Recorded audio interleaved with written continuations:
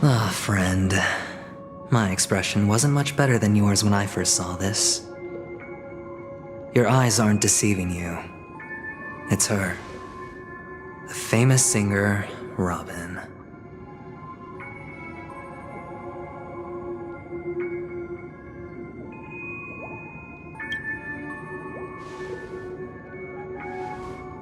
Well, first of all, can I just say that this had nothing to do with me? I'm just an unlucky bystander here. The family can testify for me. If you don't believe me, just ask anyone in the Bloodhound family. They hate me and they hate the IPC, so they'd never lie. This is not where the crime happened. What I showed you was a memory. The most basic light cone manifesting tech, authorized by the Garden of Recollection and owned by the IPC. Did you really think the Galaxy Rangers were outsiders this whole time? Penacony has made a solemn commitment to protect the safety of anyone inside a family dream. Any person in distress will be forcibly awakened and safely returned to reality. What gives them the confidence to make such conclusive statements? Because behind this promise is the harmony. The family's Dreamweavers link up their minds together to construct an unbreakable defensive line. Breaking through this line of defense to create death in the dreamscape. Not even a memo keeper could do that without the family's permission. Who could have done it, friend? The only one is her.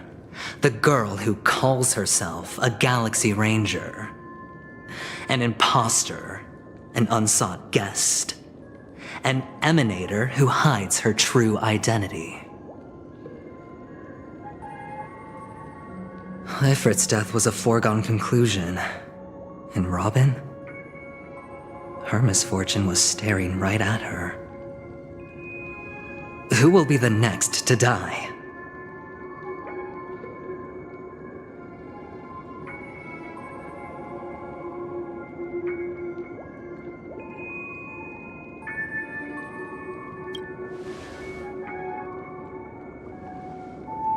It's fine. Listen to your gut. Building trust always takes time, and I'm willing to wait. I just hope you realize that wherever that legacy is concerned, covert plans are already underway throughout Penacony. Everyone's got their own agenda. Careful you don't get stuck on the wrong side. If I were you, I'd keep my distance from Acheron. After all, any schemes out in the open are always going to be better than a monster in the shadows, right? Who's to say there isn't an even deeper conspiracy lurking beneath the surface?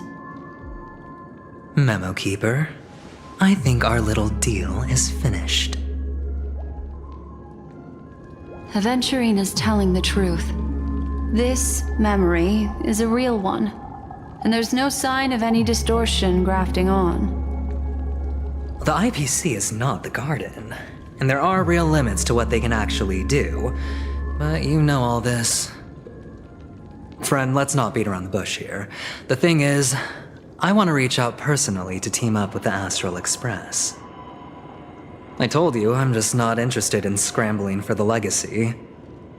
I just came to Penacony for work. I'm here to retrieve some lost property for the IPC, if you catch my drift. I'm talking ownership of this frontier prison. This has all become a bad debt thanks to the cancer of all worlds. The IPC has tried sitting down for negotiations time and again, but the family wouldn't even take our calls. You have no idea how difficult these people are to deal with. Put it this way. They've hushed up the existence of death before, so they can definitely cover up any news about Robin's death. It'll just quietly float off like a bubble and pop. Nobody ever being the wiser. That's not fair, right? So then, friend, I need your help.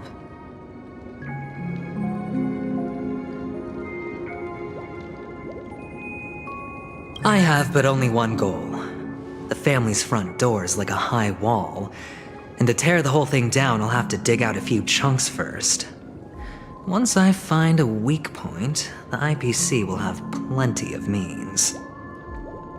Now we have our chance. So long as we can get to the truth behind her death, we can have justice for Robin. While also gaining a valuable bargaining chip for bringing the family to the table. Truly a once-in-a-blue-moon opportunity. I've been investigating and making lots of friends all over Penacony precisely for this very moment. This tragic news would be extremely bad for the family, so they'll be doing everything they can to stop it leaking, especially to the IPC. But I trust that there are still a few factions that remain exceptions, and that's why I need you all. The reputation of the Astral Express precedes you, and the Harmony will give you the fairest of appraisals. You get to find out really what happened and seek justice, and I get to put it toward completing my mission for the IPC. It's what you call a win-win situation.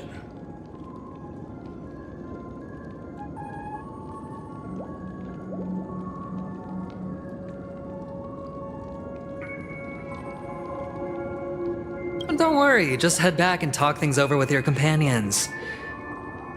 That navigator is really smart. She must understand the value of this deal. Look, here's my contact details. If you come to any conclusions, call me. Oh, and take this. A thorough investigation can always use a little more funding. Don't mention it. So long, friend. I really am looking forward to uncovering the truth about death with everyone. Aventurine just sauntered off. He really doesn't mean to force it, but something still seems off.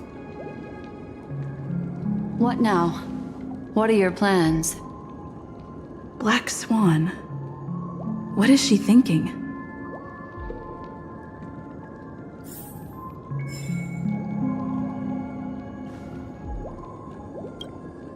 On the surface, this doesn't look like a bad deal for you. But Aventurine is a shrewd merchant whose scheme won't just be as simple as it appears to be.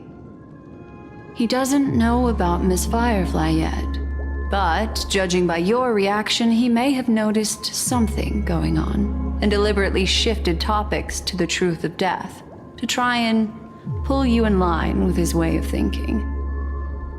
That's quick thinking and very sound logic. Aventurine is no fool, and working with him definitely has its dangers.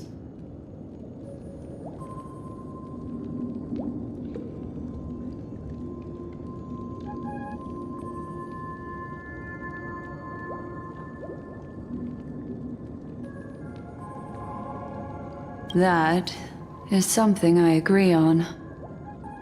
Anyway, be careful out there. There's more than one way to blaze a trail.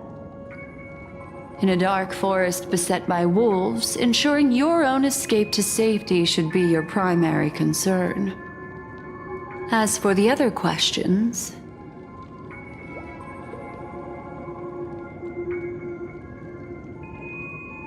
I'm not sure the two cases were committed by the same culprit, but that massive wound looked like its winged blade. We've all witnessed it in action before. Plus, it seems unlikely that there would be two lethal entities loose in the dreamscape.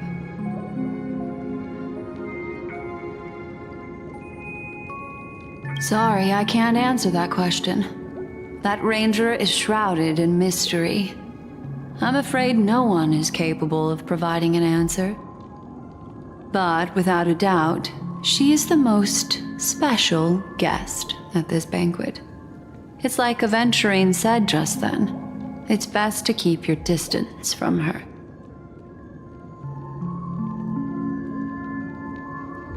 Two victims appearing one after the other in a very short time span, in and of itself, that's very unusual. Two possibilities. the collapse of Penacony's dreamscape has started speeding up, making death extremely agitated and weakening the family's protections. Or everything has been planned out and executed by someone. If someone has chosen these victims deliberately, first a smuggler, then a family celebrity, then this murderer's motives are worth thoroughly chewing over. It's all happened so quickly, I can only make conjecture. After leaving here, go have a chat with your companions. I hope you can clarify the source of this confusion.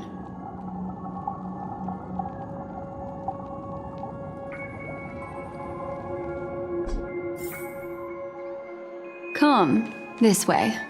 It's a short walk. Don't get lost.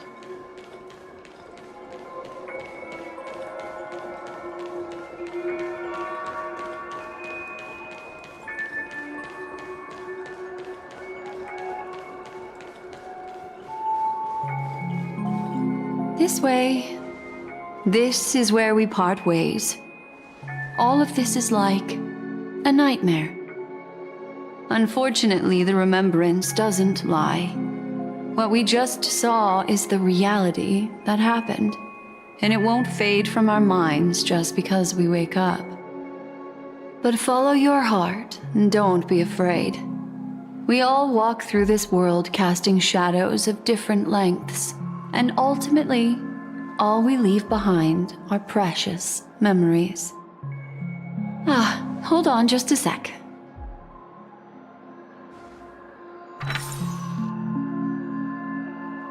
There you go. A small parting gift. If one day you unfortunately fall into the deep waters of the memory zone and there's no memo keeper to join you, hopefully it can guide you on my behalf. I also pay great attention to the ways of the world. Just think of this as an apology from me for hiding something from you.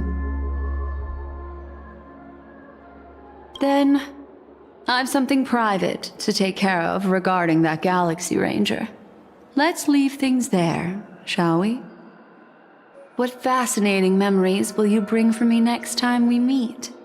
I sincerely look forward to them.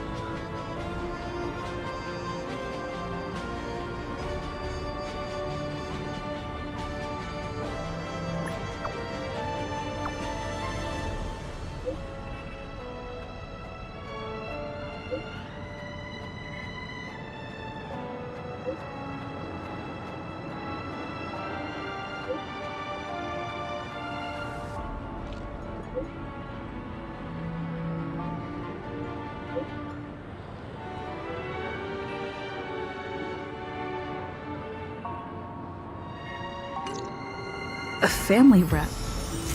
Is Himiko okay?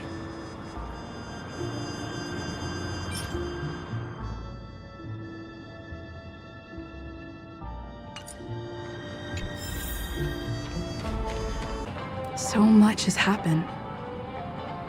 I should take a moment to gather my thoughts and wait for everyone to arrive.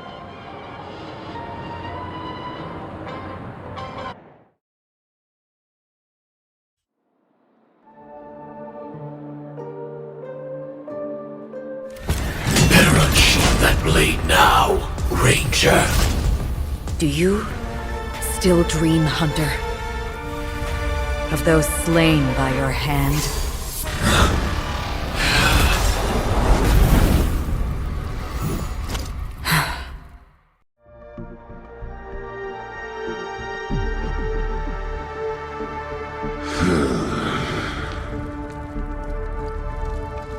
It appears the outcome has already been determined. You're still alive, as are you. You still have room to make a choice. Leave the music box behind, and then go.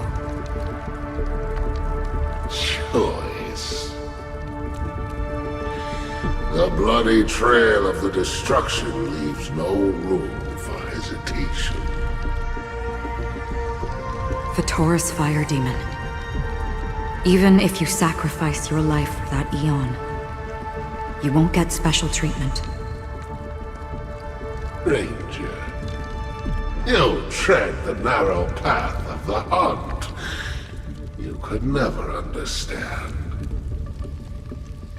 We come from the fire, and are born bathed in fire. We spread, burn, and destroy, until all the kindling has burned out and we leave only ashes on the ground.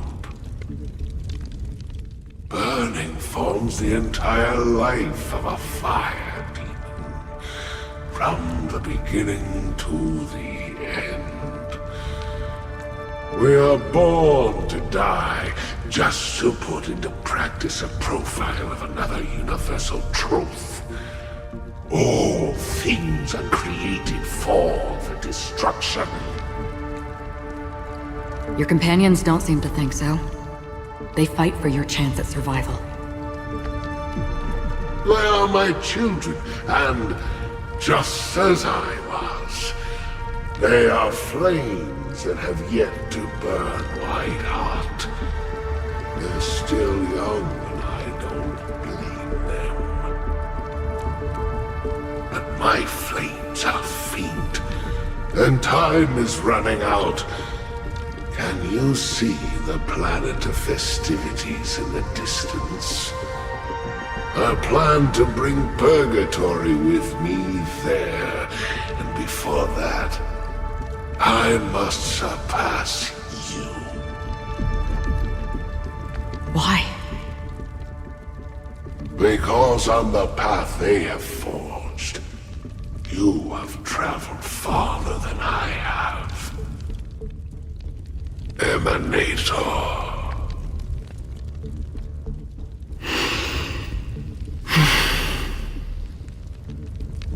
You cannot hide your true identity. Draw that sword, for we shall indeed remain here, bound to fight a decisive battle to the death, for I choose this. Destruction is intense, but brief. To cravenly cling to life is to endure an endlessly prolonged existence. Even if the answer turns out to be your own destruction. What is important is not the answer, but that it exists, just as you exist. Everything exists to be destroyed. Emanators are no different.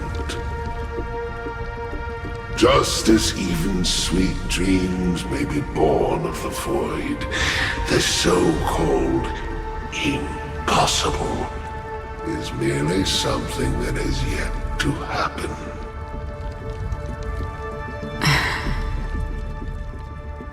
All right. I accept. You shall witness the most brilliant and intense fire in existence. May this flame illuminate the farthest reaches of your bottomless dream. A bottomless dream. Yes, that's right. But you've made one small mistake.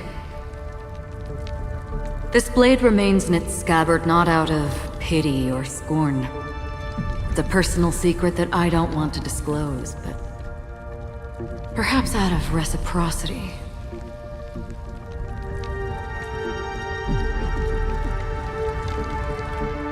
I'll reveal the truth to you. The hunt is not the path I truly follow.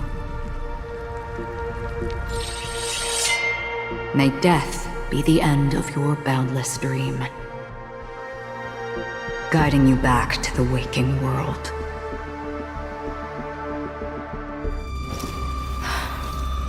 I still see them in my dreams.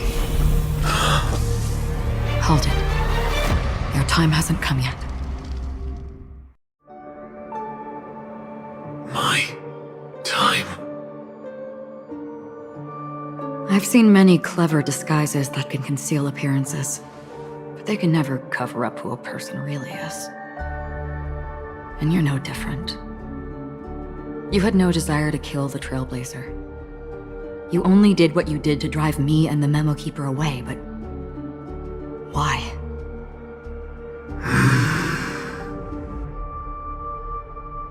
Did Destiny's slave make you do it? You know, Elio. I thought this is just the kind of thing that'd get written into your script. My script has always been brief. Other than that, anything beyond that is unnecessary. He knows my nature.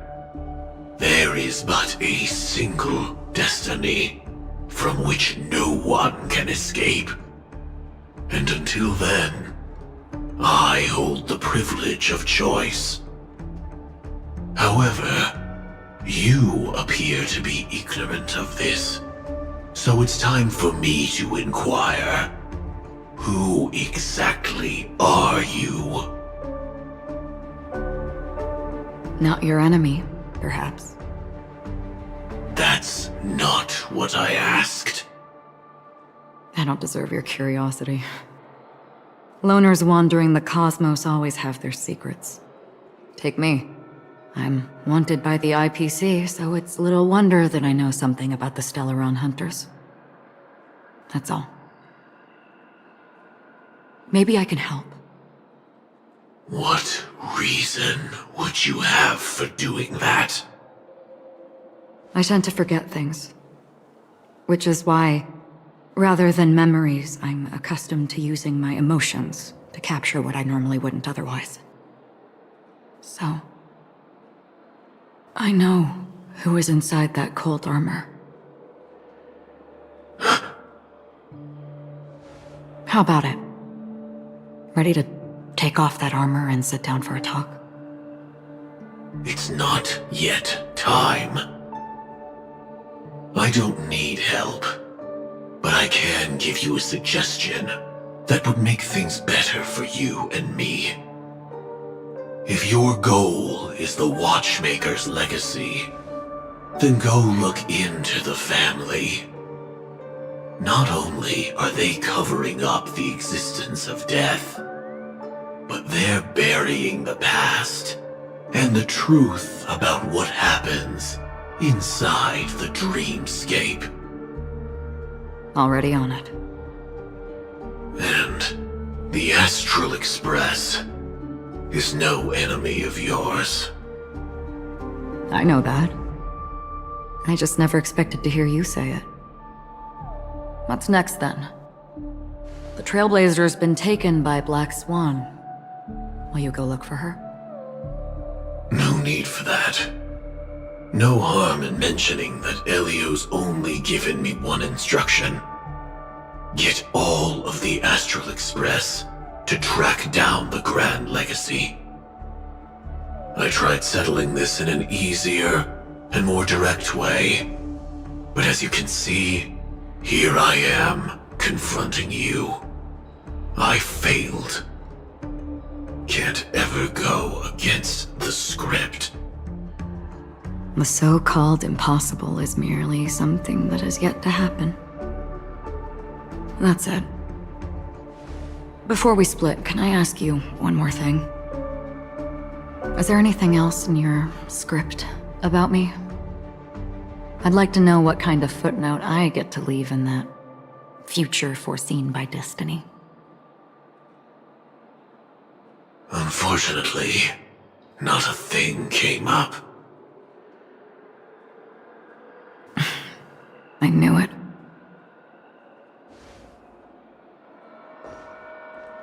Hang on. I don't. Don't. What? Your first question was, do you still have dreams about everyone who died because of you? I don't. Never have. I was born without the ability to dream. I live for this cold, harsh reality. For a little light, and to burn, to keep on burning, until I turn to ash. So, I really envy you. Is that so?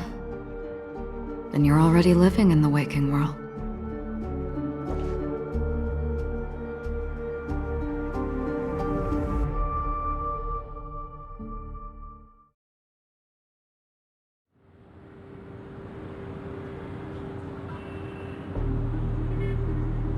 We heard about Miss Firefly from Black Swan, but we never expected Miss Robin to... I'm sorry that I couldn't be with you then.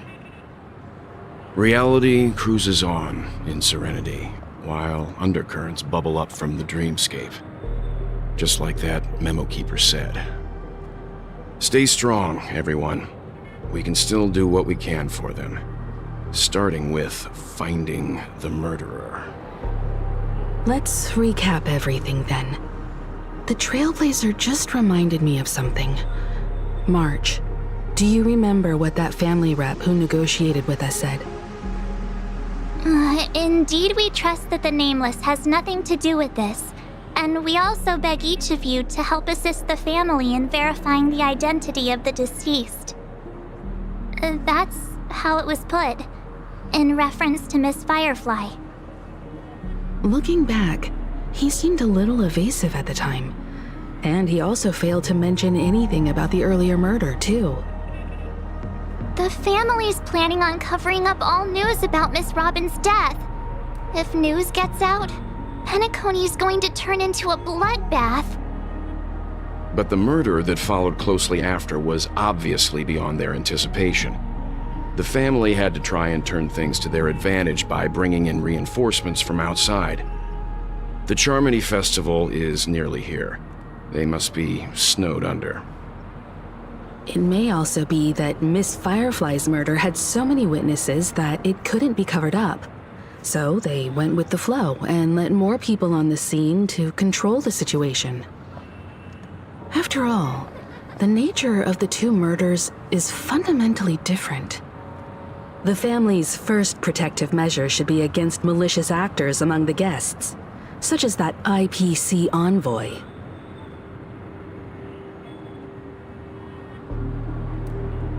Indeed, he was particularly concerned about that Galaxy Ranger. Are we missing the forest for the trees here? I always felt that Aventurine's reasons for accusing Miss Acheron were highly subtle. Can we believe him? At this point, I'm afraid the only ones we can trust are ourselves. Look, let's try to gather intel first and then list all the possible outcomes we can. Then we go through them, eliminating contradictions one by one. The fewer facts remaining, the closer we are to the truth. I've still got this sense of foreboding. It's like we're stuck in a whirlpool, spinning around that legacy even after everything that's happened. This time we're playing the role of a real detective. But before we start, what are we going to say to the family and Aventurine? As I see things, the family harbors no ill will towards the Astral Express. If they didn't trust the crew, they wouldn't have casually commissioned outsiders to investigate a case that's, in all likelihood, a scandal. Plus, this is the family's turf. Teaming up with them should make things easier for us in the future. As for that aventurine, well, I'd like to hear your thoughts. He's complex. He deliberately slow-played his hand during negotiations while running circles around us all the while. He appealed convincingly to both reason and emotion. It wasn't forced, but the intent was obvious. Still, it's good to have contacts among all this uncertainty. Aventurine showed his skills, and as far as our interests are aligned, he can become a reliable ally. We also need to keep a certain distance from the family. Never let them get too close. Teaming up with the IPC helps balance that out. If either side makes a move, we have the option to pull out. So you suggest accepting Aventurine's proposal to team up? Yes. It's risky, but we can only wait until both sides have played their cards before making any further judgments. I get why, but there's a whole lot of bad guys and girls around here, and I'm worried about getting stabbed in the back. She's been bullied a few times now, and I can't stand it anymore.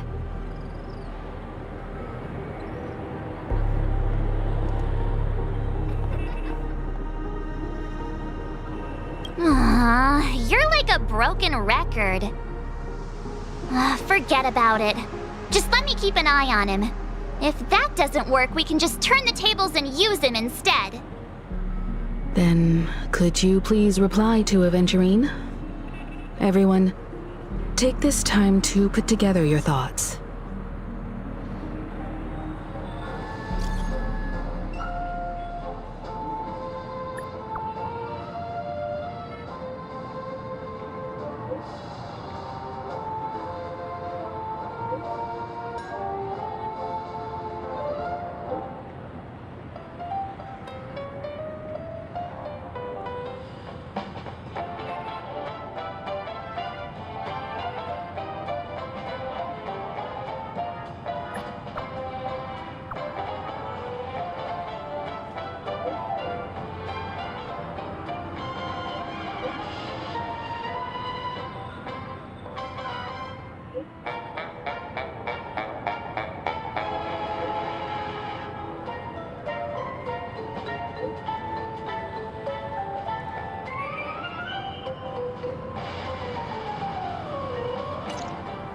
Looks like Aventurine is happy with this outcome. Let's tell everyone about it. Aventurine's goal is to try and recapture Penacony for IPC. To do this, he'll have to bring down the family in its entirety to create a big enough chance. The existence of death will be covered up by the family. So how does he plan on taking them down? It's gotta be something important enough that everyone will notice. But it also can't be anything too out in the open.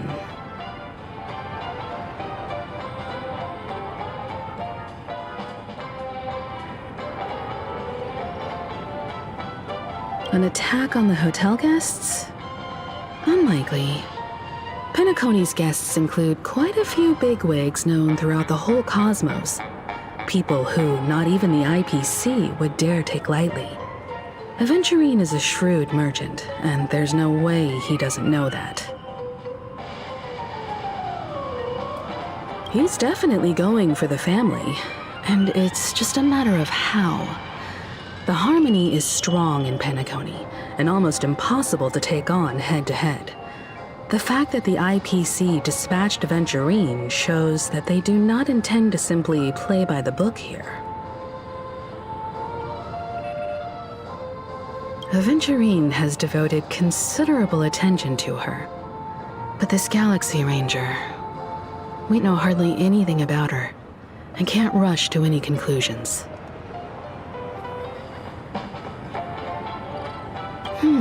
I was also considering this possibility, especially because he respects you so much and has sought you out before a few times. Perhaps he's also unsure of your intentions and is probing you. I'm just speculating. In any case, we have to be careful when handling Aventurine. He's skilled at reading people and discerning the right moment to strike. Also, he's clearly a born gambler if he's willing to go all in to win.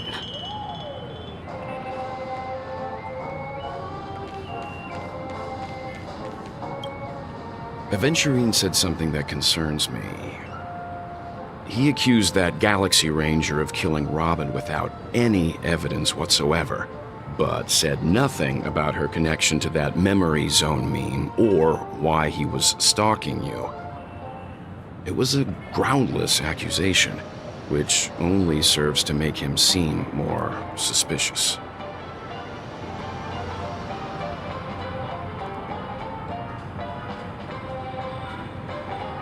Maybe Aventurine's goal was never to gain our trust. Maybe he wanted to foster a feeling of enmity towards Acheron and make the situation more volatile.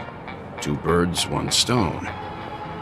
However, I asked Dan Heng back on the Express to confirm that story about the Annihilation Gang and the lost messages. It wasn't something that Aventurine made up out of thin air. You've met her many times now. What's your impression of Miss Acheron?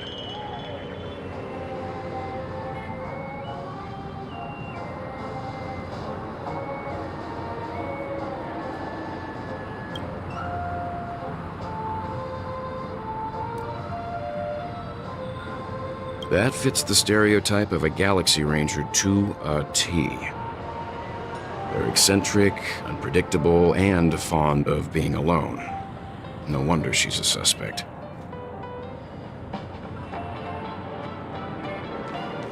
I really love Poppy. Can this be considered a majestic... I hope it's not too soon to bring it up, but I feel like Miss Robin isn't actually dead, but that she's still alive and well. Somewhere. That everything's just some horrible prank. Because aren't we supposed to be inside a dream? How could someone die in a beautiful dreamscape like this? Shouldn't only good things happen here? Whenever I see the Grand Theater, I just can't stop all these thoughts from flooding my head.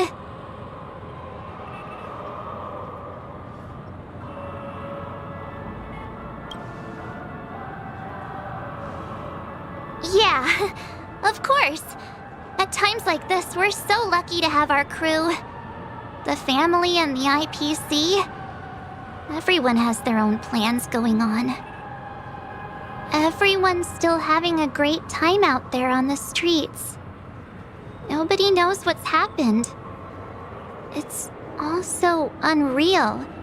As if Firefly, Miss Robin, and us we're all outsiders from another world. Aw, what a mess. I really want a nice cool drink of soda to help me calm down. But then I'd be just like everyone else out on the streets. Looks like Aventurine doesn't need anything else. Let's turn our attention to the family's assignment for now. Himiko, what do you think? Among our current clues, the 2 murders that she witnessed are the most directly connected. I suggest starting here. One thing I'm curious about is, if a person dies in a dream, what happens to them in real life? Seeing as we're at the family's behest, why not pop back out to reality and verify Miss Firefly's situation back at the hotel? Perhaps we could also make a few inquiries about her while out there. How about we split off into 2 groups? There are still some things worth focusing on inside the dreamscape. I'll investigate those, and we can link up again later. Worth focusing on? Oh. No problem. I'll leave it to you then. Huh? Aw, I thought I'd finally get to see Himeko and Mr. Yang go out on a mission together. Oh well. Take care then, Mr. Yang. I will. Keep in touch.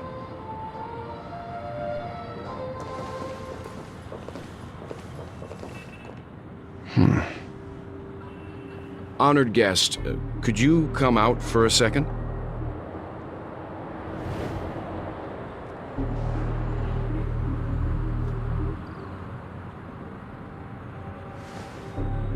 I'd be embarrassed too, getting stared at like that. Forgive me. My name is Yang. I'm one of the crew members on the Astral Express. I believe you've met my colleagues. Welt. Is there something about my name? First, don't you want to know my name? I already do, Miss Acheron. You're a prominent figure in Penacony. What are they saying about me? Some claim that you're the real culprit behind these murders, that the Annihilation Gang's tragic fate at the banquet was a result of your blade, and that you're now attempting to unleash another bloodbath on Penacony. The Annihilation Gang. Ifrit of Everflame Mansion. Tragic fate. That Duke turned his dying body to flames and sacrificed his life as a martyr. He was a determined and heroic pathstrider. Not even a villain should be disparaged like this. And what's more, there were plenty of suspects invited. Do they really think that a blade is more dangerous than that black hole you're wielding? Keen intuition. Not even the family managed to point out the truth behind this cane. So you must surely know, Miss Acheron, that peering into a black hole is not a wise move. As a potential threat, your knowledge of us has reached uncomfortable depths. Reveal your true identity and intentions. Otherwise, brace yourself for gravitational disintegration. That shouldn't be necessary. But if it makes the Nameless feel less defensive, I'll be happy to abide.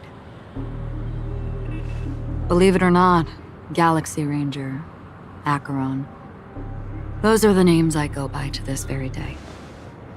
My trip to Penacony is solely to fulfill an old, final request.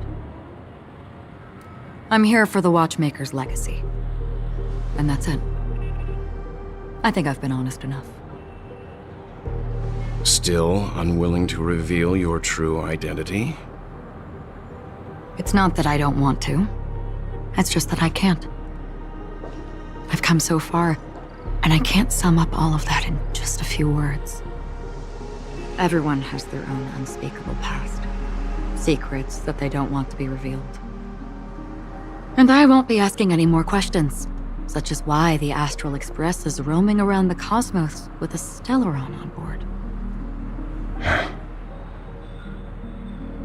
Is she okay? That memo keeper didn't do anything, right? She's fine. Let's just stick with the topic.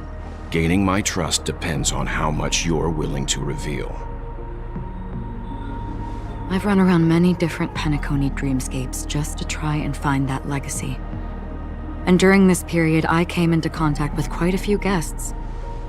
In the process, I gradually came to realize the secret of Penacony may be closely related to the Trailblaze. That's why I've come to ask for your help. I don't have enough proof yet, but I'd like to speculate something.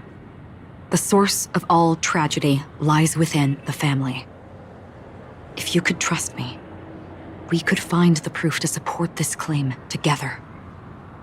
Mr. Yang, I think you've come to the same conclusion, haven't you? Let's leave it at that. For now, I'll choose to believe that you bear no hostility. Share your findings with me and me alone. I don't want vague conjecture to interfere with other people's judgments before we find solid proof. By the way, would you like something to drink? Before we go, how about 2 cups of Wake the Heck Up? No, 4 cups. Because the conversation coming up will last forever.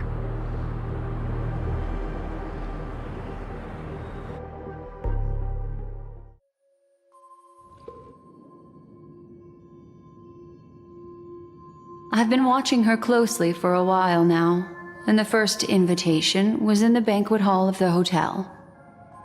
She just sat in one corner, keeping silent, chugging down a couple cups of Wake the Heck Up.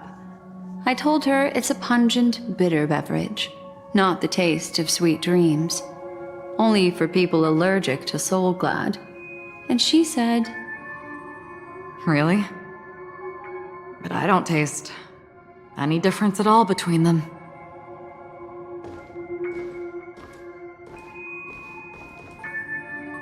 the guest rooms are charmingly minimalist. An aesthetic you share, Miss Acheron. It's a cinch, this music box. The invitation received by the Annihilation Gang. There are latent memories that linger on it yet. You see, memories of you are not yours alone. They travel in other people, other things. I know much, and I can predict even more. With some help, the dead can be made to speak. The Annihilation Gang, that band of desperados who all disappeared after meeting you. What exactly happened to them? Well, let me reveal all.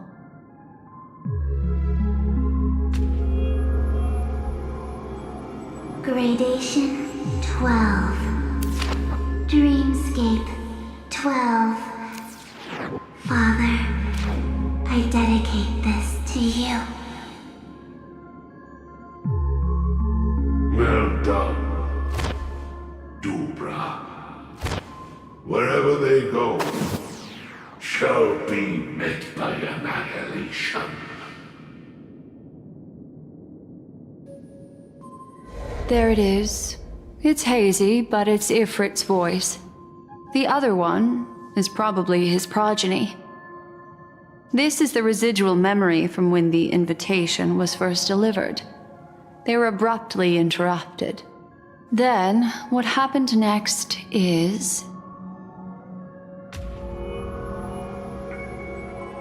They sought refuge in a land of sleep, merely wishing for undisturbed rest, away from the storms.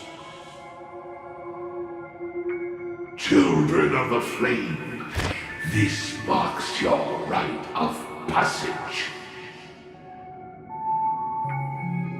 She won't be necessary. I alone am enough.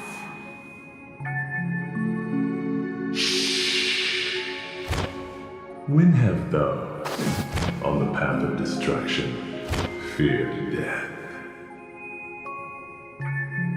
The Everflame Mansion has set out on a journey. Those poor people, they have no idea what lies in wait ahead of them. Memory recovery is going well, but slowly. She'll be here soon, and time is short. There's nobody else here, so there's no need to be delicate. In fact, I think I'd better go all out.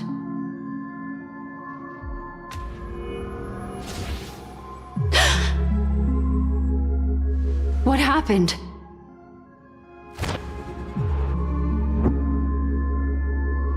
The memory after that is blank. How is that possible? This music box fell into Acheron's hands, and she brought it to Penacony. That's a fact. And that's how it should have gone. But along the way...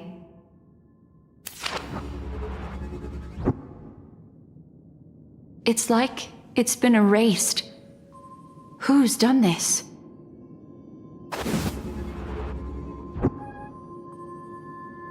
Who are you? Who are you? It's... No. Is this not a memory? Oh, a memo keeper. Do you serve the Garden of Recollection? Or the Cremators? My name is Constance. A pleasure to meet you. We were supposed to meet in Penacony and spend an unforgettable time together. But that seems unrealistic. Dahlia's not welcome on the banquet star, and I don't need a coming-of-age ceremony. And you, I know what you're looking for. Want her secret? I can give it to you, and then you can enjoy the banquet for me. I wish you unforgettable memories.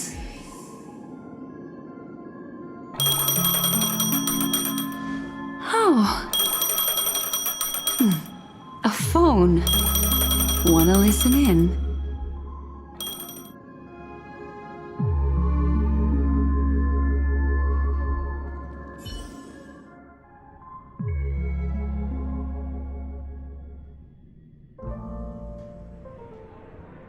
A few days ago, the IPC made an announcement. Under the watchful guidance of the Marketing Development Department, and in accordance with the Interstellar Peace Charter, the independent Sigonian sovereignty has hereby been established, and shall take a legislative seat at the Interstellar Congress. The formation of the Sigonian sovereignty is of great historical significance to the Sigonia system. This move puts an end to the planet's long and bloody history, turning the sensational Kataka-Avgin extinction event into a distant memory. Sigonia 4 is located in an unclaimed zone at the intersection of the Denise, Prothean, and Dorneau star clusters. The planet's surface environment is known for being extremely harsh, constantly faced with the threat of impact from small-scale celestial objects.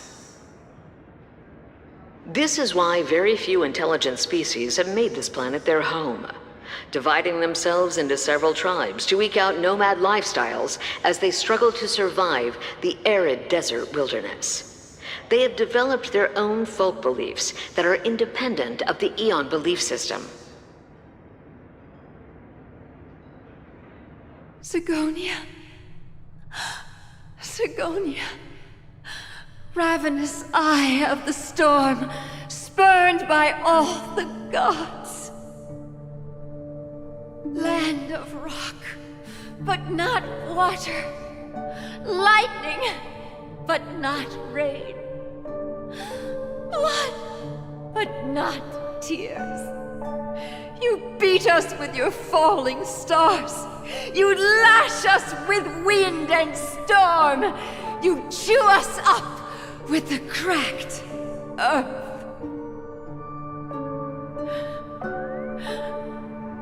You promised us a land of honey, yet yoked us beneath a sword of bitterness.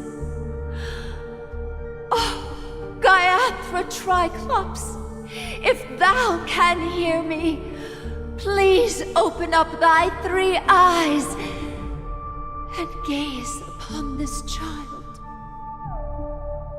When you took his father, my child was still sleeping in my belly. And where my husband went, I too soon must go. I don't ask for a peaceful death. Just for you to tell me, does the baby swaddled sweetly asleep? Does he dream of his mother's heartbeat and the sound of falling rain? Please tell me whether this life is all just a fleeting dream. Otherwise, why would this child be born to face impending death? Mommy! Mommy! Mommy! The rain! It's raining! Raining?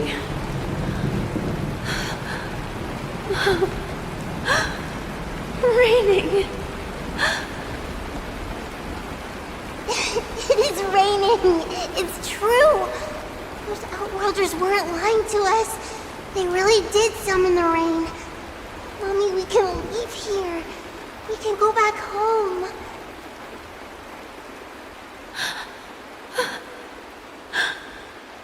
Back home. Gaiathra Triclops. You came.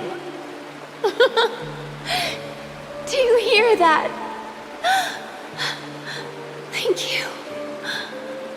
Thank you.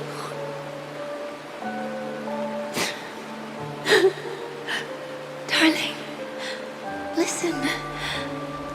This is the sound of rain. On the day you were born, the sky also sent down a gift like this from Gaiathra.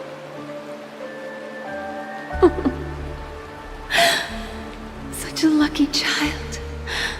Such a blessed child. Just like your name. A gift from them to Avjen. My boy.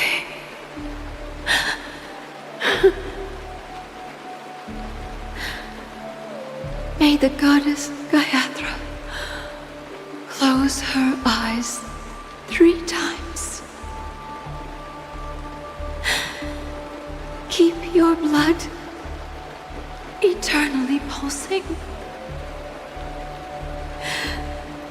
Let your journey be forever peaceful. And your schemes forever concealed.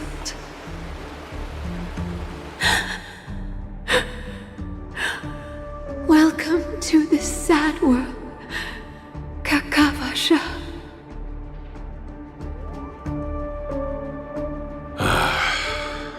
Time to wake up, gambler.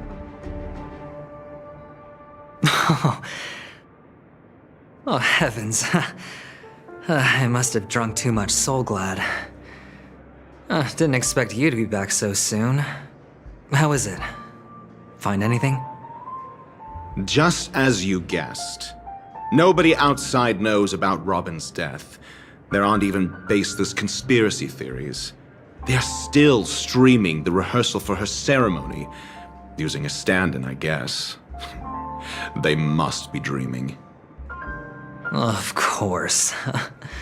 Who could imagine that death would actually descend upon the idyllic dream created by the family? Let alone that the victim would be the female lead of the Charmony Festival. To be honest with you, I didn't believe it. I even tested it a few times myself, until I discovered that I couldn't actually die. Whenever there's any danger, I'm forced awake by the dream pool, and it's all as if everything were just a nightmare.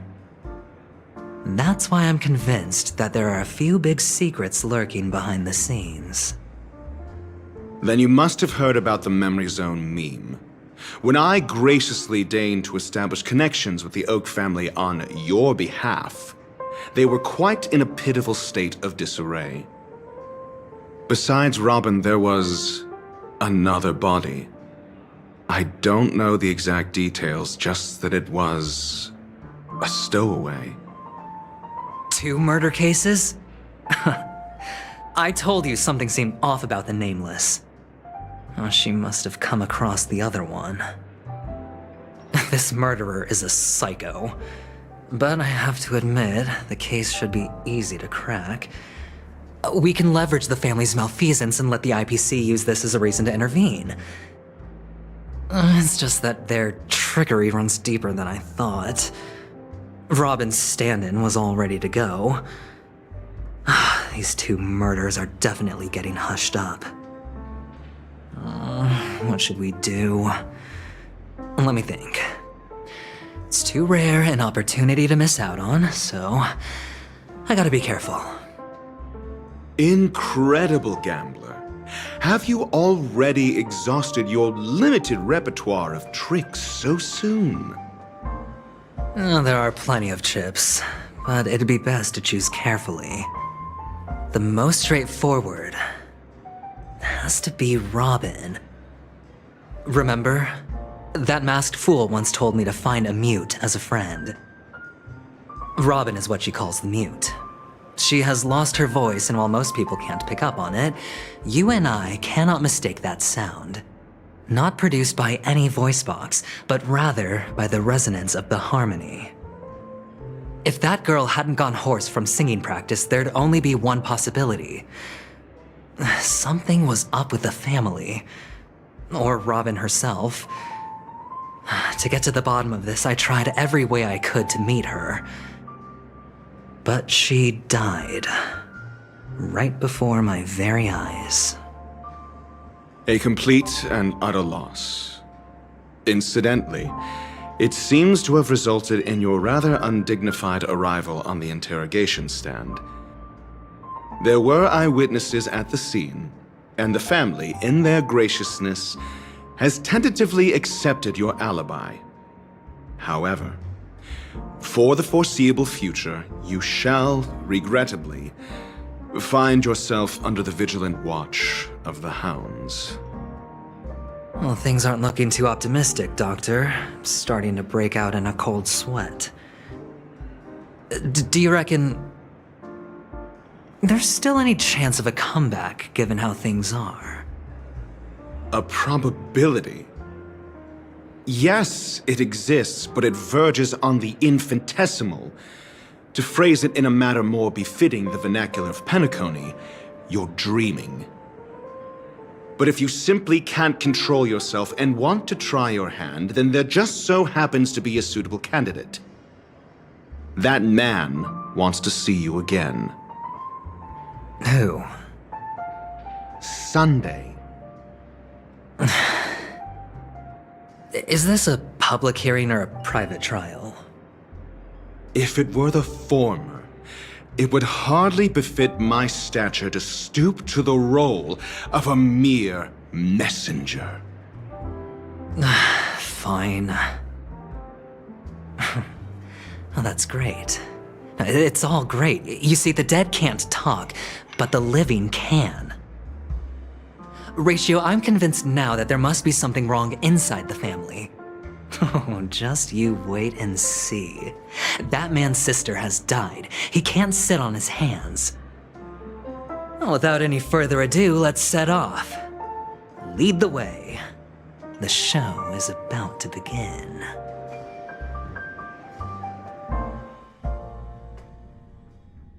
We're here. The Dewlight Pavilion is the Oak family's fortress and a place where heads of the families meet to discuss great plans for Penacony. Fortress? I like this metaphor. I dealt with the warlords of the Amanica star system not long ago, and their synchronized orbital manor wasn't this heavily guarded. This mansion nominally belongs to Sunday, and is very befitting of its owner. Without his express invitation, the likes of ordinary guests would never grace these grounds in their lifetimes. Look around while you still have this moment of freedom. Hey, Doc, whose side are you on anyway? Who's to say I won't sell you out? We'll see. When we meet the authoritarian master of the Oak family, I'll pry an answer out of him. Follow me and I'll bring you to his parlor. Hold your tongue and let me deal with the members of the family.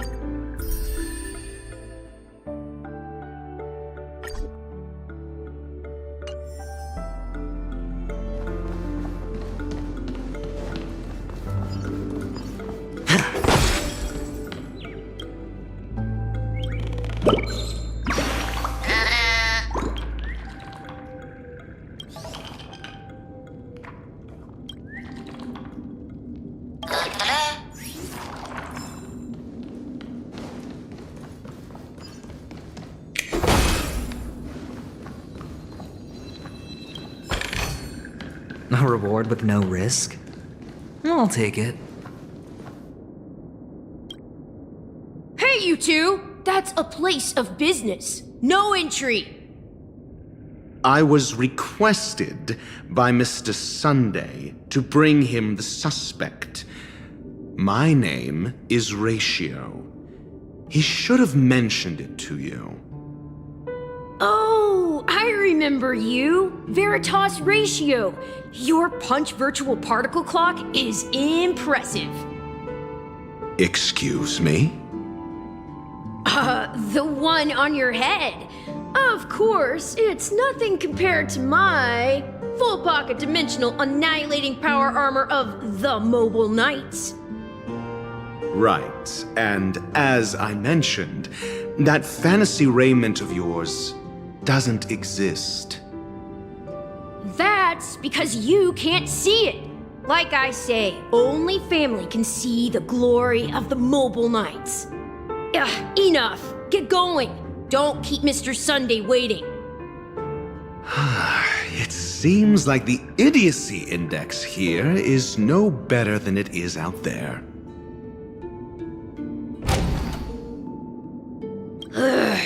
Enough. Get going. Hey, don't keep Mr. Sunday waiting.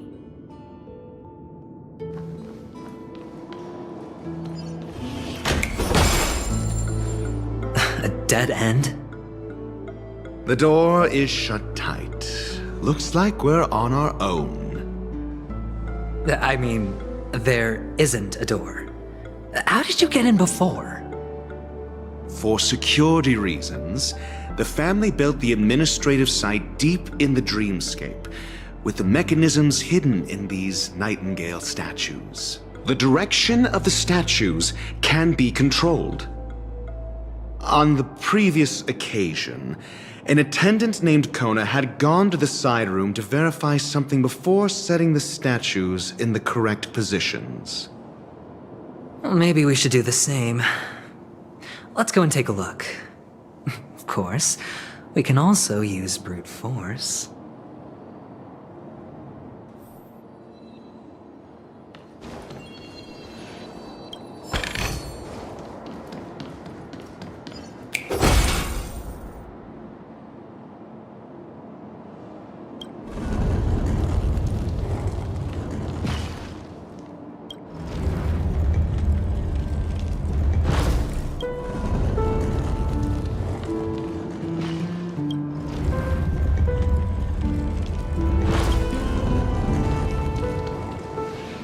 Solving a problem by brute force doesn't prove your intelligence.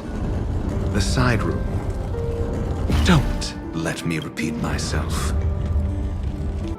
6 nightingales facing in different directions. An obvious hint. But are these nightingales? They are. What's wrong? How can nightingales be so huge? They look more like torment eagles to me. There are no eagles in the 5 families, only nightingales. Why am I wasting time with you on this?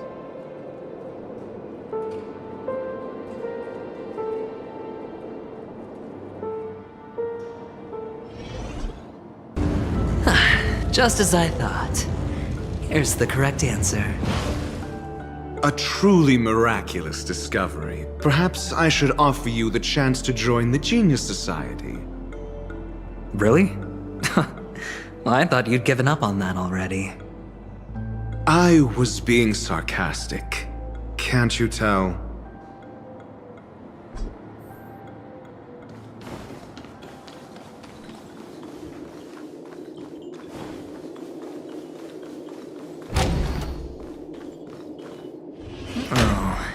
impressive. So much for Mr. Sunday's reserved, virtuous image. Do you need me to remind you? We're in a dreamscape. No matter how grand the mansion looks, it'll not affect Penacony. Stop wasting your time nitpicking the family here. Yeah, you're right. The only way to destroy the family is death. Sunday must have thought the same. Let's head down. Hold on. Huh? What's wrong? Are we heading the wrong way? No, but this door is locked.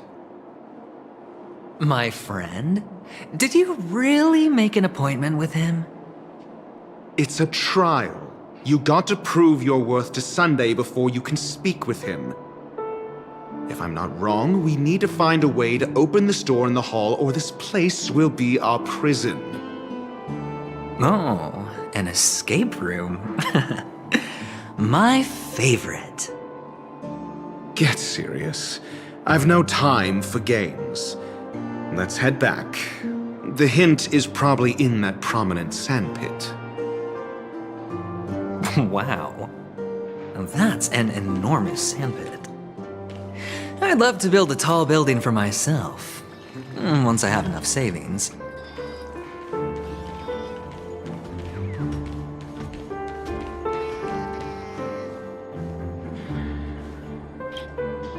Oh, look. There's a noticeable gap in the model. I believe you're right. There wasn't a gap before. That man must have done it intentionally. Well, with your brilliant mind, you shouldn't have any trouble recalling what was here last time. Right, Doctor? Of course. Let's look around. When I see it, I will know it. Fine. Fine. Why do I feel that we're pursuing a degree in burglary now?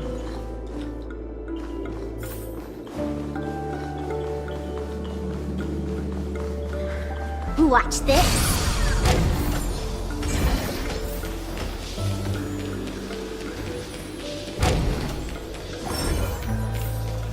Found it. This is it. Huh. And the nameplate reads Gulliver's Arch. Well, I'm amazed you can remember something this tiny. You know, this reminds me of a tunnel I once saw that could shrink people who passed through it. If I were you, I would shut my mouth. It's wise to remain silent when you should.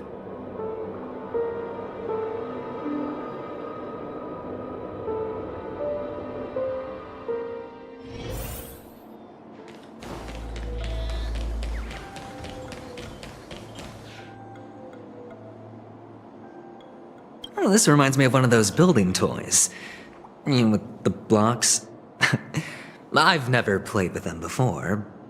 I wonder if it's more interesting than stacking chips.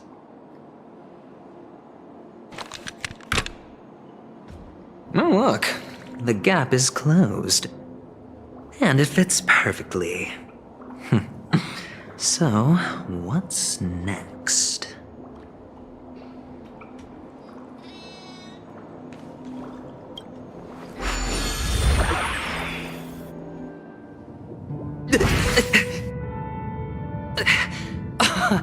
Oh, good heavens. Did I drink? Am I still in a dream? Indeed. Oh, Doctor, you're huge. It's me! Down here! In the sand pit! Oh, actually, I think we could make this work for us. Just find a way to slip me into Sunday's collar, and I'll infiltrate the family just like that.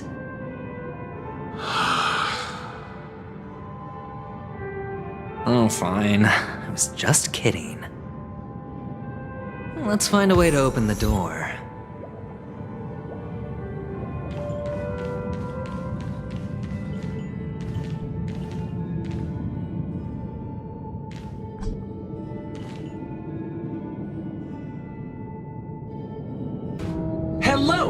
Welcome to the Golden Hour base model. I am an Oak Soldier.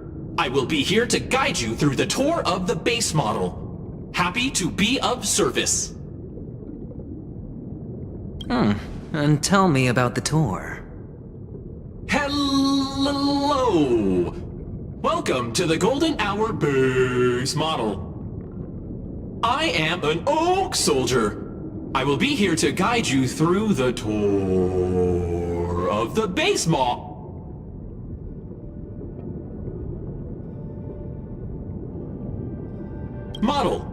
Happy to be of service. Generating guide. Please wait patient.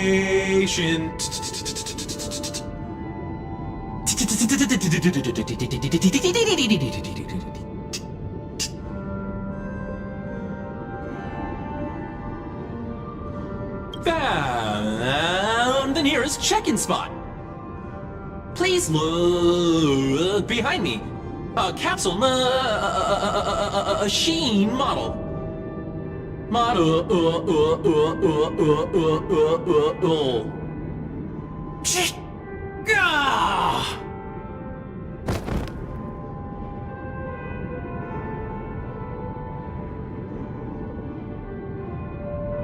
What's up with that? Now the family's toys are trying to frame me? I didn't do a thing to it, Doc. You've got to be my witness. I saw nothing.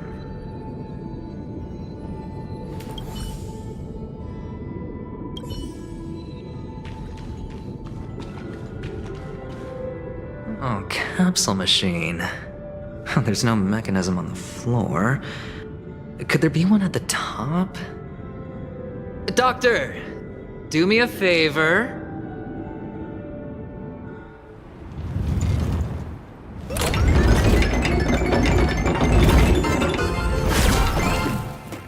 So, I was right.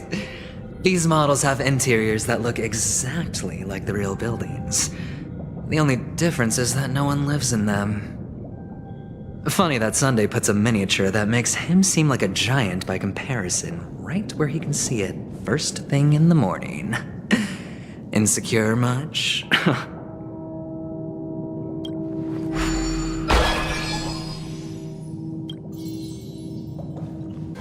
Watch this. Oh, one of the fragments flew upstairs.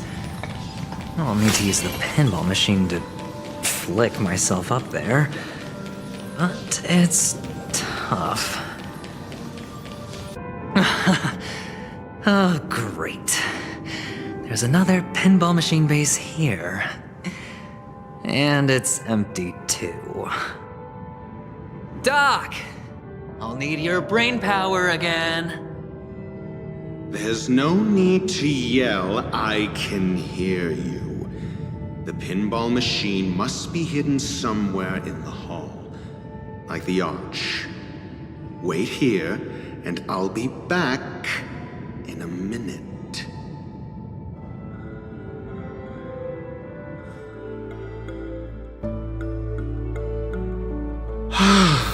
Finally, a moment of peace.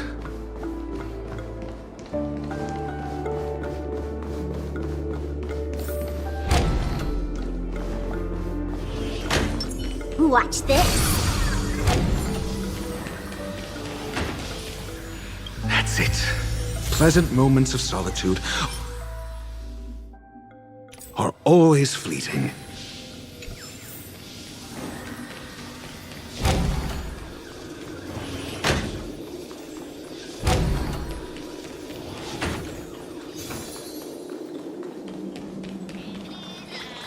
Oh, you're back. Just place it here. Thank you.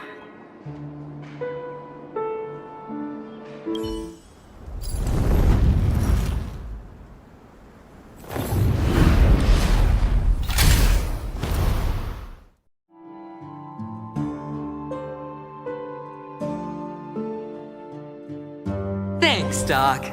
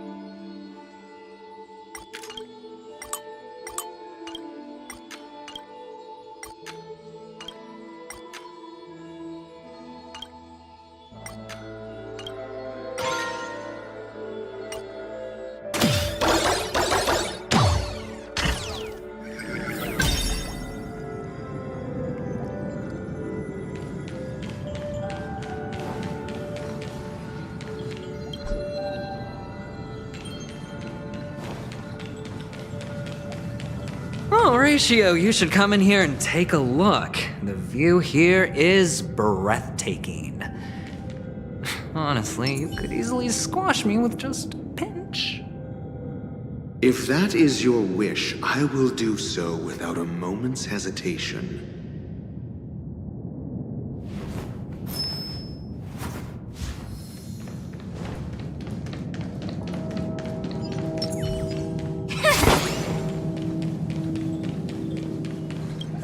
All done. Piece of cake.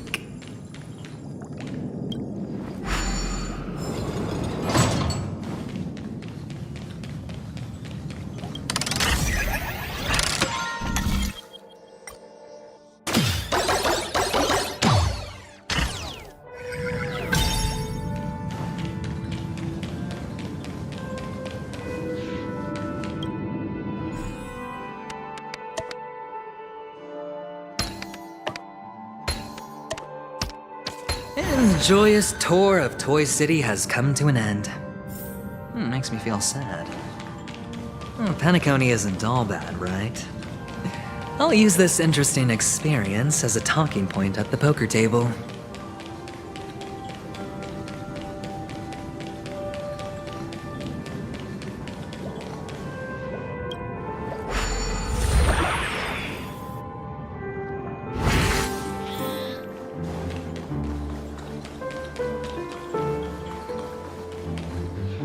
It's a pity you made it out of the sandpit alive. Sunday is just beyond this door. From my limited understanding, he's not someone easily handled. Are you prepared? Yeah, only I believe he's the one who should be prepared to face me. Tell me about your plan. I don't have a plan. I'll just play it by ear. There are only two kinds of bargaining chips when dealing with people. Benefit or fear. Looks like sincerity isn't in your dictionary. Am I not sincere enough? There's no need to emphasize it. We've got to make good use of death. That man's sister is dead. He won't be able to turn a blind eye, and that's fear. And I'll help him find the murderer. He can't do it due to his status and position, but I can. And that's benefit. On what basis do you believe he's incapable, necessitating the delegation to someone from a rival faction? The IPC? Simple. Because that murderer could very well be a traitor hiding inside the family. Do you mean the Galaxy Ranger whom you accused previously? That was just an excuse, good doctor. There's something wrong with that woman, and we need someone who can keep her in check. It's better to minimize the variables outside our control while we execute our plans. Moreover, I need to know her identity. If I'm lucky. She could be an important pawn, and it's good to have more helpful friends when dealing with this matter. But honestly, the murder case is likely unrelated to her. I believe my standpoint. There's a rat in the family. Otherwise, why would Mr. Sunday arrange a private meeting with us? This isn't an interrogation, but a secret negotiation. We'll see. Using Robin's death as a bargaining chip, I'll win back my freedom and power. In the end, I'll ruin this beautiful dream and create the grandest death. If the chance of winning is just beyond this door, even if that chance is close to zero, well, you can't win if you don't play, right? Ah, the charming audacity.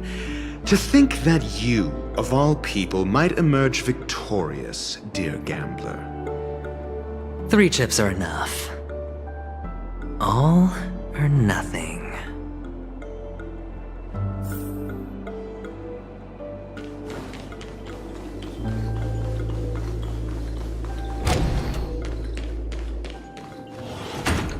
It seems my puzzles are too effortless for you, IPC Ambassador. I appreciate your words. And I see you put a lot of effort into welcoming me, Mr. Sunday. However, this is no way to greet a guest. Well, this isn't an invitation, but a summoning. Before we speak, I need to test your character. I imagine this knowledgeable doctor friend of yours has been of great help, yes? Certainly. You ought to know this better than I do. He's already faithfully fulfilled his duties, hasn't he? Yes, the doctor has assured me of your noble character. He considers you, like himself, a virtuous person who can be trusted by the family. I have come to know you very well as a person, Mr. Aventurine. You're diligent, generous, and willing to cooperate. The fact that you succeeded in overcoming many obstacles just to meet me gave me the reason to believe in your wisdom and courage. But there's one thing I must ask you. That is, you've used your wisdom at the wrong place to meet the wrong person and put yourself in a situation where you shouldn't be, witnessing a tragedy that shouldn't have happened. You don't look too well. Am I making you anxious? If not, then it means I'm on your side. If I wasn't mistaken, you'd just made a serious accusation against the family. No, you weren't mistaken. For depravity is creeping in around you. There's no need for us to be evasive. Let's talk about your sister. Your sister's talent is unrivaled in the world of show business. As you know, her voice has been out of tune since she returned to Penacony. What's more disheartening, she can't sing anymore. Who could be responsible for this? Many suspect the culprit is among the outsiders, but I know you hold a different opinion. Now your noble status has become a shackle, preventing you from apprehending the murderer and avenging your sister's death. You're feeling anxious because you're out on a limb. But don't worry, I'm on your side. I'm immensely honored by your concern for me, Mr. Aventurine. Since you're so selfless and generous, I believe you wouldn't ask for anything in return, would you? Well, naturally, you wouldn't incur any loss from this. I just want to reclaim what is mine.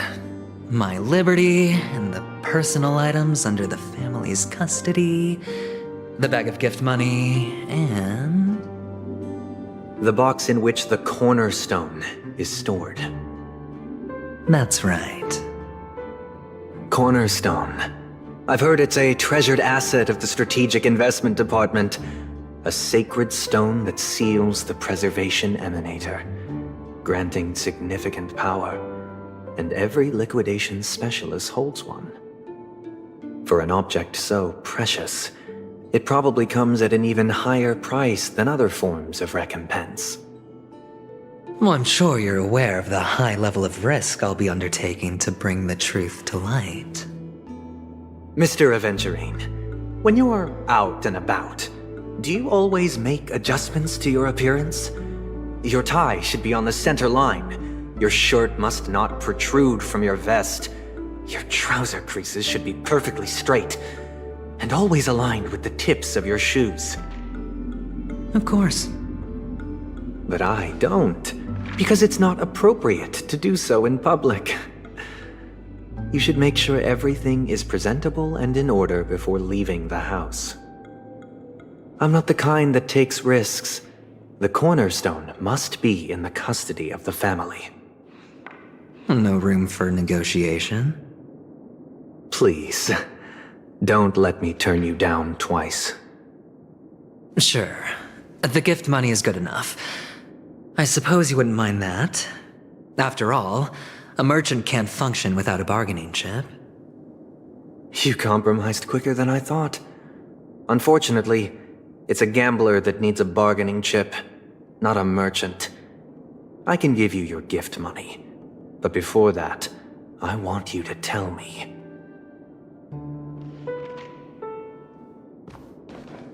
The fact that you can decisively forsake the box you asked for, what exactly is stored in it?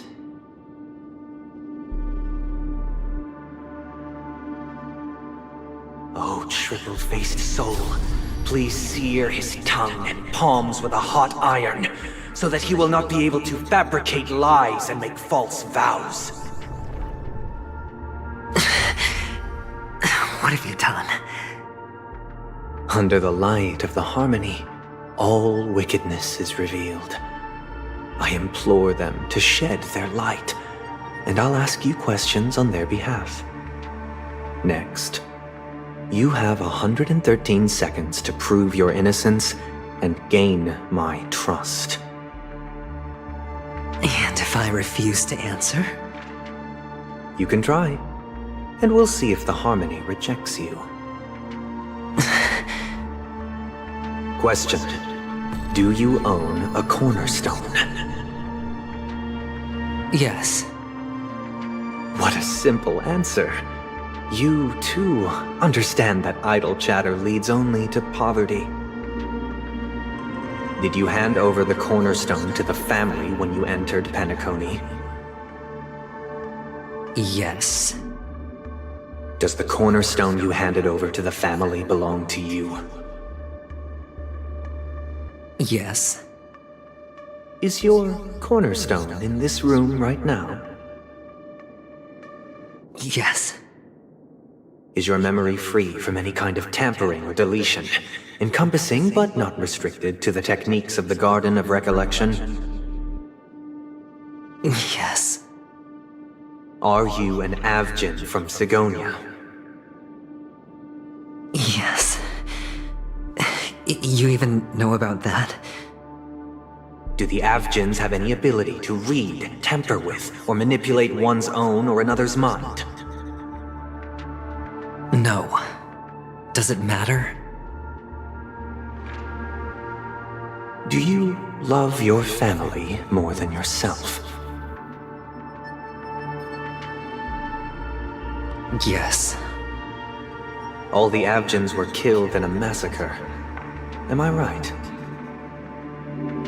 No. Are you your clan's sole survivor?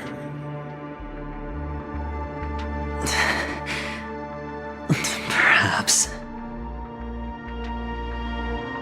Do you hate and wish to destroy this world with your own hands?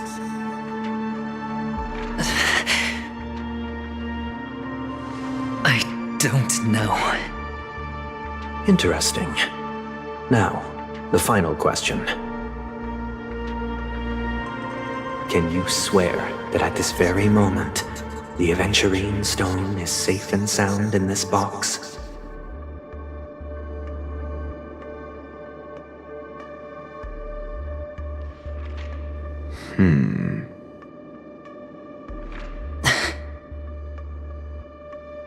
Of course. Looks like we can get an answer. Open it, Mr. Aventurine. It's your last chance to defend your honor.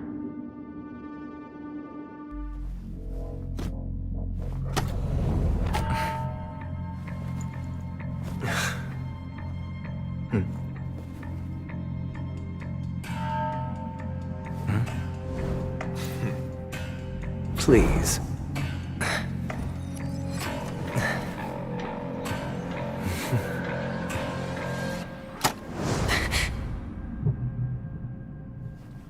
Are these what you're looking for?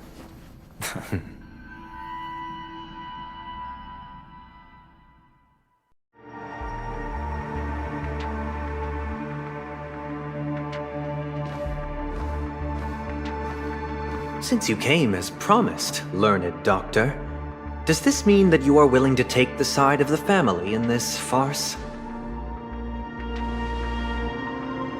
What makes you think you can convince me? I've heard you haven't enjoyed Mr. Aventurine's company. I also understand that you're an avid learner who sees the pursuit of knowledge above all. In that case, you ought to realize that a competent scholar knows their position and wouldn't forsake more vital matters for the sake of petty pride. If you agree to assist the family, I'll share our research findings on the Stellaron. You must be quite aware that, besides the family, no other faction is willing to share such information.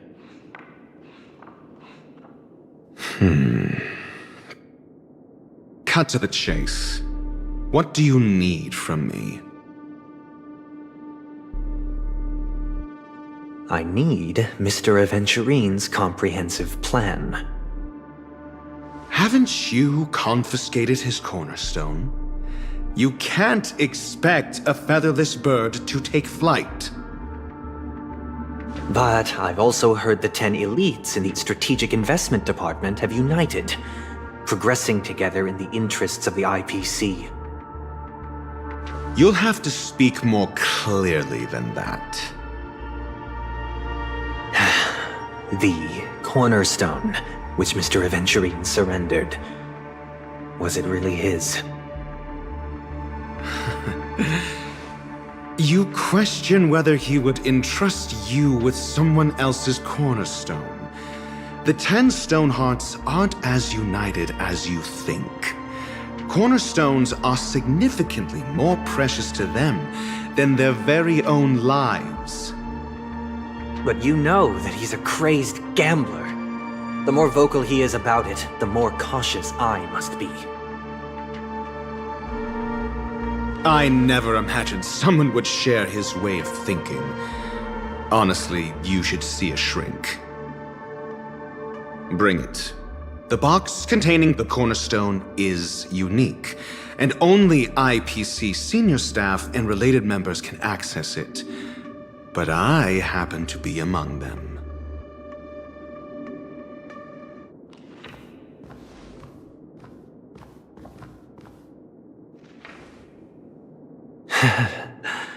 I appreciate it.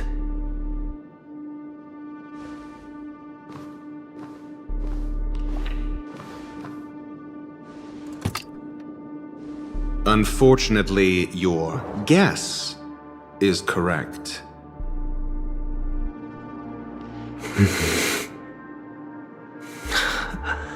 The golden stone. Its color and glow are similar to that of Klepoth's body. This is the very ruse he intends to use to fool you. He won't reveal to you that the 10 Stonehearts chisel their own will into the cornerstones, granting them an unparalleled radiance.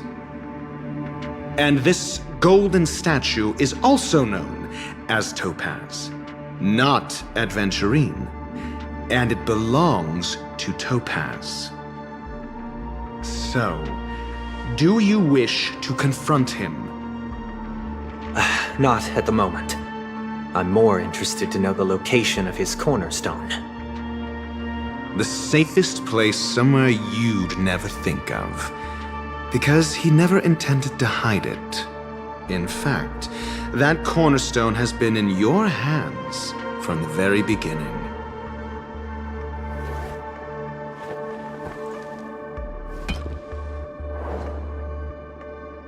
I see. This bag. Mixing a cornerstone, more precious than life itself, with a bunch of worthless jewels, disguised as a gift of money waiting to be confiscated, is indeed in line with Mr. Aventurine's style. Then he makes up some trivial excuse, downplaying the matter, and requests the gift money. This is a gamble, one he's all too familiar with, betting on your single misstep, leading to a total loss. Learned doctor, I am grateful for your help. The family will surely reward a righteous person like you. As for the villain, I hope he retreats in humiliation. It was all thanks to your friend with a keen eye that I could add a blot of utter failure to your storied career. Ratio, you wretch. Finally shown your true colors, huh? Oh, and just to remind you, you currently only have 17 system hours left to live. Treasure your remaining time, and savor the delectable aftertaste of defeat. You might as well explain yourself a little more clearly. What I performed on you just now was the Harmony's consecration. You were to show allegiance beneath the illumination of their grace. Yet you acted willfully, uttering nothing but falsehoods, transforming the consecration into a trial. I genuinely see no reason to absolve you from it. Is this what the Harmony represents? But is it built upon constraint and coercion? You misunderstand, Mr. Aventurine. Punishment is meant for the irreverent, but I have seen your resilient spirit, and thus I offer you the possibility of a new beginning. Throughout these 17 system hours, you will be unable to escape the dreamscape or contact any of your companions.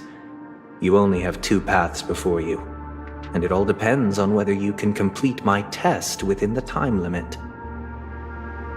Should you succeed, you will be able to coalesce into the Harmony and be with your family. If you fail, you will suffer the wrath of the eternal Centurion and fall into an abyss of doom. Sounds like I'm gonna end up the same either way. I indeed do need a servant to help me uncover the evil hidden in the family from an external perspective. I will purge the evil from the inside and bring the real culprits to justice within 17 system hours. When the time comes, compare your findings with mine. If both our findings align, or if you can provide me more insights, then they will truly be able to grant you mercy and honesty. Shameless hypocrites. You took everything from me and still demand the truth? That isn't fair. Your carnival reeks with the stench of cash. Nothing is achievable without it. This is meant to be an act of personal virtue, not requiring the family's support. Your bag is over there. Do as you please. I believe you can trade this bag of worthless jewels for everything you need. That's what gamblers excel at, isn't it? Off you go, Mr. Aventurine. You are free. I will wait here for your good news.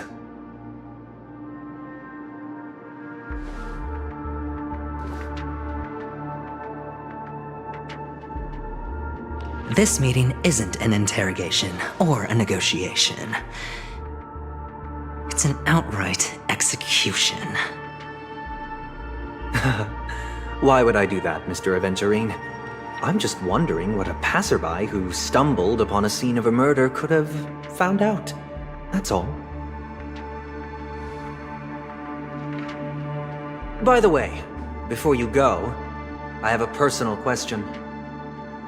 What is it now? Do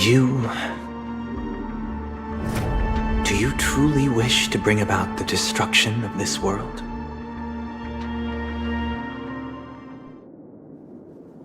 Kakavasha! Where did you go? Oh, are you injured? I got it back, sister. You went to look for them? That's too dangerous. It's just a necklace. It's neither food nor water. We can survive without it. But I can't live without you, little brother. Promise me not to look for those catechins again, okay? Sister, don't be afraid. The catechins are fools, but I'm smart. I played a game with them, and I won. won? What happened exactly? Tell me. I made a bet with them. The two birds in the desert and me. Who will die first? I won. They suspected me of cheating, but I didn't. I won fair and square. Of course you'd win. You've always been a lucky child. Gaiathra Triclops must be watching over you. But that's no reason to push your luck by going up against those bloodthirsty, cruel catechins. Have you forgotten how Mom and Dad...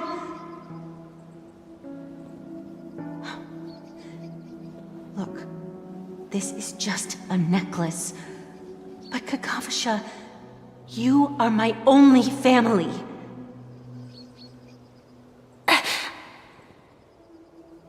I'm sorry, sister.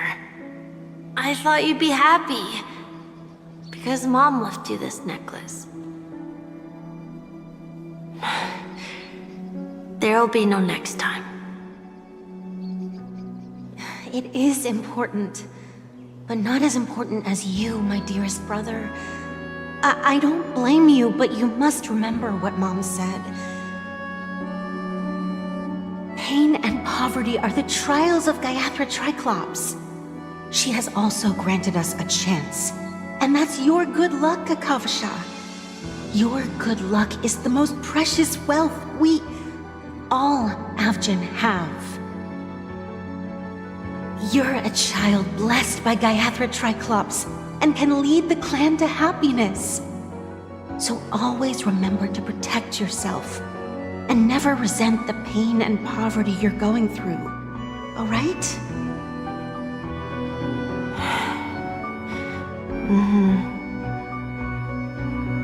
Listen to me and swear to Gaiathra Triclops. Okay. We'll swear to Gaiathra Triclops to protect this wealth. But sister, if Gaiathra Triclops was really watching over us, then why did she not protect Dad when he was swept away by the quicksand? After all, Dad went to the Catechins' land only to prepare for Gaiathra Triclops' offerings.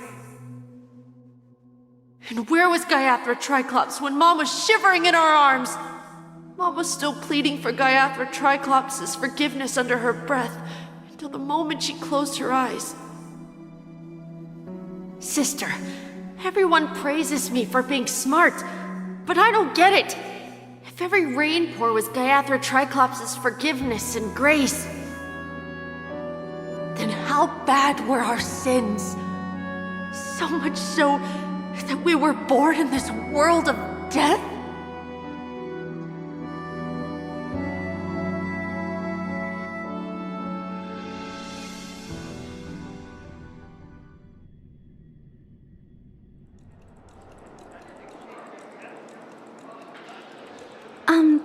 Excuse me.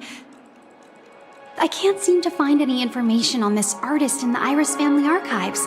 The photo you provided also doesn't show any matches. Just as I thought. I'd like to ask, what kind of traces do people leave when they enter a dream? Are you referring to the records when you enter the dream pool? The equipment will monitor physiological indicators such as heart rate, blood oxygen levels, and body temperature in real time. This data will be included in statistics and handed over to the family for the screening of any data anomalies. Immediate action will be taken once any illegal behavior is detected.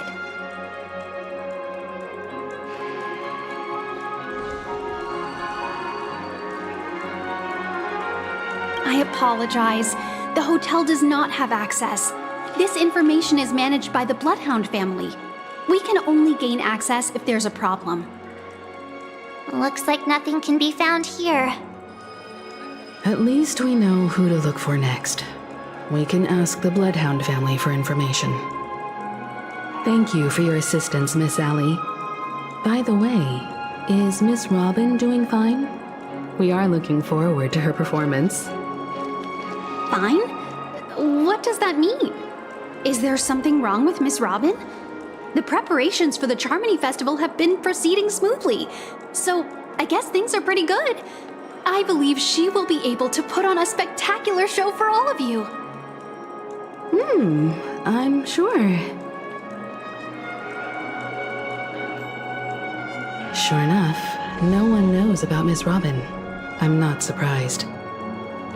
But that Miss Firefly is truly mysterious. There's no information on her in the hotel system. Even if she's a stowaway, she should have a disguised identity after entering the planet. She's also in the running for the legacy. How is she going to sneak into the dreamscape unnoticed? Is there any other way to enter a dream? Besides the hotel room's dream pool?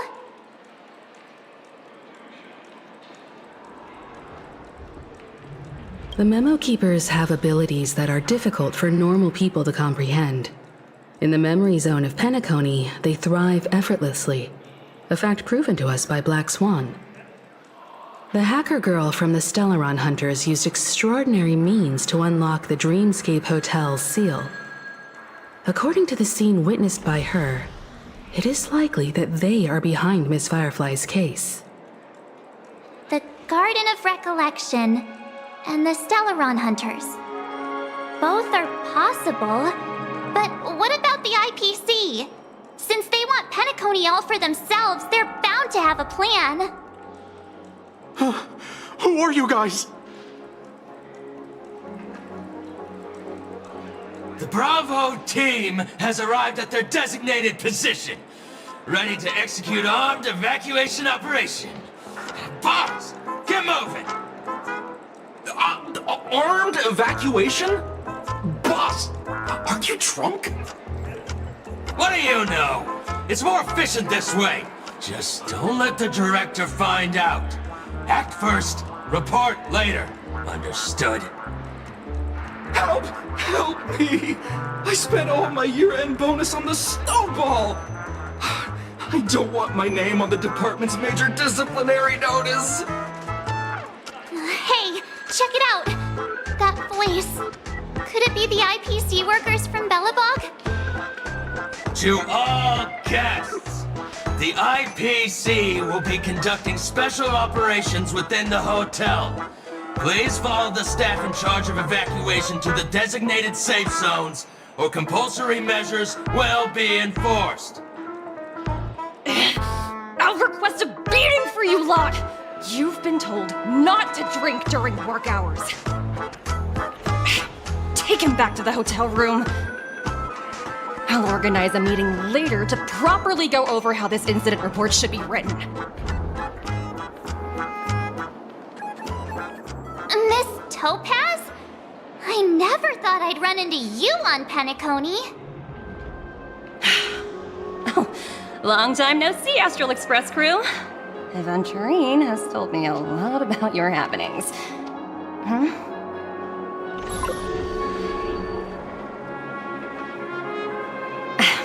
It's fine. Do as they ask and try to avoid any conflicts with the family. Report to me before taking any action. Yes, all right. As you see, the IPC isn't very popular here on Penacony. Cordiality from the family is a mere facade. The former frontier prison has turned around and cuffed its shackles on the IPC staff now. Only Aventurine, who carries an invitation, is allowed to attend the banquet.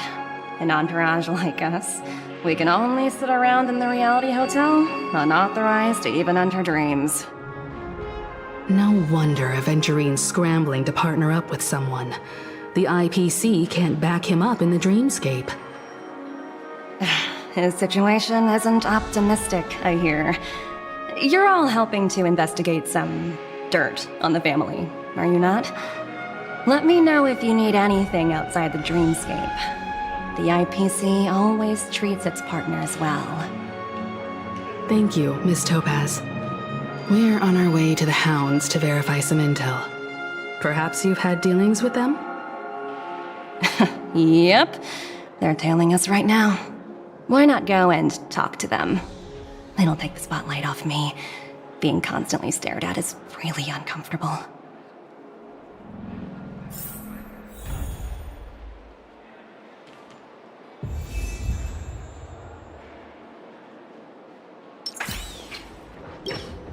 How does it feel to be in business with Aventurine?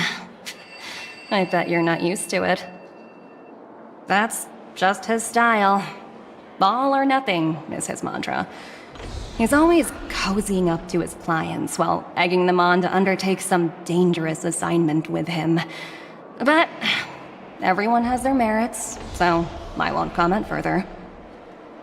But Aventurine's luck has always been good. He's always closed all his cases without a hitch, and basically never lost a gamble. Which is why, on the issue of retaking Penacony, I'm watching with keen interest.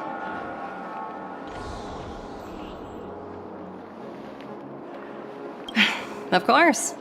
It's business after all. What's important is where you're seated at the table. As for the 2 cases, apologies, but I don't have much info on them either. All I can do is ask you to keep digging for more details.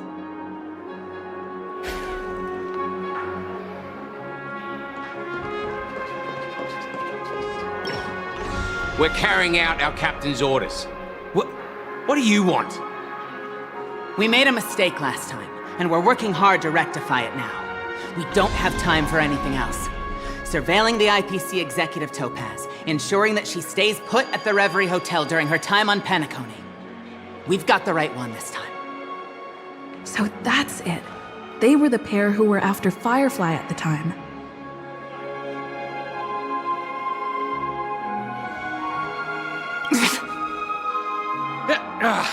It's you again. Back for more trouble? We're not afraid of you this time. Well, spit it out. Stop bothering us if you've nothing important. So you know each other. Why do you keep running into people you've beaten up before?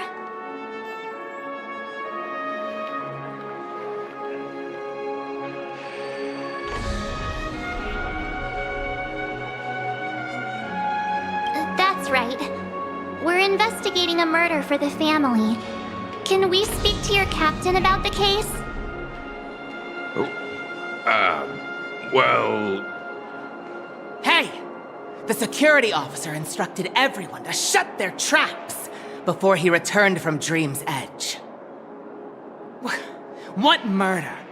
You'd better stop spouting nonsense. Yeah, that's right. We have nothing to report. Please leave. Looks like they're not going to cooperate, but they did at least tell us that the captain is at Dream's Edge.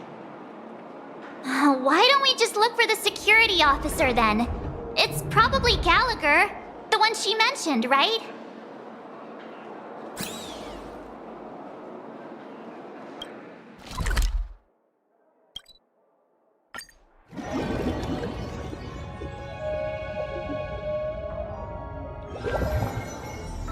Such tight security.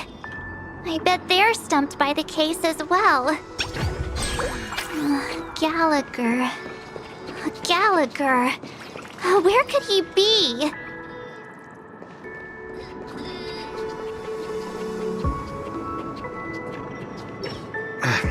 Apologies. The Bloodhound family is running an investigation up ahead. No unauthorized personnel allowed. Hold on a minute. I think I've seen you before. The gray-haired one. How much trouble have you stirred up exactly on Penacony?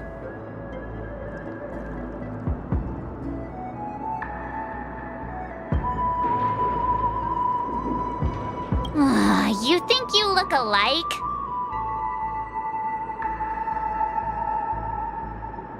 Wait, are you for real? Not possible. It was you the last time, yelling about some clockwork friendship while beating me up with that silver-haired girl.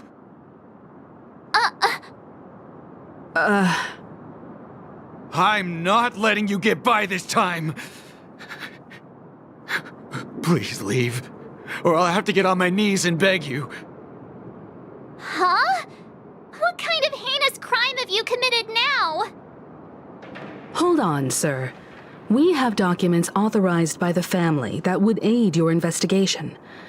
If it wouldn't trouble you, could we see this Mr. Gallagher? Who exactly is this Gallagher you keep talking about? There've been a few people mentioning this name. Even the one with the gray hair. He didn't send you all here? It was the security officer who dispatched us. That's all I can divulge. He'll do! He's the one we've been looking for! Sorry, no can do. The boss said that since it's a matter of the family's reputation, no one's allowed through. Everyone, please leave.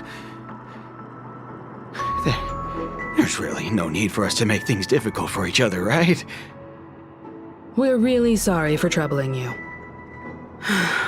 Let's think of another way. Another way. That's it! Didn't they say something about that? What was it? Clockwork? That got this guy to change his mind. Can you perform it again? That, clocky magic.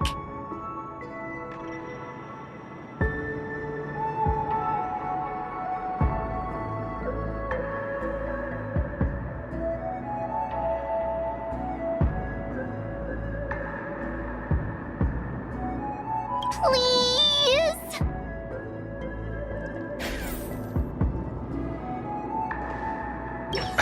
Sorry, no can do. The boss said that since it's a matter of the family's reputation, no one's allowed through. Everyone, please leave. There's really no need for us to make things difficult for each other, right?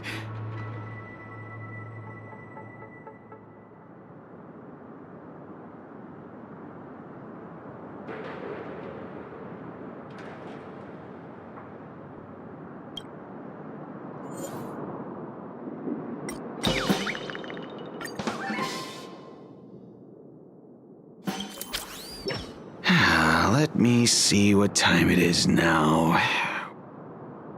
Whoa! It's this time already! What? Time to clock out! And no one's gonna stop me.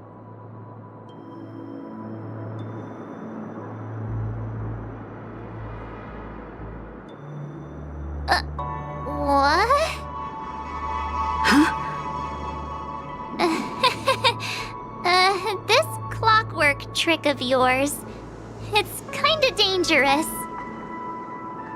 At least he won't be getting in our way again. Let's go find that Gallagher and ask him the intricacies of the case. I was wondering what all the commotion was. Huh. Oh, it's you guys. Welcome. Since you made it here, what can I do for you? Hello, Mr. Gallagher, sir. Judging from your tone, it sounds like you were expecting us. Miss Himiko, you're too polite. There's no need to call me sir. Mr. Gallagher, you even know my name.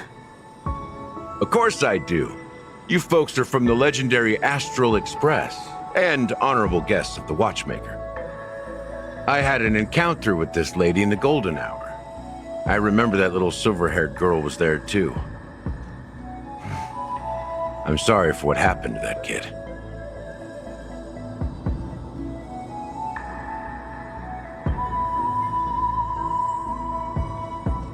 This is also the reason why we've come to visit you, Mr. Gallagher. The Express can't just overlook the death of that child. So we've decided to help the family get to the bottom of it, in the hopes of getting justice for her. The Nameless involved with the family. What an unpredictable twist of fate.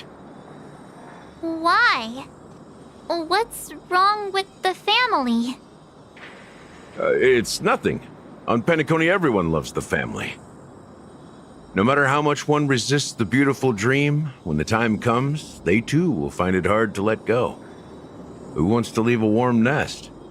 Just idiots, little kids, and inebriated fools. Mr. Gallagher seems to be getting at something. You got it wrong. I'm not. You want to discuss the case? Sure, come with me. This is not a good place to talk. Let's go elsewhere.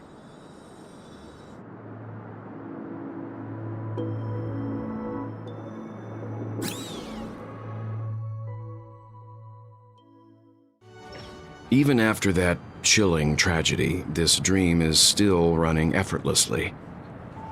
Other than the family of the Harmony, it's hard to imagine any other power in the universe that could sustain a building of such magnitude.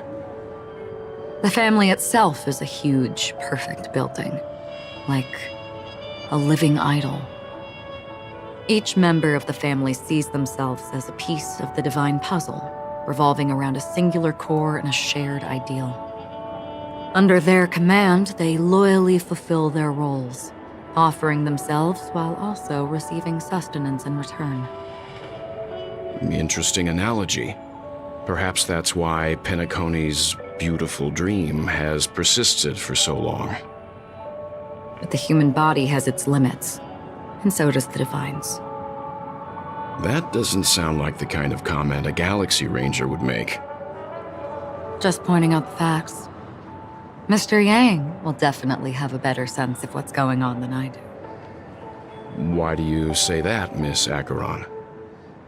The beautiful dream is crumbling. But not because of a particular eon, a particular faction, or a particular visitor. Its collapse stems from a certain inevitability of human nature. The family refuses to acknowledge this, and it has ultimately backfired and become a catalyst. As people immerse their souls in the dreamscape, where consequences and pain cease to exist, and only ease and pleasure prevail, they draw closer and closer to necrosis. Regardless of the perceived bliss, death looms as the inevitable conclusion. Also, this necrosis will diffuse and spread. One piece of the puzzle's mutation will eventually cause the entire building to shake, break, and crumble. In the end, the dreams that people built in the name of freedom became the cage that imprisoned them. I'm sure you've gained a lot from this trip, Miss Acheron. Are you willing to share your findings with me? Of course. That's if I remember.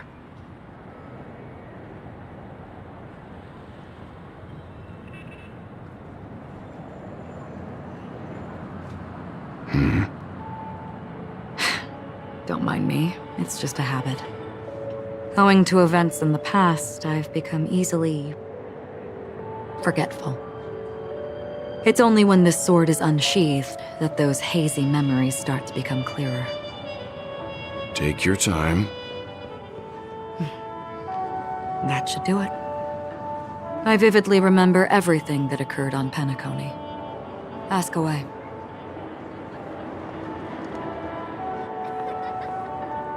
The moment of daybreak. I've heard that's where the Dawn Factory, which processes the foundation of the dreamscape, is located. Behind the dreamscape's song and dance stand many imagination factories. Workers create all kinds of whimsical works day in and day out in their dreams. Then they return to reality and sleep on a narrow bed in a room. A far cry from luxury. They say it will suffice. Experiencing the bizarre and motley dreamscape is the best reward. There I encountered a young woman who had just come of age, the perfect time to indulge in beautiful dreams. Her greatest wish was to one day move to the golden hour and see the magnificent garments she had woven with her own hands. For certain reasons, her wish was difficult to fulfill. But I managed to bring her a garment.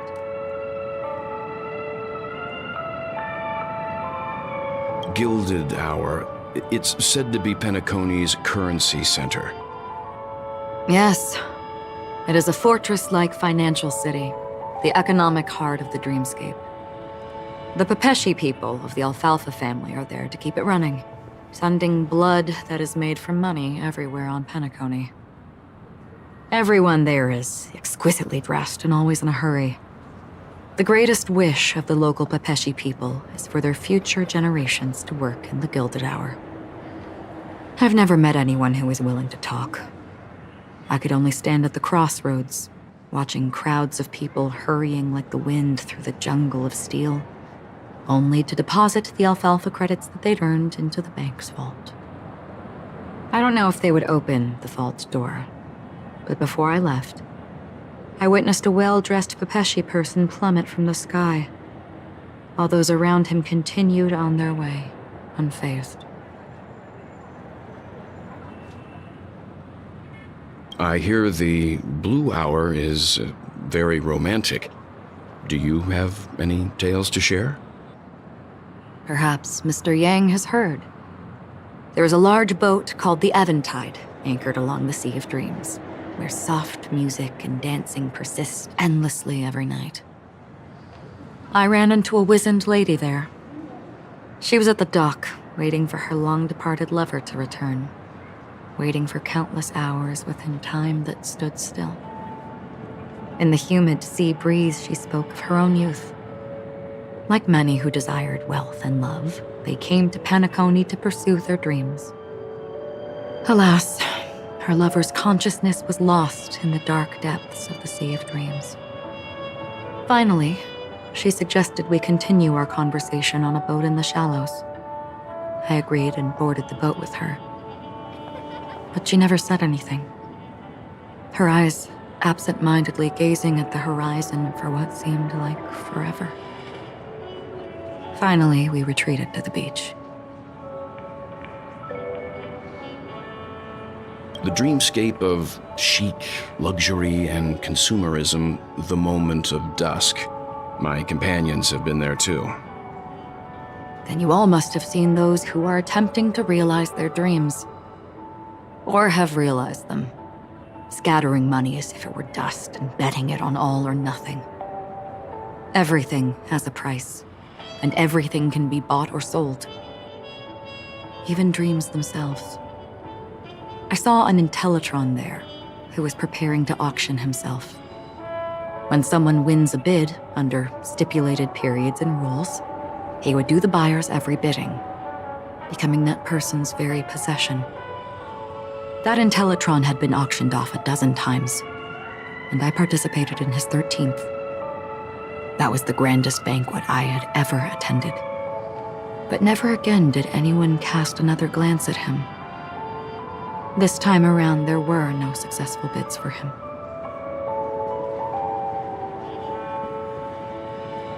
This is what I've seen and heard along the way. Someone once said to me, Penacony wasn't like this a long time ago, nor should it be. I've traveled through the reality and dreamscape of the planet of festivities, watched the tides of night rise and fall when time stopped for people, where the spirits of the rich and impoverished remain forever fixed on their own scales. This is why I think the collapse of the beautiful dream is inevitable. There might be a way to change everything. Perhaps. But if this is indeed the world that people desire, if this is precisely why life chooses to slumber, should we still seek to change it?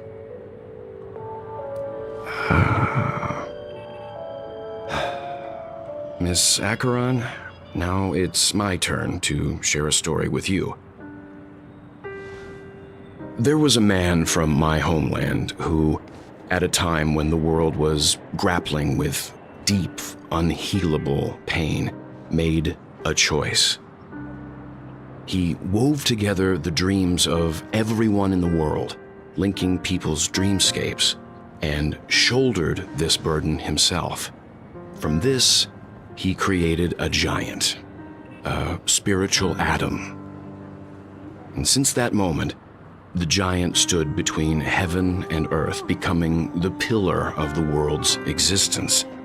As a price, those who found it hard to move forward, who could not advance, forever lost their future. They slumbered in a dream, devoid of disaster and pain, living out their days peacefully in the man's created utopia. And it is because of the wishes of those people who wished not to awaken that this spiritual atom became unbreakable. And yet, you stand here right now, which also means that man failed.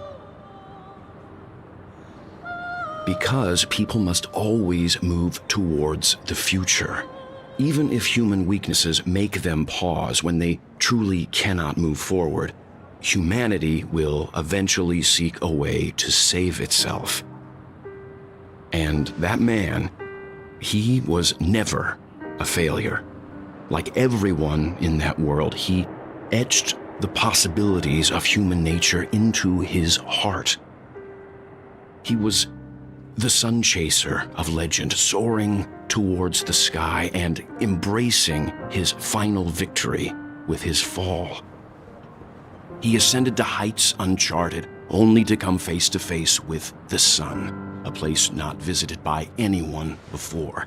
His wings would melt because of it, only for him to fall into the sea. And after that, countless others would surpass him, soaring to even greater heights. A fitting metaphor for the Nameless's trailblazing spirit. Thank you, Mr. Yang. I know what you wish to confirm. The universe has innumerable similar, yet different worlds. In these worlds, there are innumerable people who look alike, yet don't. I, too, have embarked on journeys, encountering old friends with familiar faces on different worlds, witnessing their destinies follow paths similar to mine. So I will tell you, even if not completely similar, the story you just told,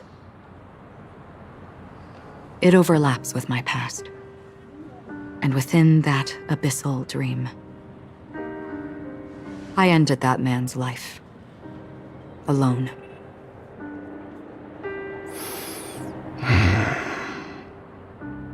I am not who you think I am.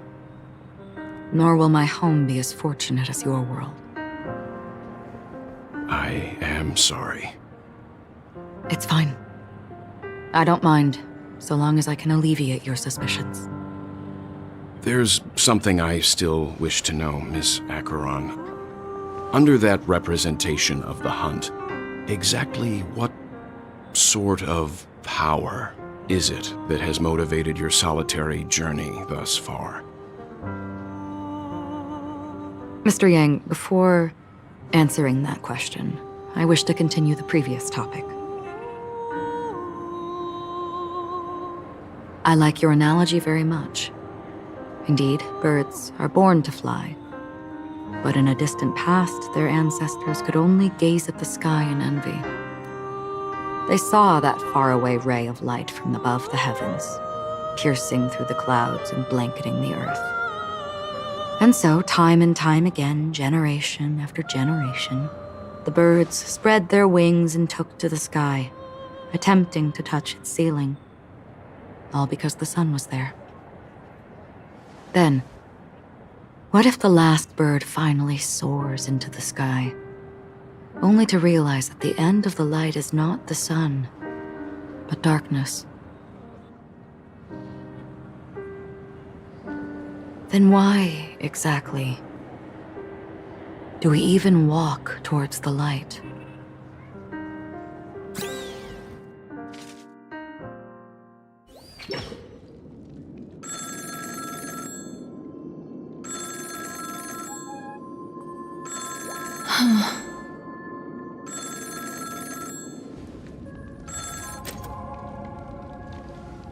Long time no see. Having fun on Penacony? Acheron? This voice, it's not Constance. Could it be her companion? Though I don't know exactly what you are, or what you're up to, my bullets will find you. Until then, you best find a casket store on Penacony and ask the owner to reserve a good quality casket for you, imposter. Imposter? I see. She gave my whereabouts to someone who's tracking Acheron too. Who are you? Huh? Did I make a mistake? Who the heck are you?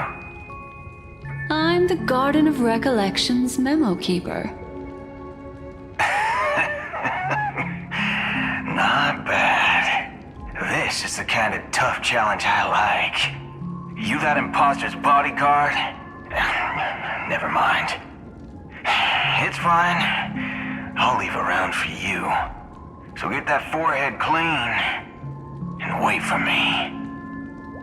I don't know what you're talking about, but you know Acheron, the Galaxy Ranger, yes? I have something to ask you.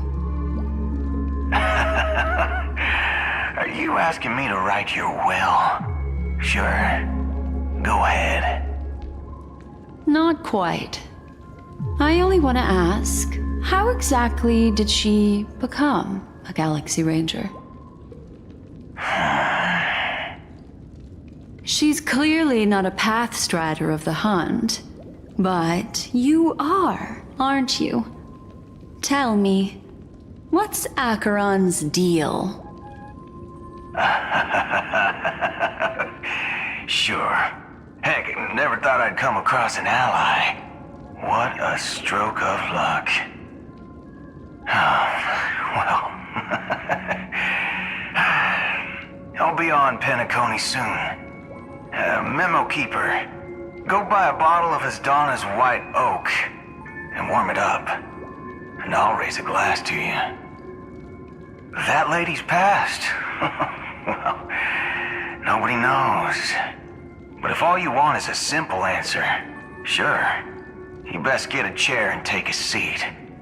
That woman, named Acheron, is an emanator who should not exist.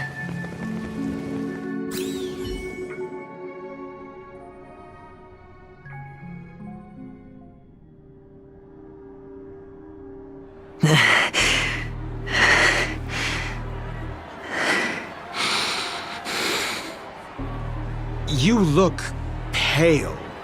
Or is that also part of your act? I didn't think you'd have the nerve to show yourself. I thought this was exactly what you wanted. After all, I faithfully fulfilled my duties as you instructed. Just tell me if you can't hold on any longer. So, the genius of the Council of Mundanites wants to be my Undertaker now. What an honor. Yes, and I'm pretty sure the people at the Strategic Investment Department would love to be notified of your death in due time. But let's not forget, you won't be seeing them, because I'm the manager of this task. Great. Then tell your people that Aventurine is ready to go in 17 system hours. Oh, you've got a lot of nerve. How exactly do you plan on completing your task while your hands are tied by the Harmony? My conversation with Sunday convinced me that there's a traitor in the family, and that they hold the secrets of Penacony. So, I took the opportunity to set everything in motion. I even managed to recover the gift money. Things haven't gone this smoothly since I walked through the doors of the Reverie. Now I'm only one step away from victory. Let's just wait and see. Sounds like a very elaborate way of saying that you failed. That's all I can say. Have you forgotten, Doctor? You betrayed me. Go. Do what you must. I look forward to the sight of the IPC fleet surrounding Penacony. You've achieved what you desired, haven't you? That's true, but what's your plan? Did you conceal an orbital support beacon in that gift money bag? Well, who knows? Maybe that's why I'm handing out cash even when I'm about to bite the dust. You are indeed a gambler. An insane one at that. Well, maybe I am. Who knows? Fine. Here, take this. Open it when you're on your last legs. You'll thank me. What's this? Medical advice?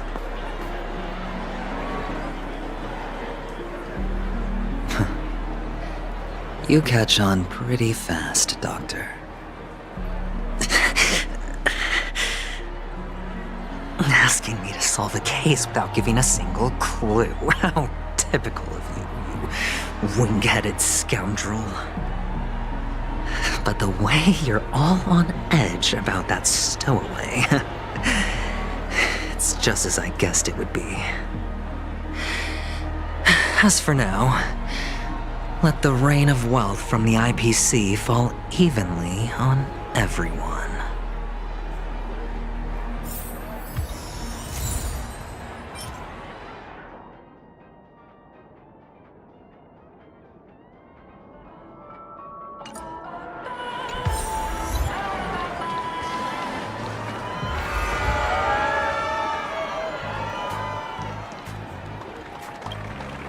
Would you be willing to support my performance?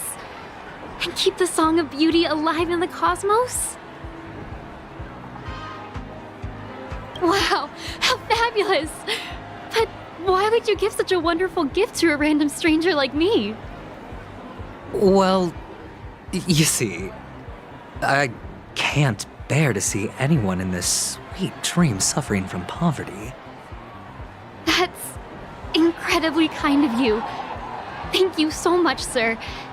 If you ever get the chance, please, feel free to come by and indulge in my singing. Sure thing. Oh, by the way, do you happen to know anything interesting about death? Death? That's a pretty scary topic, and it doesn't really match the mood of this sweet dream.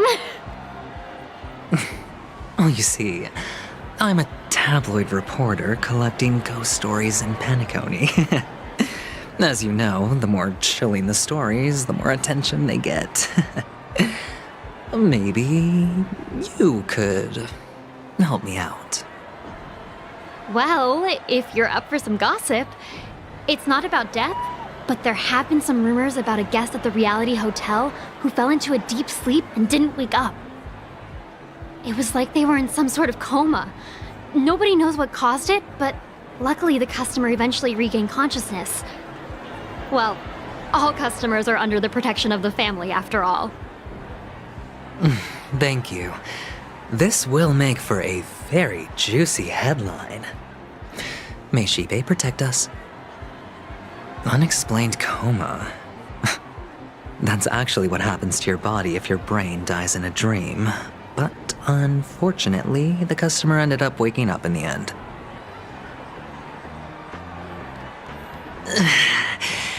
I can feel something inside my head. Is the harmony starting to kick in?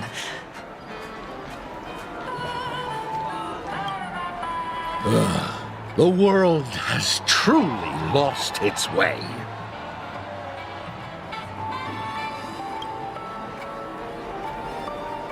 You... wait. I get it now. This is some sort of prank show, right? You must have some cameras set up around here to film yourself doing good deeds, right?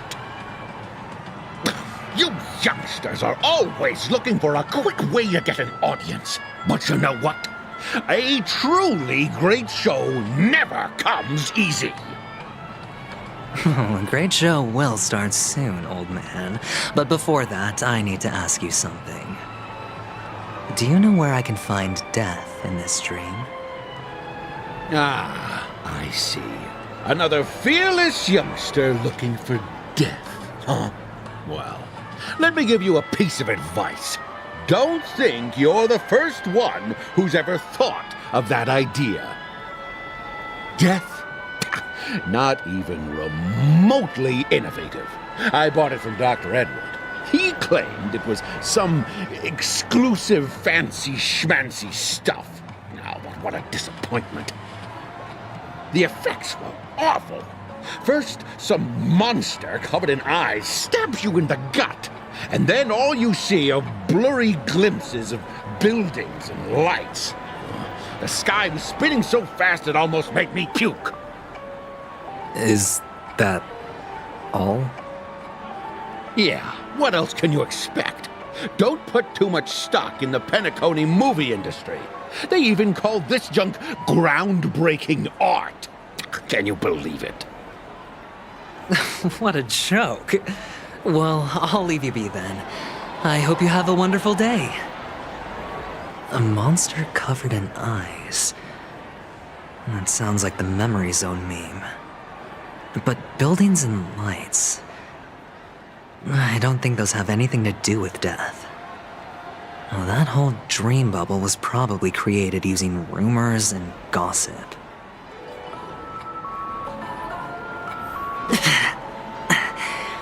The disturbing voice in my head.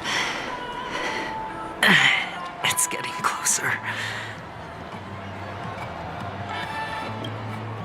A sip of liquor. A blissful reprieve. To drown 1,000 sorrows. Let worries leave. I know I have what it takes to become a poet. Oh? You're giving these gems to me? Didn't expect to meet such a generous soul in this place. Or are you just pitying me? Well, it really doesn't matter. As long as I have Soul Glad, that's enough. This is just a dream after all. You really shouldn't drink so much Soul Glad, my friend. It's not good for your health. Oh? Maybe I really should quit. But not before meeting the Devil of Soul Glad. The Devil of Soul Glad? Care to elaborate? Yeah. It's a seahorse with a long neck. They say it loves to appear to drunk people, especially the ones who are passed out on the side of the road. How funny. Yeah. Very funny indeed. Thank you.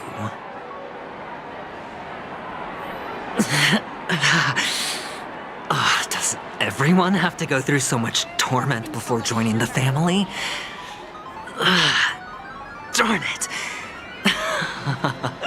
Now I just want to dig out my brain and use it as evidence. Take care, my friend. If you ever find yourself in danger, remember that the hounds are always ready to help.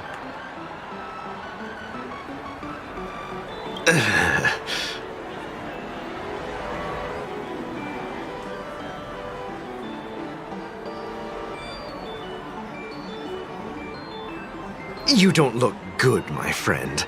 If you need assistance, I can contact the hotel and have them wake you up forcefully. That won't be necessary. I have some business to attend to. But thank you all the same. All right, then. If you ever need help, don't hesitate to reach out to us hounds. Well, actually, I do need a favor. As the most outstanding hound in Penacony, have you come across any stowaways recently? Stowaways? How could there be stowaways in Penacony? We've never had anything like that before. All right. Good luck with your work then. Ugh, what was I even thinking? Family would never share intel with the IPC.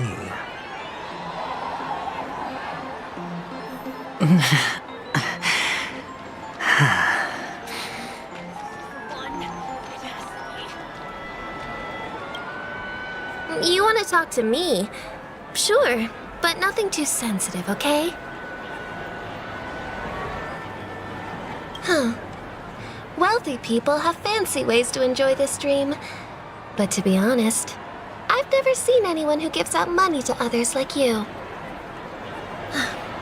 So, are you trying to be the prince from the tale, handing out his gold leaf garment and melting his lead heart in the fire? I'm flattered. I'm no prince, and I just thought these gems would help you speak. So, as an investigative reporter, maybe you've heard something about death? Ah, another curious soul. I see. Well, that was actually the topic I was most into when I entered the industry. But my boss shut it down. How did your boss talk you out of it? Well, she simply said, covering baseless urban legends like that would make us look like some third-rate tabloid. I thought about it, and she had a point. Reporting on stuff like blowing out birthday candles and getting spooked by nightmare ghosts isn't exactly professional material. Guess she's got a point. Thank you for sharing.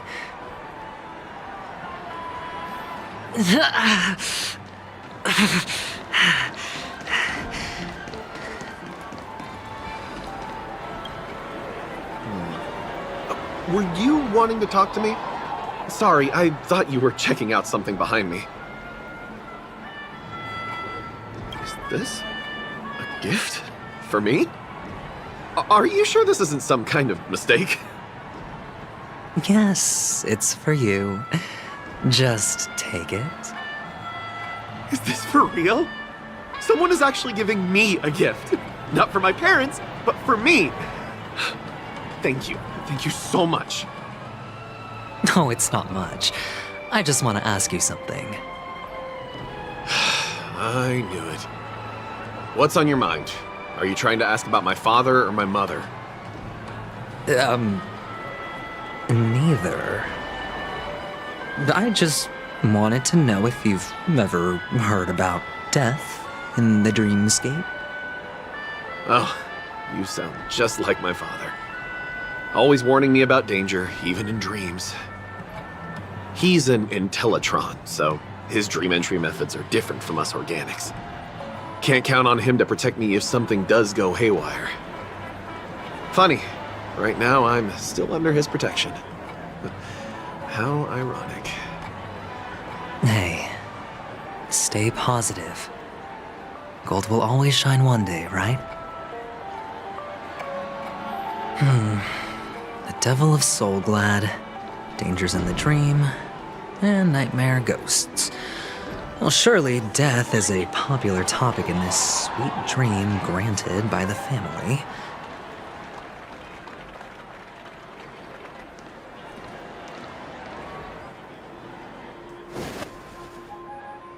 Remember what I said. You Sigonians are better off hiding in the sewers. Look at you, snooping around and sticking your nose everywhere. Is the smell of death so enticing, my fine fellow? Oh, it's you, masked fool. I should have guessed it. You're the imposter who appeared on TV after Robin's death, right? I heard you got caught by the family. I gave you a clear clue. Befriend a mute. Simple and straightforward, you know? And what did you do? You messed it up and ended up as their prisoner. I told you to make friends with a mute, not become one yourself. You really let me down. What do you mean? You know better than I do.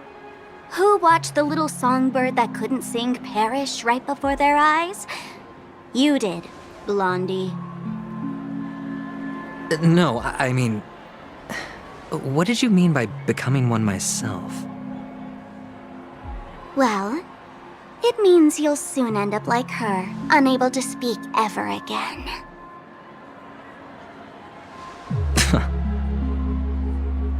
But it's a good thing if you ask me, because...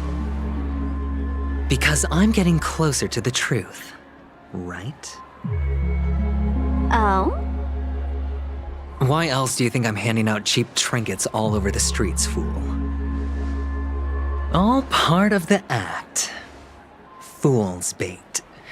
The more pathetic I seem, the more likely you'll come sniffing around. So, now that I've drawn you out, will you reward me with an answer for my efforts? Why should I help you? Don't you want to see Penacony descend into... chaos? Well, I can make that happen. I just need an answer to one question.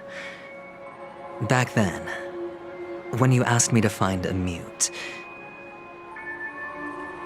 did you really mean Robin?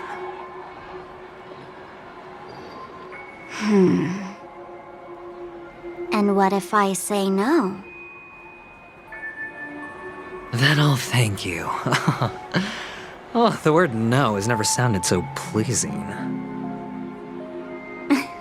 Well done. I admit I underestimated you, but what difference would it make?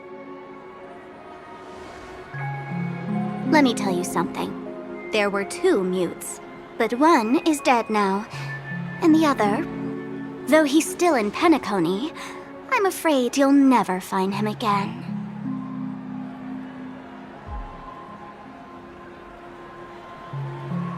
Now I'm completely sure that I was on the right track from the beginning and never strayed, fool. Right now, there are only 2 things missing from my grasp: the meaning behind the truth and the means to expose it. How impressive. That's quite a fancy way of saying I haven't learned anything so far. Not exactly. I've gathered enough clues to prove its existence, and that's enough for me. As for the answers to my questions, I'll find them within 16 system hours. Oh, really? Only 16 system hours? Well, let me lend you a hand.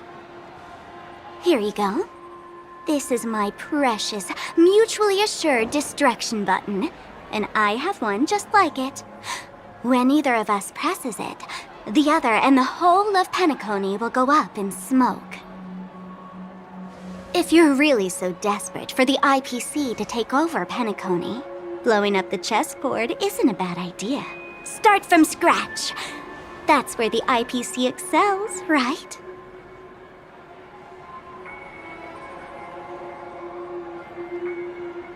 Just press the button when you're at your wit's end. And of course, feel free to reach out to me for my hospice care, too. Oh, deadly button, huh? Well, I guess the family didn't take your threat seriously at all. Otherwise, how on earth did you manage to bring it in here?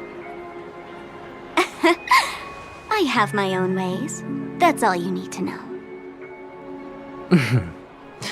Well, I'm afraid I'll have to decline your offer. Who knows if your little gadget will actually work. By the way, I have no plans to search for the other mute friend you speak of, but it's good to hear that he's still here in Penacony. I'll handle the rest myself. I'll orchestrate a grand finale for the downfall of the family. And at the climax, the walls will crumble, people will wake up, and those who couldn't speak will find their voices again. When that time comes, go ahead, press the button, light up the sky with a magnificent fireworks display for me. Catch you later, fool. You're still talking big. But sure, if that happens, I'll stay true to my word. Just don't let me down now, okay?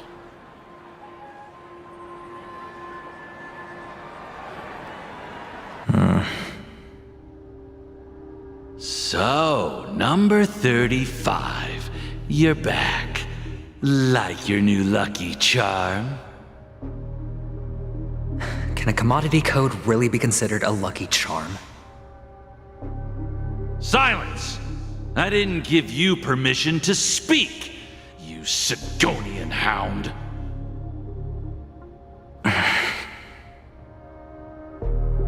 The guys in black didn't say much, so I've no idea what you did to save your skin in that massacre back in the day.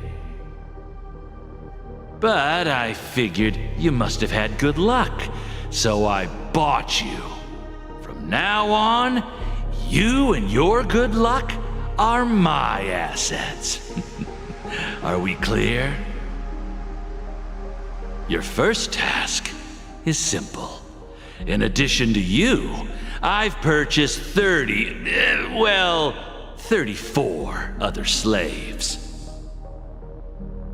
Go and play a game with them. You came out alive after 2 days.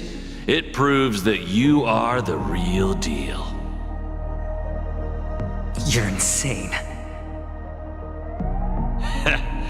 Testing out if you're a good product. Aren't you worried that the money you spent on me will go to waste? I've got stacks on stacks, Blondie.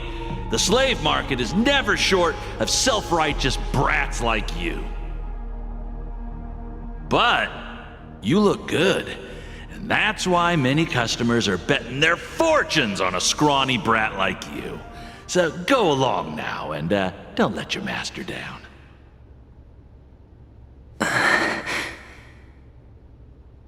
How much did you spend? What? My price. How much did you pay for me? Huh. You really want to know? Well, it was 60 tanba. No more, no less. I'll take my chances. 30 tanba. If I come back alive, you'll give me 30 tanba. Deal? Are you trying to strike a bet with me? Oh, you've got some guts. Yeah, sorry, but that won't do. Don't forget your place, slave. You're not qualified to be at the table. You're just a chip. A life thrown away in someone else's hands.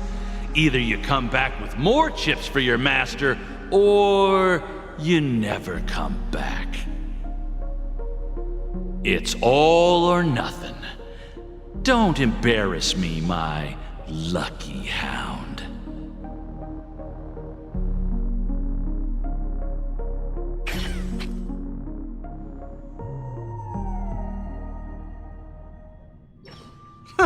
What brings you here, Gallagher?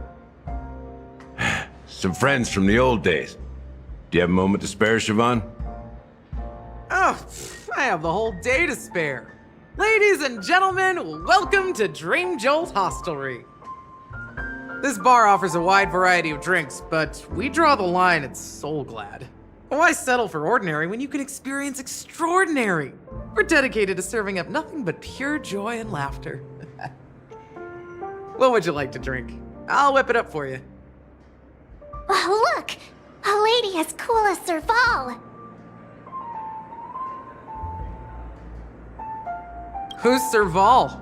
Will you, introduce me to her? Huh? Oops. She's heard us. Just spare them, my esteemed bartender. I'll take over the bar today. I'm getting up there in age, and I need some practice before I forget the skills that used to put food on my table. Where did you stash the ingredients? They're all under the counter. Since our guests have traveled from afar, shouldn't you whip up some special drinks? That's exactly what I had in mind. Hey, my friends, do me a favor. Go around the bar and bring me any ingredients you fancy. The discussion might take quite some time, so I'll prepare some customized, non-alcoholic drinks for you. In the bar? But aren't all the ingredients right there on the counter? Why, we're in a dream, my lovely lady. You can help yourself to anything if you wish for it. Comfort, hunger, confusion, or even boredom. It's all within reach, right at your fingertips. Oh, did you hear that? She just called me my lovely lady. Even in reality, mixing drinks is more than just throwing ingredients together. A bartender needs to capture the bar's atmosphere, master technique, and spin a tale of mystery and anticipation. Only then can a perfect drink crafted with a customer's life story be created. In other words, what you get from your drink is down to luck, so don't overthink it. Indecisiveness has no place when it comes to enjoyment.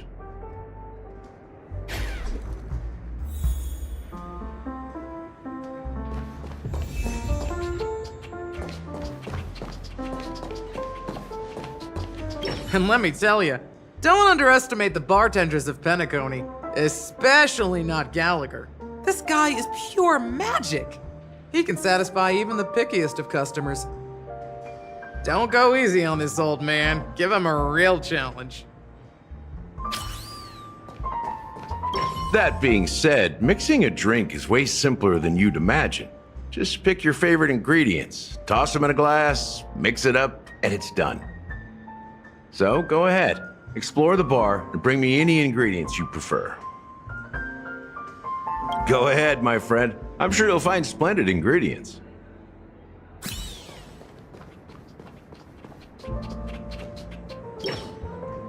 Check out this bottle. The liquid inside looks beautiful. And the label reads, Dream Syrup, thick. I don't see an expiration date, but the production date is half an amber era ago. Ugh, drinking this stuff can't lead to anything good. That's for sure.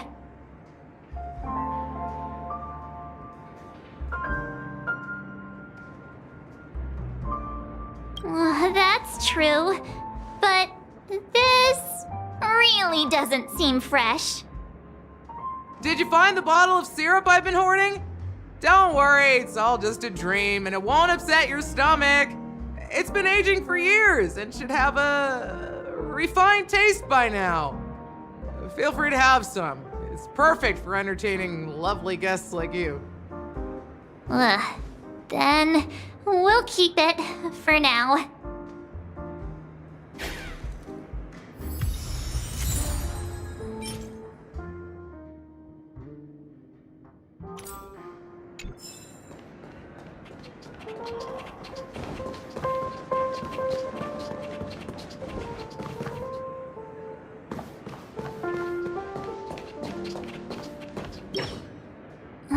Can this be used for mixing drinks? Oh, and there's a note underneath. Exchange with your precious things. Oh, what should we exchange for it? And who should we give our stuff to?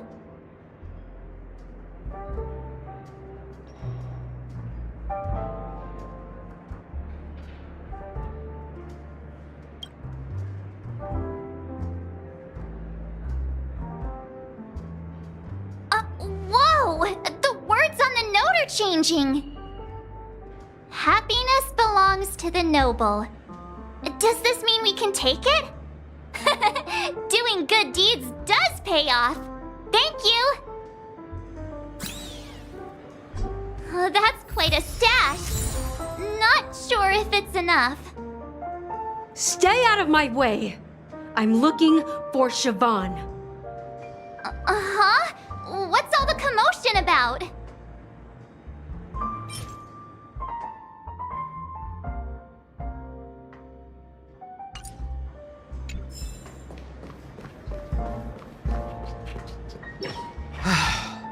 Haven't I made myself clear enough, Miss Amiki? The Dream Jolt Hostelry only welcomes guests who want to enjoy a drink to their heart's content.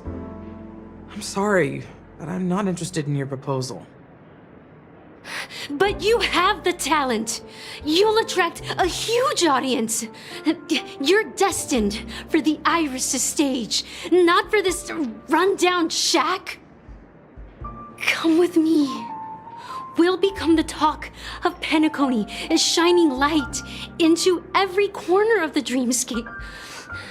Please, Siobhan, I really need you.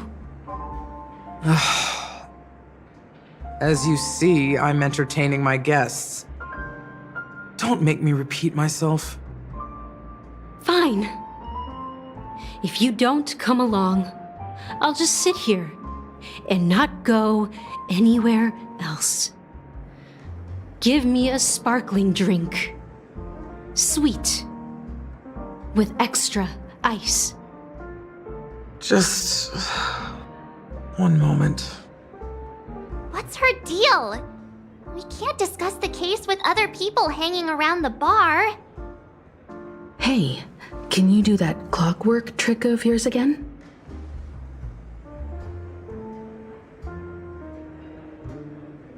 Time is running out. We need to hurry.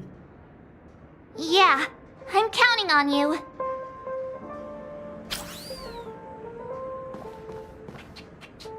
You're one of Siobhan's guests, right? What can I do for you? If you're here to convince me to leave, please stop it. I'll never leave until she accepts my proposal. I just don't get why she won't leave this place. This rundown shack with no customers whatsoever.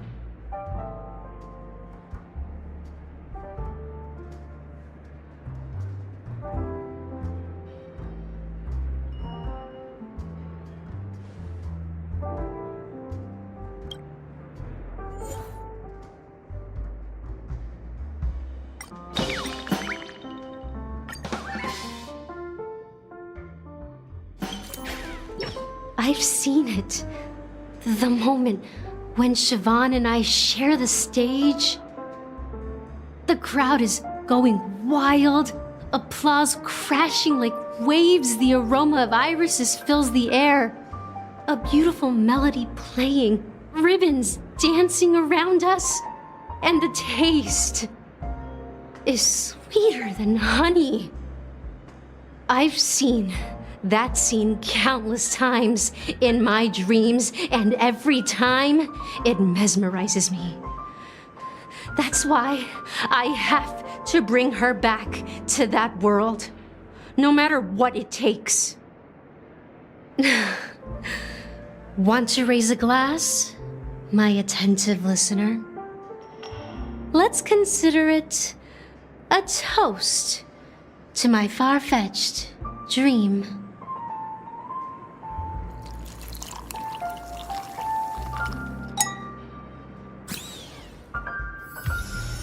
She's still not leaving. Maybe I'll have to try again.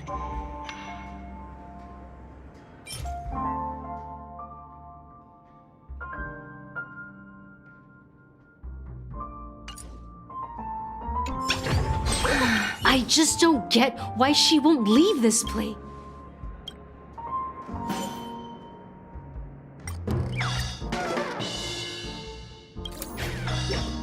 Those darn Iris jerks!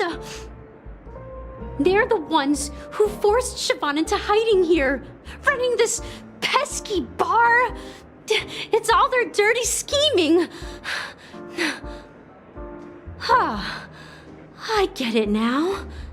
She's not leaving Because she doesn't want to run into them again. I can help clear the way for her.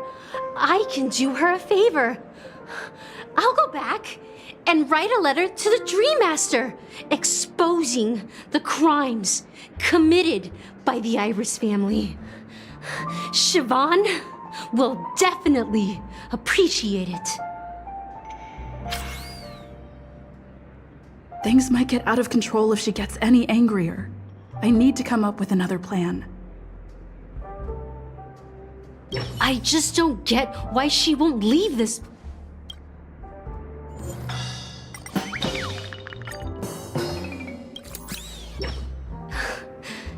It's ridiculous, right? Our paths were never meant to cross, yet I'm still holding on to her. I'm too timid and shy, longing to shine but afraid of stepping into the spotlight. I need her guidance because I'll never be able to do anything alone. You don't know Siobhan's past, and you have no clue how radiant she used to be. Even among the talented Iris family, her skill was unmatched. I know she probably thinks I'm just trying to ride her fame to get ahead. But all I want is for her to reclaim her place.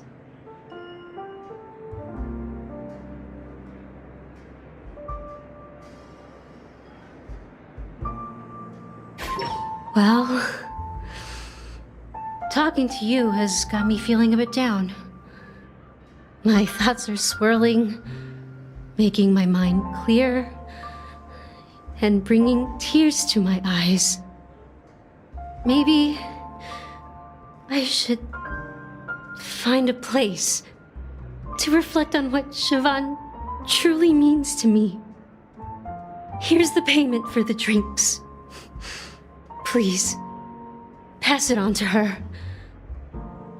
I'm leaving now. Amaki has left? That's good for her. Radiant dreams may be enticing, but they're nothing more than dreams. Her drink is on the house. Please keep the money. When you're ready, go to Gallagher. I can tell he's itching to show off his skills.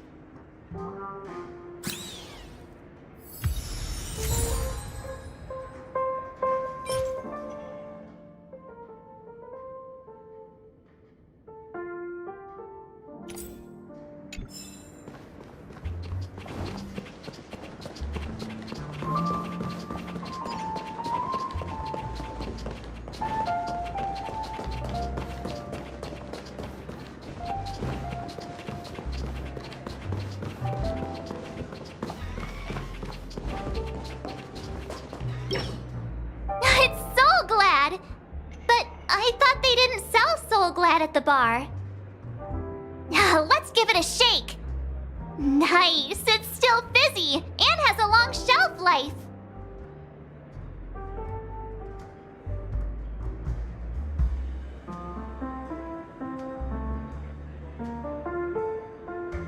That's possible. You see Soul Glad everywhere these days, so it wouldn't be a surprise if someone brought a bottle here. Why don't they sell Soul Glad in this bar? Did something happen? It's all about the bartender's pride. It wouldn't make sense for customers to come here and order drinks they can find anywhere else. That's the mindset I use when I brew my coffee. You're right, Himeko.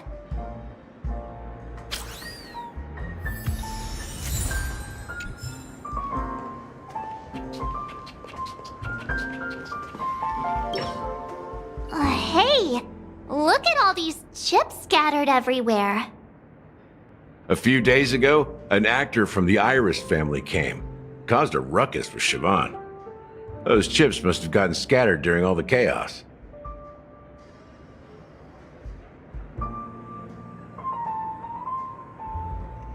That's a clever metaphor. That being said, opening a bar in this place, filled with monsters, is quite a feat. Siobhan must have a lot of tricks up her sleeve, right? You'll have to ask her yourself to find out. But I have a feeling she won't budge unless you impress her with an incredible drink.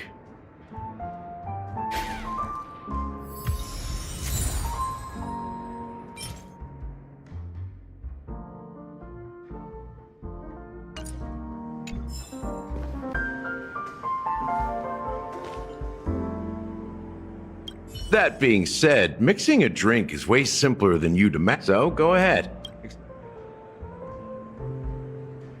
Nice work. Let me take a look. You found some interesting ingredients there. Now, take your pick. Each drink has its own unique flavor, and the base ingredient sets the tone for the initial taste and the lingering aftertaste. So, which one would you like to use as the base?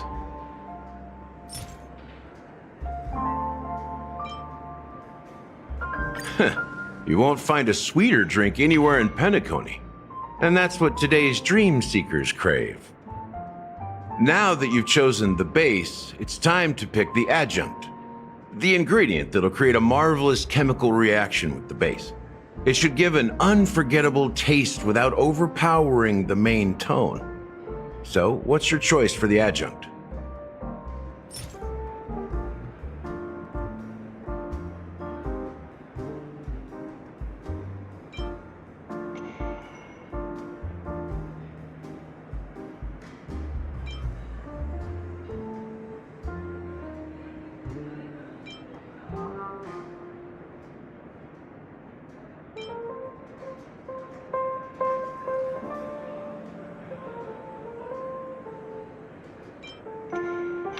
This is the most pungent adjunct we have, and my personal favorite.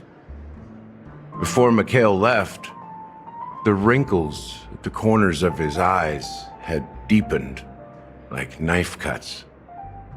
He mumbled, his breath too weak to climb up his throat, caught up in his chest. But I could smell it. The lingering scent of Penacony itself on that night. Mikhail. Almost there. Let's pick a decoration. Which style do you prefer? Anything you need, I've got it.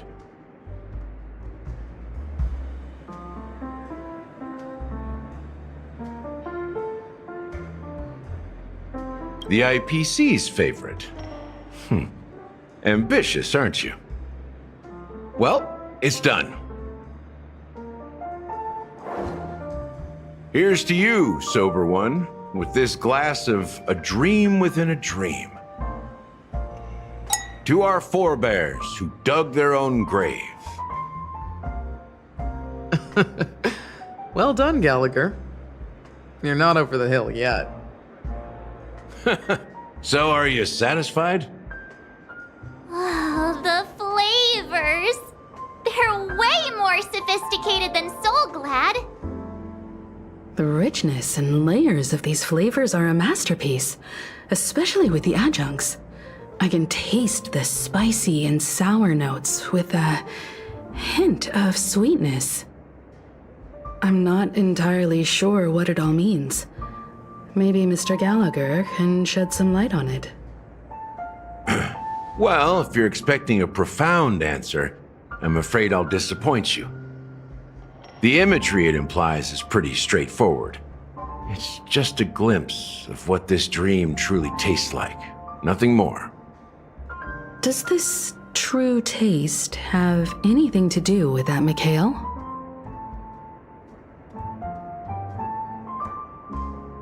Yeah, that name does sound familiar.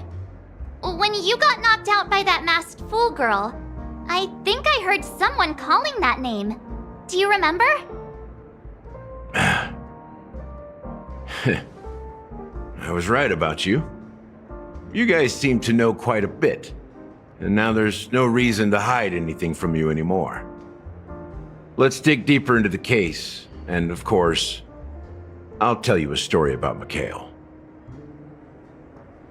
All right, let's start with what we know based on the clues the family has. It seems that Firefly isn't a local or an invited guest. In other words, she's a stowaway. She managed to fool me at first. My age must be getting the best of me. But here on the planet of festivities, stowaways are a common sight. You're bound to run into one sooner or later. After the incident, the hounds wasted no time searching for that girl in both the dreamscape and reality. But here's the thing. We only received bad news, and the trickiest kind at that. She simply vanished, leaving no trace in the dreamscape or reality, as if she had never come to Penacony at all. Huh? Does that mean...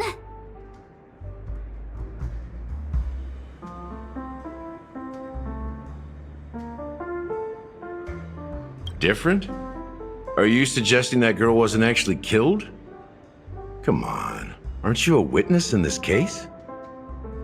Let me be frank. This case, actually, is unlike anything the Bloodhound family has dealt with before. Dealt with before? So, death does happen in Penacony, if I understand correctly. You've witnessed it, so there's no need to hide. Even the shiniest city has its dark side. We're all adults here. Surely I don't need to explain too much to you. Confronting the family based on that alone would be naive. Death may occur in sweet dreams. So what? Such events are highly unlikely and only affect a tiny number of people. If you really want to delve deeper into this case, you need to understand the true problem with the family. I guess it's time to tell the story of that Mikhail.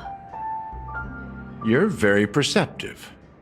The Astral Express has received that music box too, right? Do you know the secrets it holds? There's a message. Witness the impossible in the realm of dreams. Find the legacy of the Watchmaker, father of Penacony, and thus the answer to the question, why does life slumber? That's the exact wording. Hey, why are you laughing? Wait, did you write it? It's quite poetic. No, but I'm the officer in charge of this case, so how could I not know? I'm sure you must have noticed that this message didn't come from the family. You might have even guessed that the relationship between the family and the Watchmaker isn't as close as it seems. That's just our speculation. Actually, it's hard to believe that the father of Penacony and its actual managers are at odds. Now I can assure you that your speculation is absolutely correct. The family has considered the Watchmaker an enemy for a long time, but the hounds haven't been able to track him down, as he seems to be living only in the characters and stories he created. Let me ask you a question. Have you ever wondered why the family allowed the Watchmaker to send out such a ridiculous message to the outside world, inviting you here and causing chaos? So, you want to seize this opportunity to expose the Watchmaker? Well, now you understand why the Oak family authorized the Nameless to assist in the investigation, but kept you in the dark, right? Because the Watchmaker is not the legend of the land of the dreams at all. He's the most shameful stain in the history of Penacony, and he's the root cause of all the anomalies in the dreamscape. You don't get it? Well, I mean, Mikhail, the betrayer of the family, he's the Watchmaker.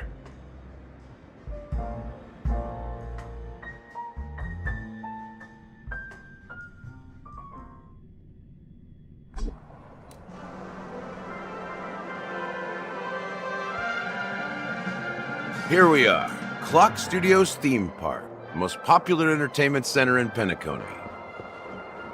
Wait, aren't we supposed to be discussing the Watchmaker? I would have expected you to take us to, maybe, a library. or an archive room of sorts. But an amusement park? The culture of a city reflects its history in the most authentic way. To you, it's a fun place. But to me, it's a prison for the planet's past. You know that Penacony used to be the IPC's prison planet, right? All the prisoners were brought here, helping the Garden of Recollection salvage the leaking memoria from the macrovoid. The prolonged exposure to high concentrations of memoria caused a unique phenomenon. The dreams of countless prisoners intersected and overlapped, and people started meeting each other in their dreams, living lives that were almost identical to reality. But everything has a price, and sweet dreams are no exception. In the end, the dream world was unable to alleviate the suffering of prisoners in reality. One of the prisoners broke free from the IPC's shackles and fought for freedom. He is Hanu, the great leader of Dreamville, the great peacemaker, and the faithful companion of the underdogs.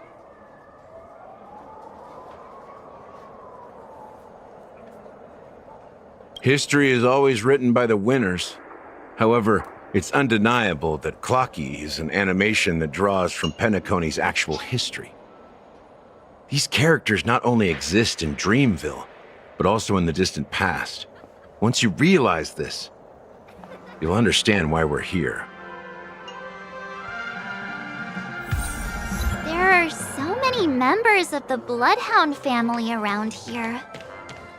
They just received a lockdown order, supposedly from Sunday himself. Who knows what it's for? What's going on? Why can't anyone... So many of them. I've never seen anything like this, even when they're tracking down suspects.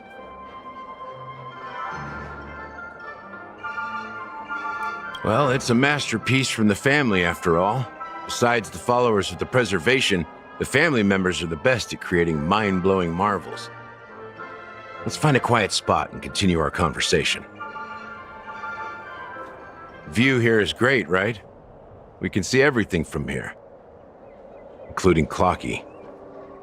If all the characters in the animation are based on characters in reality, then Clocky's counterpart is definitely the Watchmaker. In the animation, he's Hanu's partner and one of the founders of Dreamville. Does that mean the Watchmaker was personally involved in that war and sided with Asdana? It was a monumental war for freedom. Hanunu fought alongside a motley crew of masked fools, nameless, history fictionologists, mourning actors, omen vanguards, even visitors from beyond the sky. In the end, they emerged victorious. Among them was the person who would eventually be known as the Watchmaker. But if you do the math, doesn't that mean the Watchmaker was around for several centuries? I'm not sure, but Mikhail was already the Watchmaker when I met him, so maybe he inherited the title. How old are you now, Mr. Officer? I'm 13. No way. Not even close. Hanunu freed the frontier prison, but peace still eluded him. With limited resources, threats from the outside world, and internal conflicts between major prison districts, the future of Asdana was uncertain. It wasn't until the Watchmaker approached the family with the idea of turning the prison into the planet of festivities that Penacony finally gained its name and glory. Thus, he became known as the father of Penacony. But didn't you say the Watchmaker betrayed the family? And you said you were his companion, so that means you... No, I'm not his companion, but rather one of his many children. But I am indeed a traitor. Not to the family, but to Mikhail. What did you do? I did nothing. And that's the worst betrayal of all. Just like you, I had close companions. We dedicated ourselves to Penacony. But the Oak family, they set us up. Mikhail was too old to protect his children anymore. So we left the family to find our own path. We were branded traitors of the Harmony, even though the true traitors were someone else. While they continue to praise the Watchmaker's name in the world, behind closed doors, they condemn him on a pillar of shame. Nevertheless, we wanted to clear his name. We intended to find the real traitor, the one responsible for all this, and restore harmony to Penacony. But we failed. Too much time had passed, and the land of the dreams had become deeply corrupted.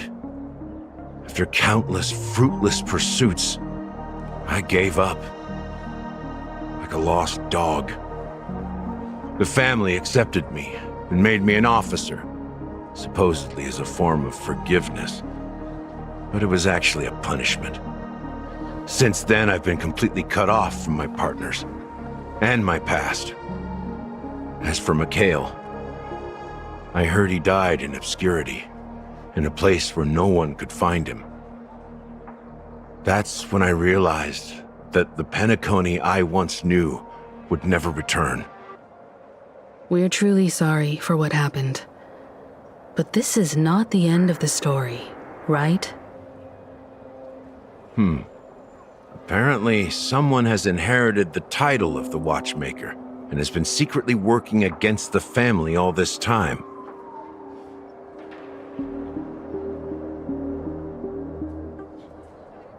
Well, that's one way to look at it. However, only one member has truly inherited the Watchmaker's title. Unfortunately, after all these years, I have no idea who that person is, or if they're even real. Or just Mikhail's lost soul haunting the dreams. So, do you understand why I'm spilling all this info? Because I believe the girl's death must be connected to the Watchmaker's legacy. And at the end of all these mysteries, we will find the answers we are seeking. If it really is Mikhail's ghost, I want to meet him. If only for the last time. For those who despise me could form a line from here all the way to the entrance of the hotel. But those willing to look me in the eye and hear me out? Let's just say, there won't be many. I've told you all I know is a sign of gratitude. Thank you for listening to this old dog. Bark and all. Something just happened at the theme park. Now if you'll excuse me, good luck to all of you. How ironic. What's so different between the stowaways projected by Penacony today and the dream seekers once hailed as pioneers several amber eras ago? Gallagher does have a troubled past, it seems.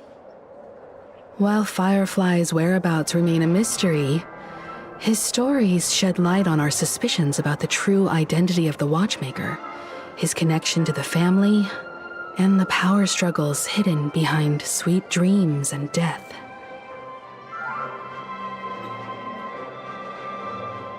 Exactly. Gallagher suggests that the real traitor is someone else, probably within the Oak family. That lines up with what we've gathered so far. Firefly got involved in this mess because of the legacy, and now we're sure that Aventurine's accusations against Acheron are baseless. You're really into Clocky, huh? He's just a fictional character, not a real person. Speaking of which, that Clocky who only reveals himself to you is quite intriguing. It's a shame we've never met him since then. Now that we've confirmed a lot of our suspicions, let's take a moment to think about the clues we have. Send a message to Welt and see how things are going on his end.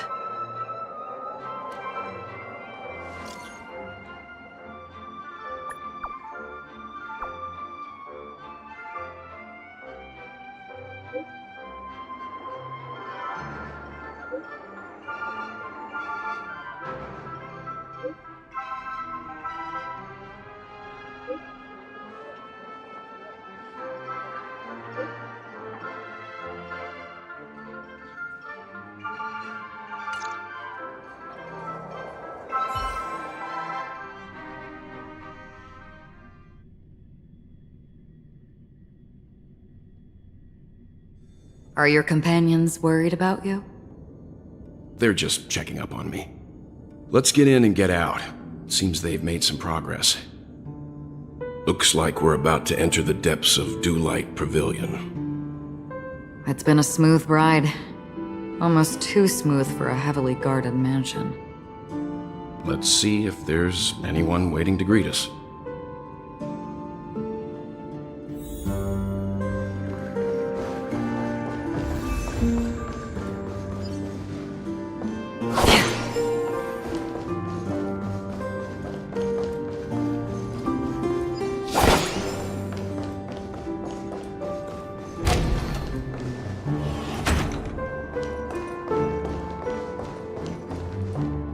Something feels off.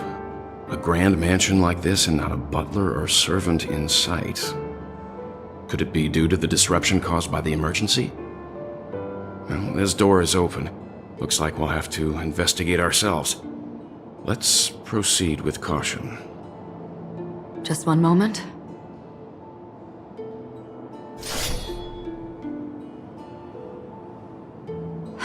Light. I've made myself less noticeable. The crew can explain their presence as authorized by the family, but I can't come up with any excuses for being here. I see. What an interesting technique.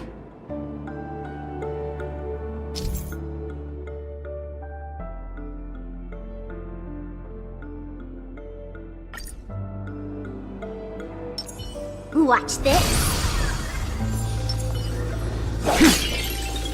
Stream forth, gleam old blades. The model in the sand pit.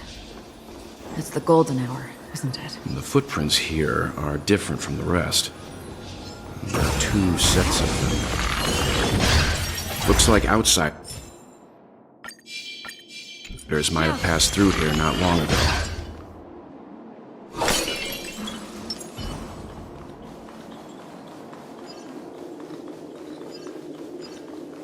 Watch this. Stream forth, the gleam of old flame. Well, there aren't any people in this mansion. They've set up quite a few mimetic guards to patrol this place.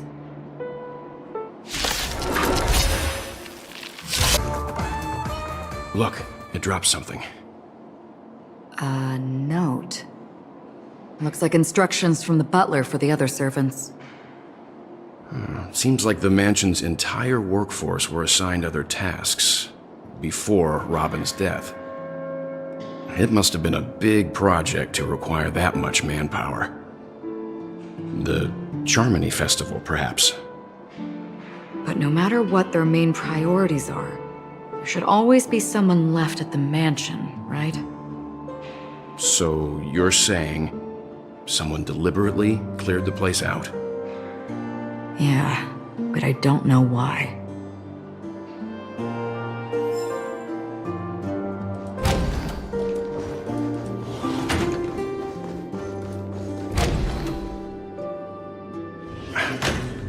No one here either.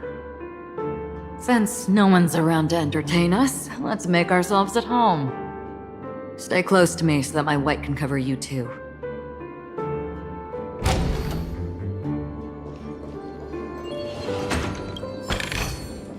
Don't forget to let your friends in on the action.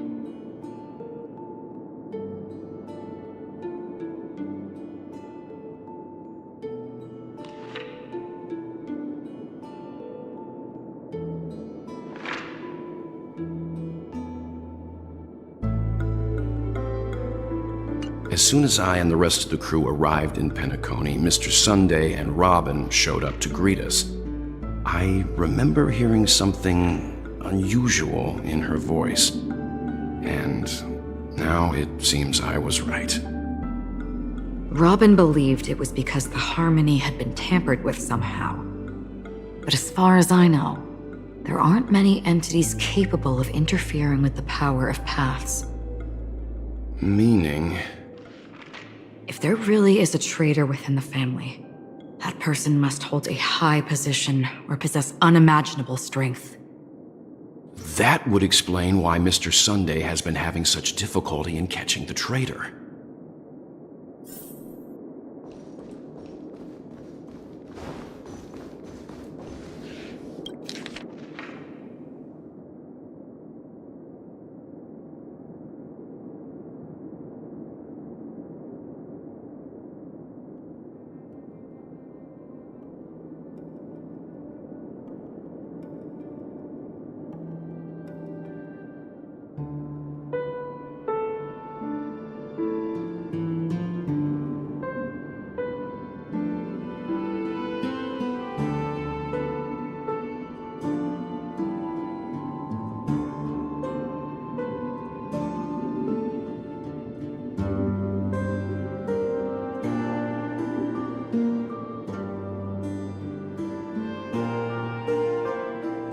information about Robin, Firefly, and the other victims.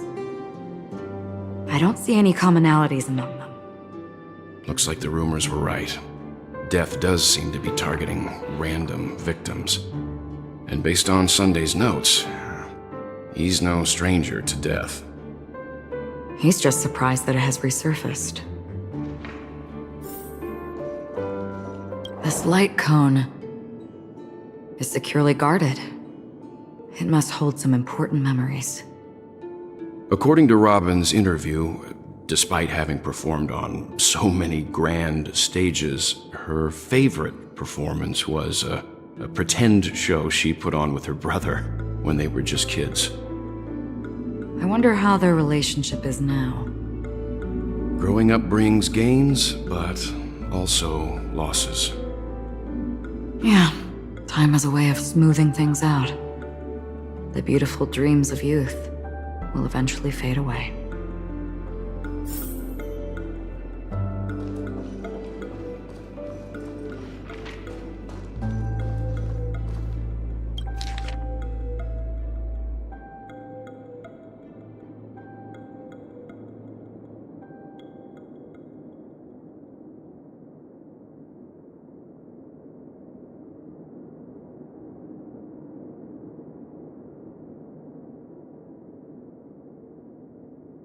It seems neither the Dream Master of Penacony nor this old Odie is happy with Sunday's recent performance.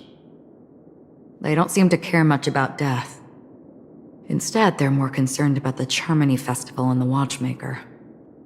Maybe the other family heads don't think death is a big deal.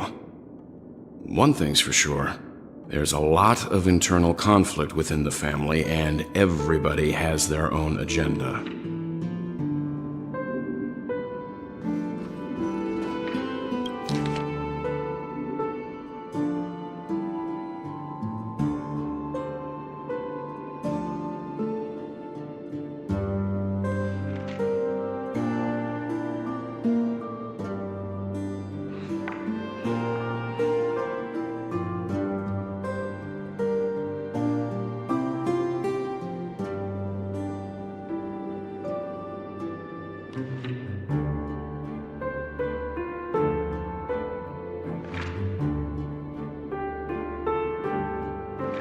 Mr. Sunday has done some serious research on his suspects.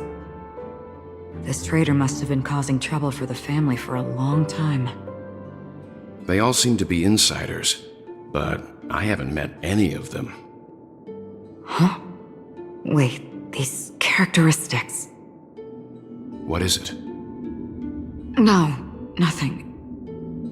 Maybe I'm just overthinking things. However, if this traitor really exists, could they be responsible for Firefly and Robin's deaths? Perhaps that's why Sunday is taking this matter so seriously. That's all for now. Nothing more noteworthy. Before coming here, I had all sorts of scenarios in my head about dealing with the family. I did not expect an empty mansion. Watch out. Someone's approaching.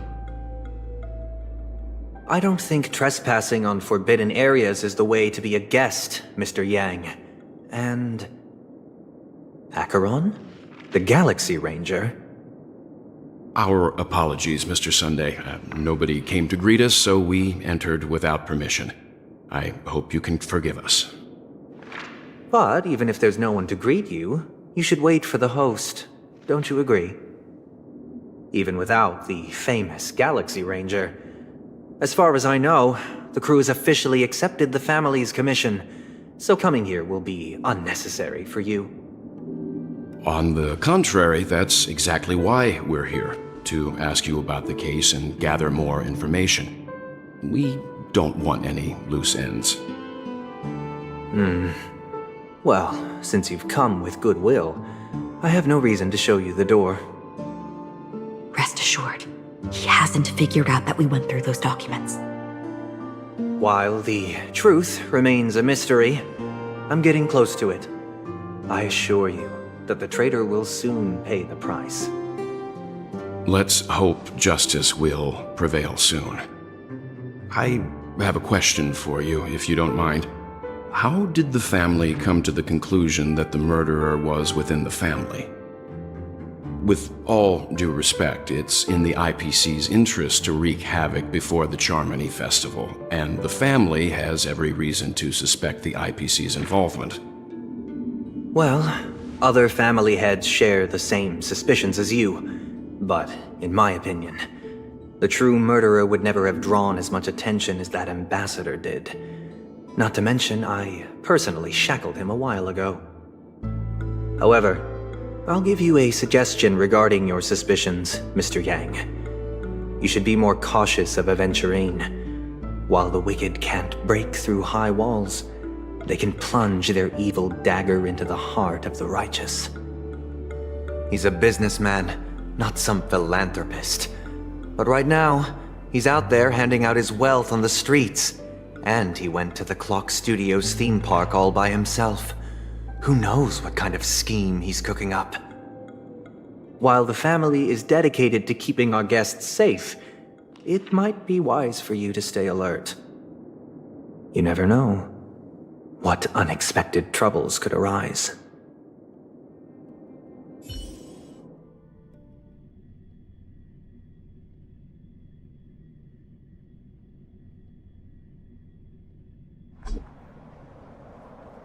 According to a Pierpoint hotline tip, there was a major breakthrough in the shocking Ejhazio Aventurine case. The suspect has been arrested. This fraud case has been linked to many departments within the Interastral Peace Corporation and the Intelligentsia Guild, causing a large drain in manpower and resources, resulting in the IPC taking a massive loss. The case's main suspect originates from Sigonia 4 and is one of the survivors of the second Kataka Abjin extinction event, who does not carry an interstellar refugee travel permit. As per Strategic Investment Department Head Diamond's sentiments, the IPC has appropriately relocated the suspect in the spirit of the Charter and will continue to conduct further investigations as to the motive of the suspect. What pretty eyes. Tell me, do they shine in the dark? Well, if they did, I'd sell them in a heartbeat. You don't know how many people long for your eyes to be closed forever. As a servant, you should not resist your master. Yet, you went and killed that man anyway. No lawyer has the audacity to defend you. Perhaps you ought to represent yourself. Not difficult, but definitely pointless. You're pretty confident on your eloquence. Did you also think that when you lied to the Intelligentsia Guild? Ask and you shall receive. You wanted the perfect construction material. All I did was offer a possibility. It was just a small wager. If your luck holds out, the IPC will dig something up from the golden sands of Ejhazio. Maybe even the Sand King's remains. Pity your luck has run out. I'll admit that.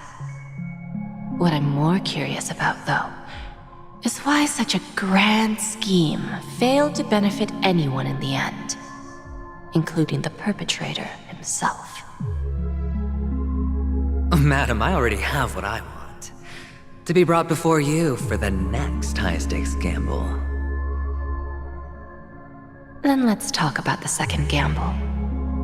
Tell me, what are you prepared to wager this time? My life.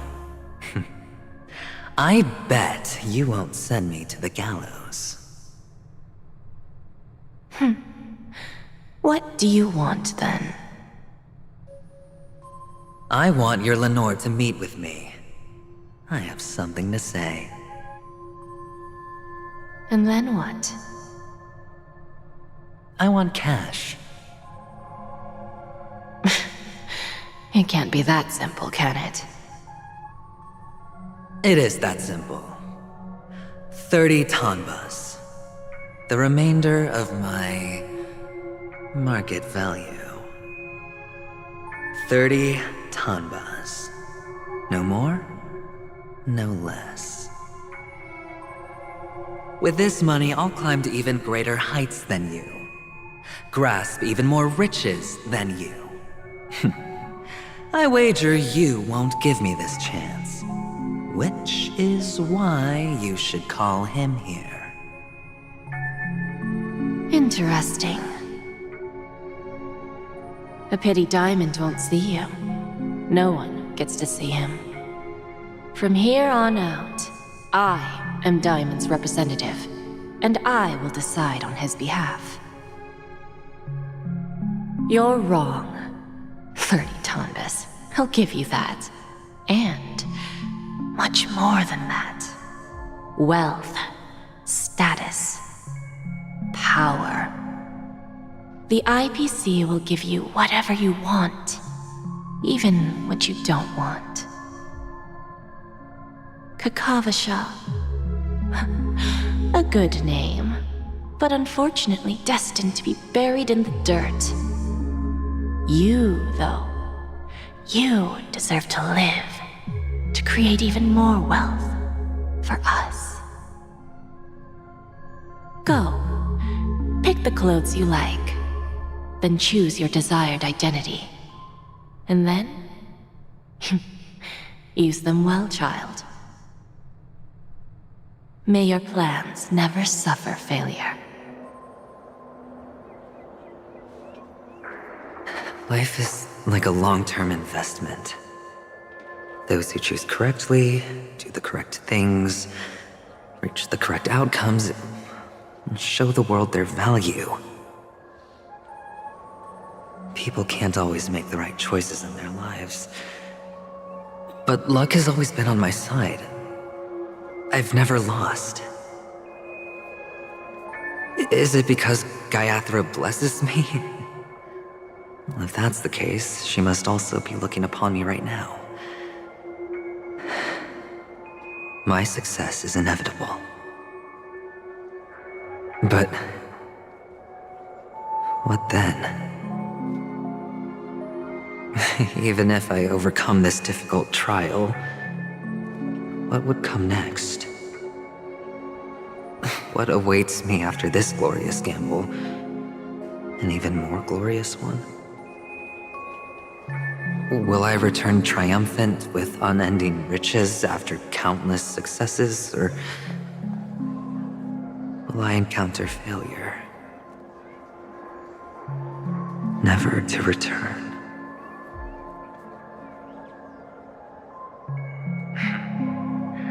I'm pretty sure you already have some ideas. Lowly gambler.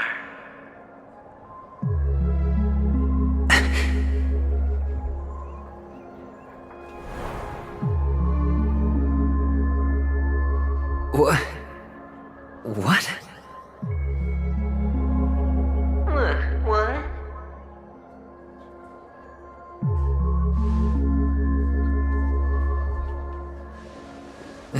Am I dreaming, or have I gone completely insane? Perhaps both. Forgotten me already? When you were strapped to that electric chair by a mannequin warlords, who was it that gave you the idea? Fine. I may be crazy, but I'm not stupid. Get out of my head, newborn of the Harmony. The Harmony? Oh, don't play the fool. It's not the first time we've met. No need to be so polite. I'm you, and perhaps even more aware of yourself than you. Of what exactly you want. You're dying. And you still want to drag a bunch of unfortunate fools with you through death's door. That's why you're here, isn't it? A grand unveiling. You really think you can pull it off? Why not? Well, you may have fooled everyone, but you can't fool yourself. I can show you. Before you're entirely gone, I'll be with you for the last stretch of your road. Let's have a heart-to-heart while we walk.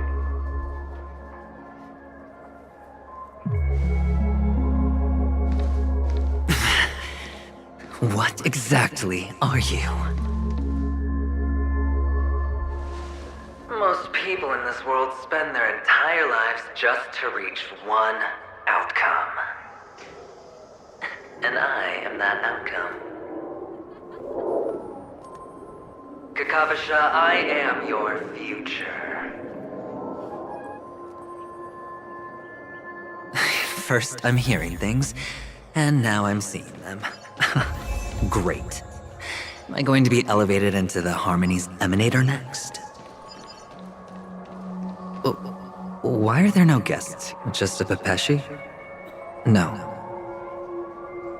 A child.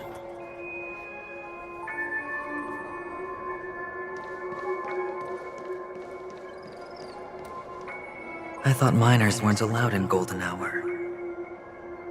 Hey kid, you okay? Are you lost?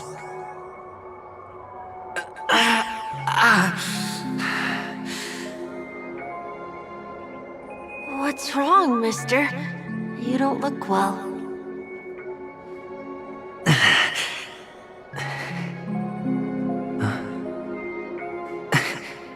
Your eyes. Impossible. Who are you? They're pretty, aren't they? Sis said they're a gift from Mama Funga. Colorful eyes are said to bring good luck. Mister, you have pretty eyes too. Beautiful. Are you alone?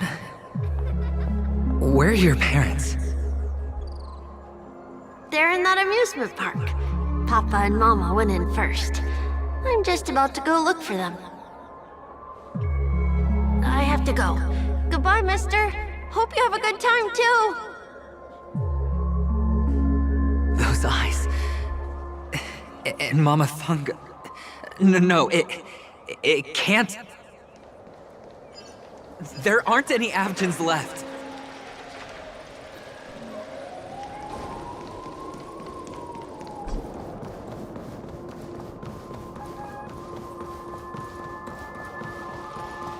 Watch this.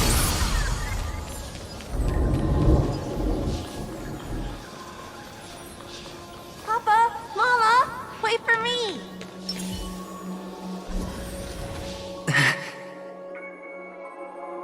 Only on Penacony, am I right? What are you still doing here? Well, you've known all along. The family truly showed leniency to everyone who came seeking help. Why would there be a need for such high walls and deep moats? However, people don't see it like that. Especially since the flavor of the dream syrup is so alluring. You will receive no charity on Penacony. And relying on your own strength alone to topple high walls? Not a likely fate. Which is why, once you step into the hotel, you remove your high hat and beg everyone you come across for help. Like a hyena scavenging for scraps in the desert. Because you know that opportunities are fleeting. Oh, when you put it like that, even Ratio's a teeny peacock analogy sounds pleasant. Well, you know how rare it is for me to give you the straight dope, so listen while you can. It's good timing that you mentioned the doctor. I'm especially fond of what you and he have in common. The conspiracies, calculations. Especially the part about the finale, a magnificent act of betrayal. Oh, when everyone thinks this way, who would even suspect that it was another trap you've meticulously devised?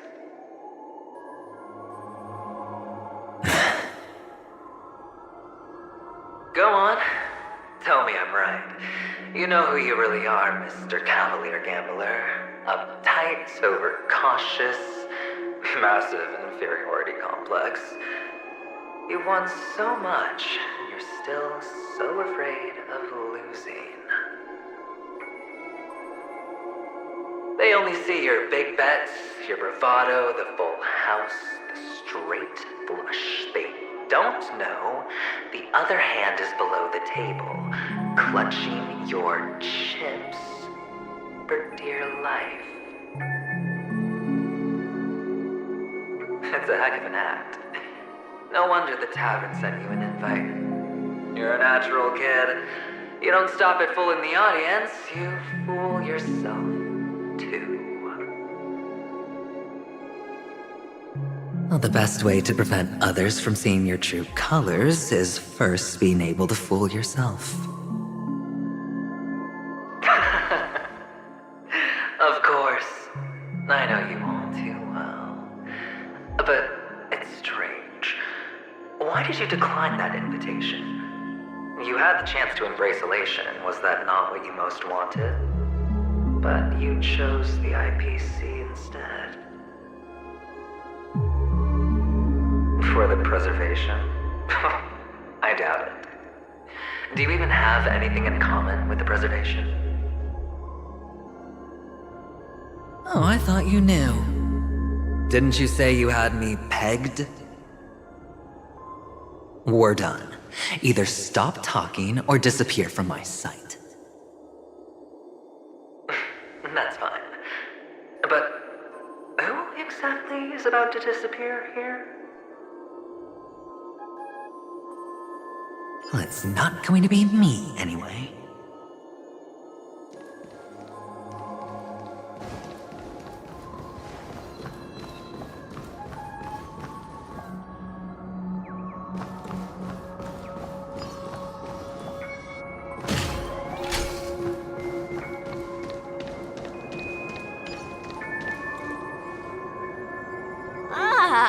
Playing hide and seek. I'm really good at this.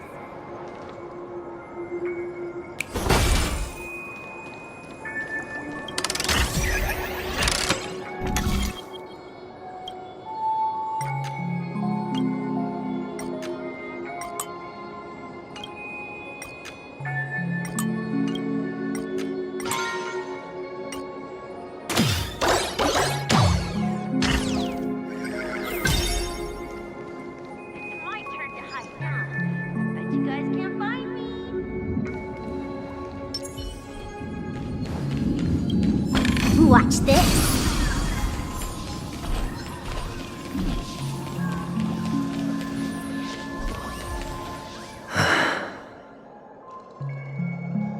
Hide and seek. What sweet childhood memories. When Mama said goodbye that day, how many catechins were like jackals hot on your heels? I know you won't forget that sound anytime soon. Those shrill cackles. You had to hide right under the noses of those savages. You and Big Sis, playing dead, drifting in all that bloody water. Completely ruined that shirt. Shame. Wasn't that the last one Dad left behind? It It wasn't ruined. I've always kept it. Come on. It's a rag. It's not like you can ever wear it.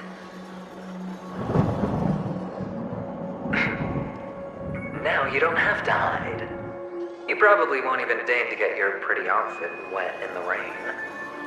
And your social capital has changed after all. I've never changed. On the contrary, now you're the one who does the hunting. The last round of hide and seek, and you get to be it. You should enjoy it.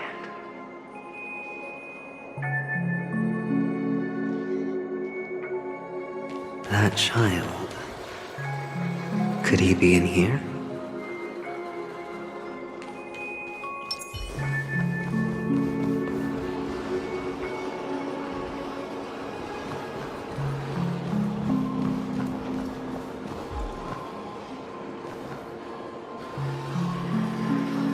Is this...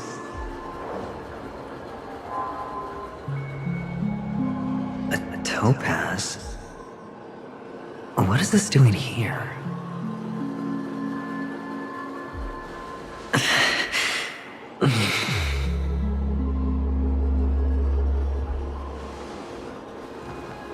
What? Does her cornerstone wrench out of your heart, son? I was merely curious at why it was here.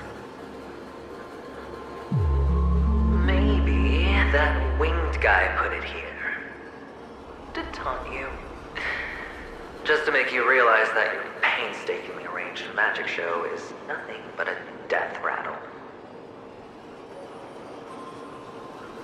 The cornerstone's hue is the same as the radiance of Clipant's body. I've gotta give it to you. I've heard a lot of baloney, but that lie deserves a prize for sheer nerve. If he were just a little bit smarter, the jig would have been up right there. This is just bait. Of course. That's why Ratio's betrayal was one of the keys to your plan. I have to say, that doctor's acting was superb. Or maybe he wasn't acting at all. All the better for you. Sunday didn't become head of the Oak family by acting sloppy. He's obsessed with control. You have to give him enough detail to satisfy his meticulous nature, but not so much that he gets suspicious. Which is why you had Ratio seek him out and leak the plan on purpose. To prevent the other party from suspecting anything. The intel you gave to Ratio was all true. He spoke the same to Sunday. Finally, Sunday took the bait, found the other cornerstone, and before you know it...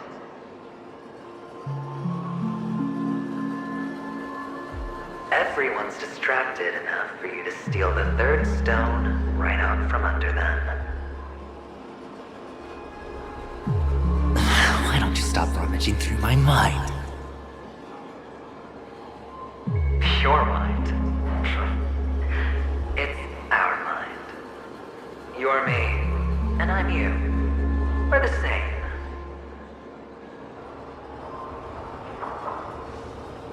The best way to prevent others from seeing your true colors is to first be able to fool yourself. Really? You can't even fool yourself. You just got lucky this time.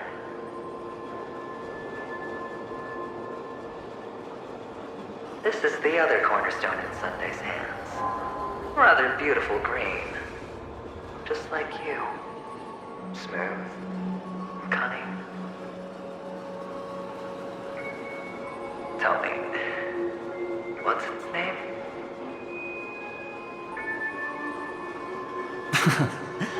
Why are you even asking me? Must I do all the work? Aventurine is the stone of luck and trickery. That's what she said when you received the stone, wasn't it? This type of stone isn't rare, but its hue is very similar to a certain gem. In fact, it's often used as a substitute. And that more precious gem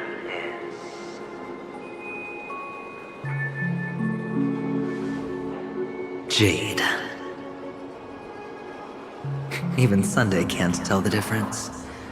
Oh, looks like jade can be substituted for aventurine, too. Sauce for the goose. Aventurine, topaz, jade. 3 elites, 3 cornerstones who, for a measly Penacony, offered their everything. Oh, you're even more united than the family. As I've said before, 3 chips are sufficient. All or nothing. But will it be the former or the latter? We'll find out soon enough. So, where's the real aventurine stone? Take it out, let's have a look. Suddenly you don't know where it is? I just want to hear you say it. After all, it really does resemble its owner.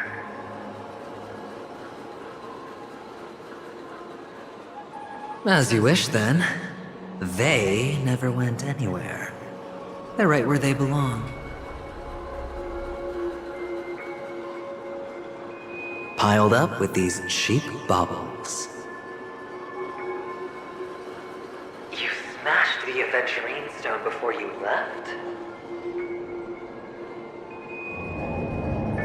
Oh, just look at it. Shattered. Just like your life. Poor thing. A humble pebble coated in the most lustrous sheen. I take it back. This thing is far more precious than your life. You're absolutely clear about the consequences of doing this. Blasphemy against Clip-On's body. You think the IPC will let you get off scot-free?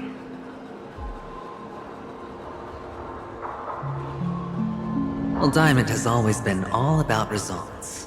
As long as I could create value far beyond the cost, the ends justify the means. How else would the family be fooled if there was no price to pay? It doesn't matter. Even smashed to smithereens, the preservation's cornerstone can still be used. Its effect may be greatly diminished, but it's enough for me. Now I'm really curious. Why does every step you take involve reckless risks, and the choices you prepare for yourself always come with a strong impulse for self-destruction? Do you truly believe that the greater the risk, the greater the rewards? I wouldn't have guessed you'd be so loyal to the IPC. There is so much you don't see. Which is also why you'll never see how I'll win it all. That is, if you can do what it takes. We'll just have to wait and see then. The cornerstone is gone. Another illusion of the harmony. Huh?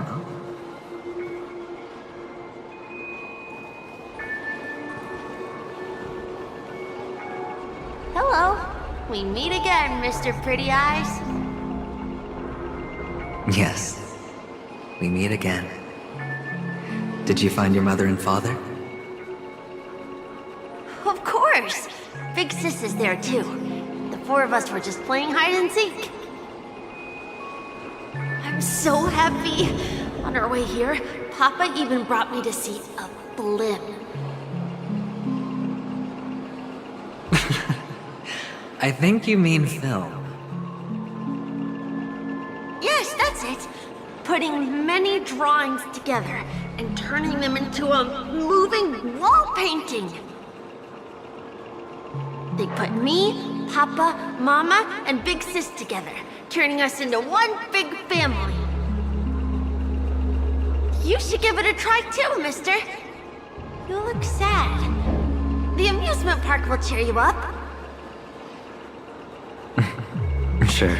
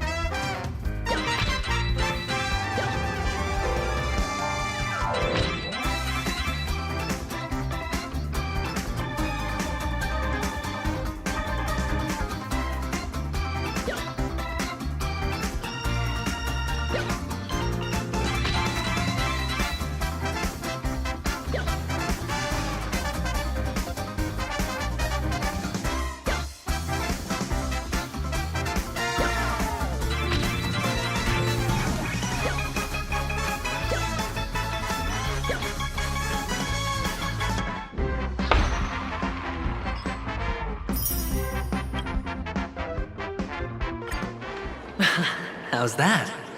Not a bad score, eh?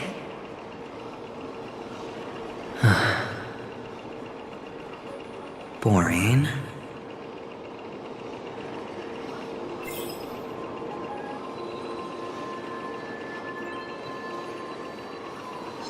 Watch this.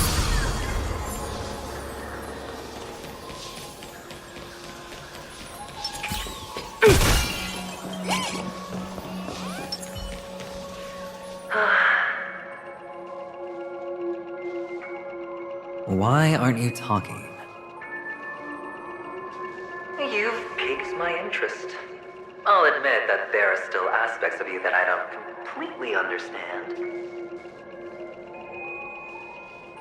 Well, you sound sincere this time, at least.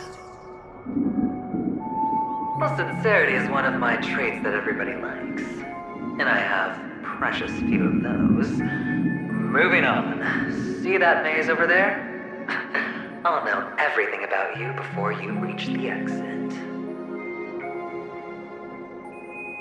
Our quaint journey through this amusement park still isn't over, and I wouldn't mind stretching this out at all.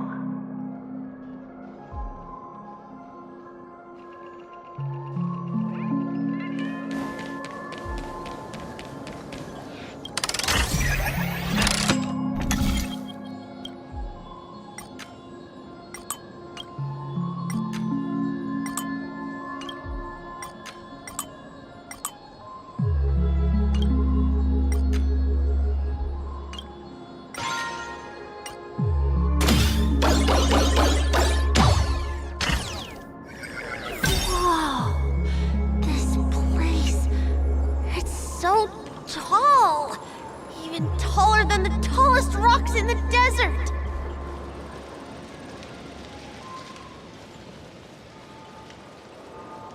And there are so many flowers here! Big Sis, this one's for you!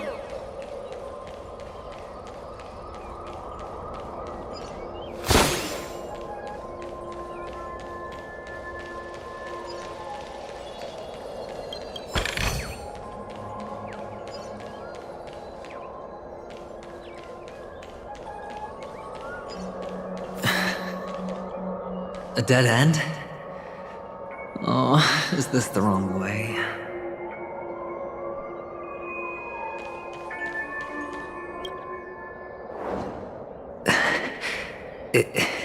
Is this?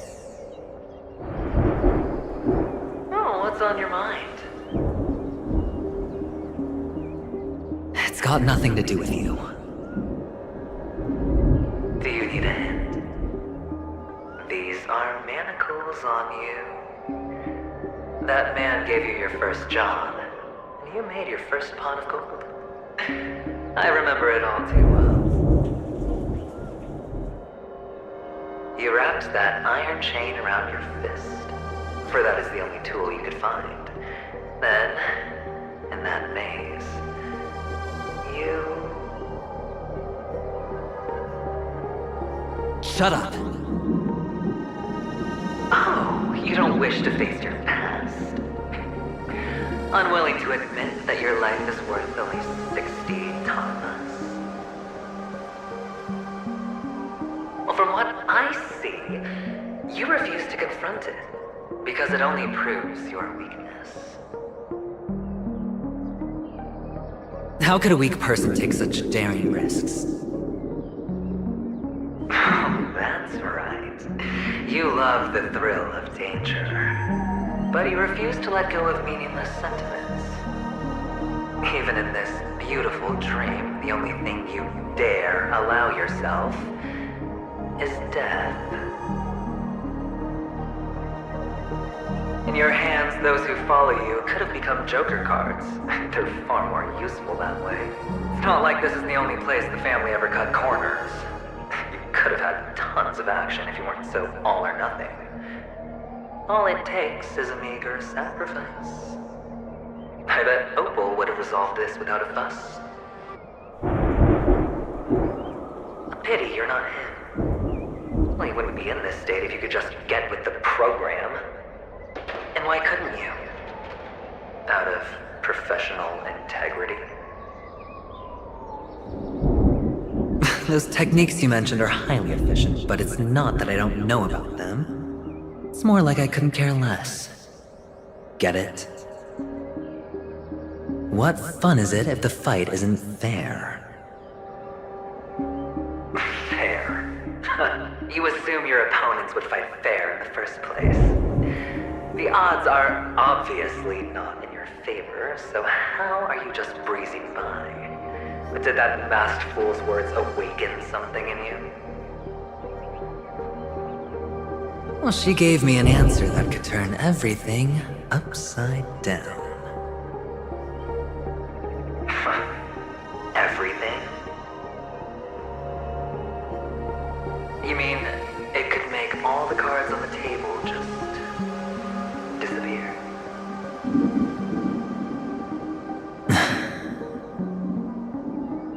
That's cheating. If these leaves could be brought back, would they bloom into new flowers?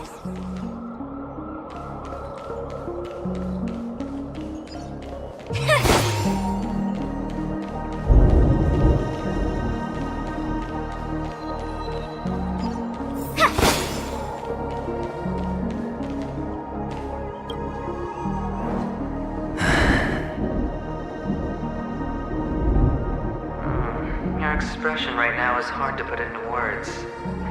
The lucky charm Mama left you is made from gold. Why did you never consider selling it? You obviously could have lived a normal life like Big Sis that way. Looking back, that was the better choice. Mama only left us with 2 pieces of jewelry. A necklace and a lucky charm. There won't ever be a 3rd piece.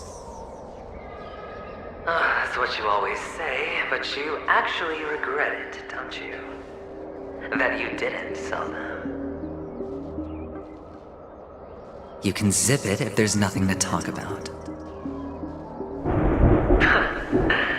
I know. You must remember what Big Sis told you. You're a child blessed by Gaiathra Triclops, and can lead the clan to happiness. So always remember to protect yourself and never resent the pain and poverty you're going through. The words still ring in your ears, don't they? You're a good kid, so you definitely won't have forgotten. So, you surely won't forget how tragic her last moments of life were. How the piercing laughter behind you felt like it was drilling into your heart.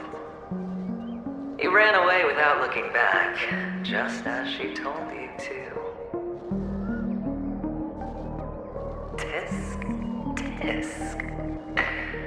A lifelong regret, indeed.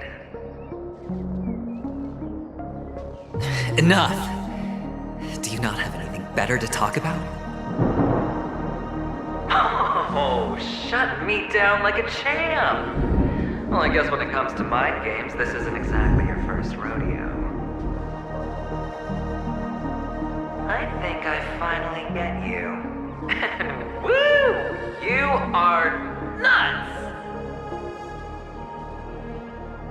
In the end, I'll ruin this beautiful dream and create the grandest death.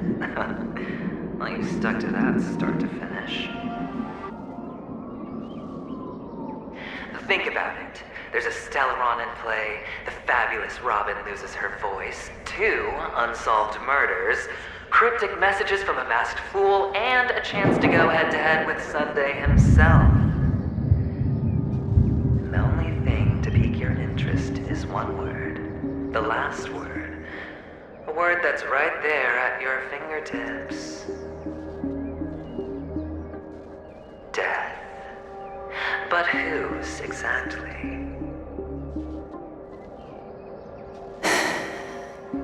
We'll know when the dice falls. All right then. Reserve a seat for me in the audience. I'm curious to see just how capable you are. Still, you never answered my question. If you could start over, would you still want to be the child who received Gayathra's blessing?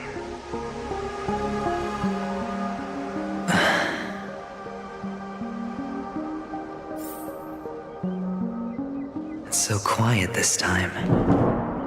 Is he finally gone?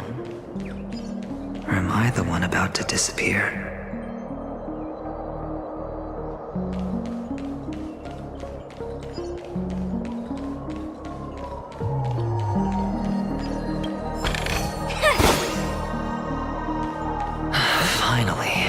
Made it out of this place.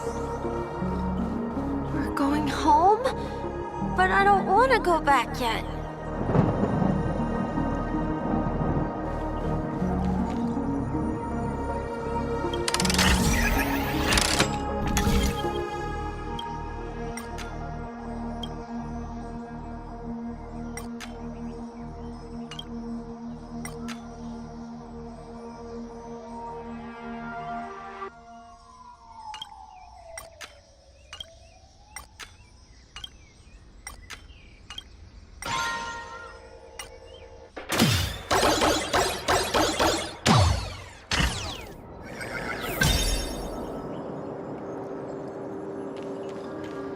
It's so fun here.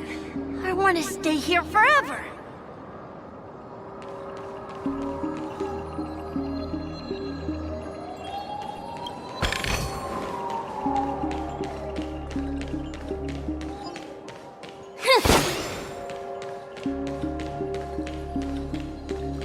Brother Hanu, where are you going?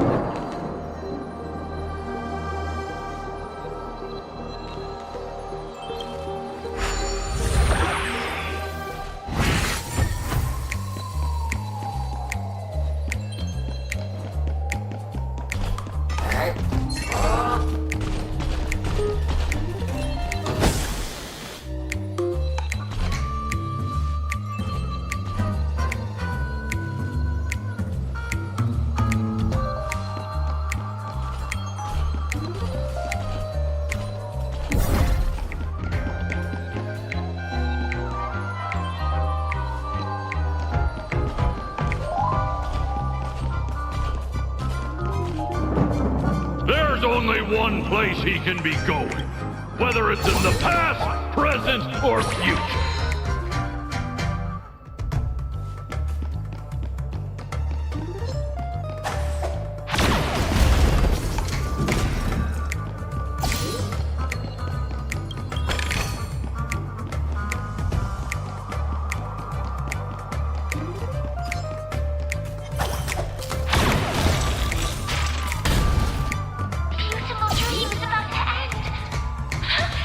The beautiful dream will never end!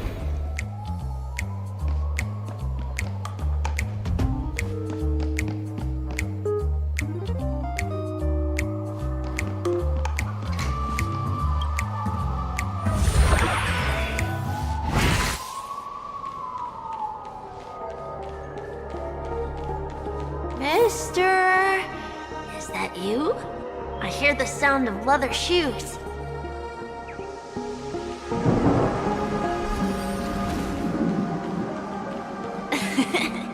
Ah, it really is you.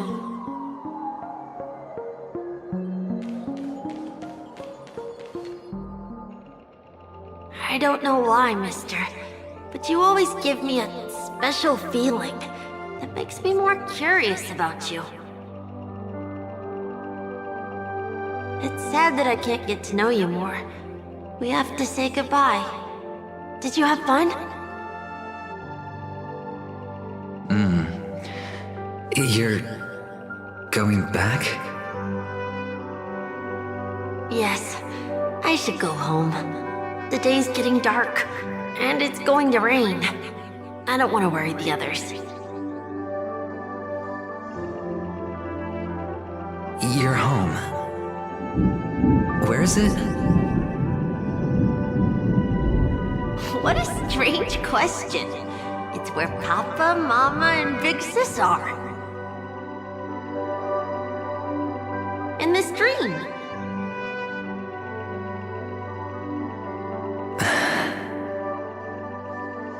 This amusement park. This beautiful dream. They really are peaceful. Everyone loves it. But, mister, why don't you like it? Because they're not here. Where are they then?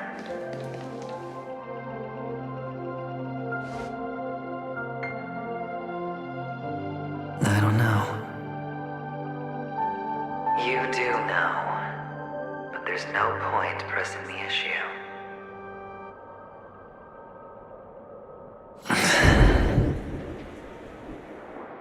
Admit it. You're tired.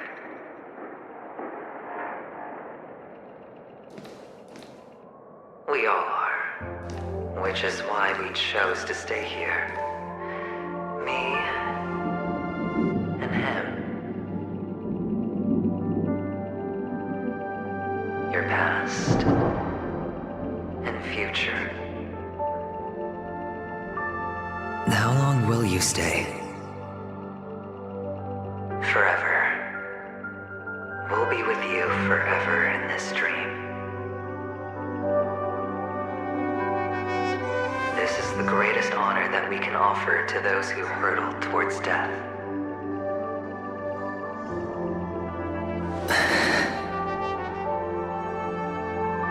The road less traveled is less traveled for a reason. But you've never gone in any other direction. Your own life is the chip you're most eager to lay down. Always has been. You don't care who the real murderer is, and the Watchmaker's so-called legacy couldn't be more boring.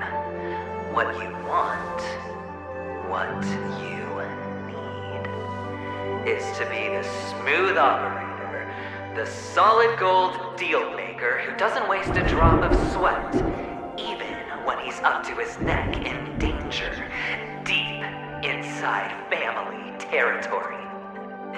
You want to be polished up, cuffed with red-hot chains, and spotlit center stage.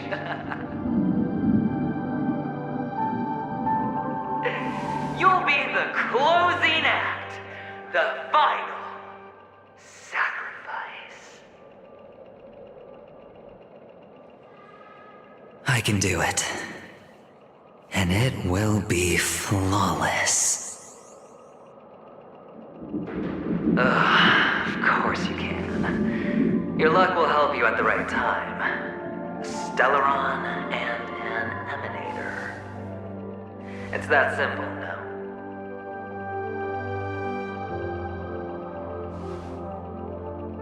That way, the IPC will earn a place at the table. And as for you, you'll just happen to slip the leash, leave the rat race, extract yourself from this endless debacle. You'll have the freedom you've always dreamed of.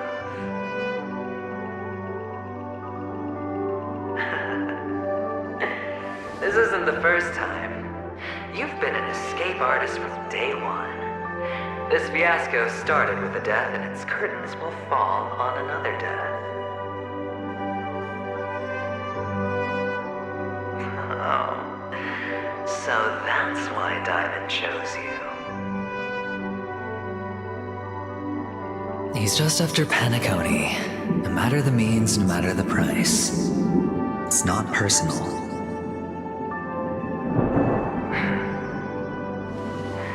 It's hard, isn't it? Well, don't get soft on me now. What, did you suddenly grow a conscience? Why, I was born from yourself. I'm well aware that climbing out of the hole you've dug is basically impossible. I can't stop you from doing what you want. We can't change where you want to go. Well, what's done can't be undone. All we can do is play the cards we're dealt and rake in as much time as possible. Yes. Alas, people won't make all the right choices in their lifetime. Though luck always seems like it's on your side. You will keep winning, having never lost before, but why you? Why must it be you? If all your luck is built on the pain of someone you love, on the loss of dozens more, if these windfalls, these jackpots, aren't a gift from Gayandra, if all they are is a long string of meaningless deaths, then what did we do to deserve living in a world like that?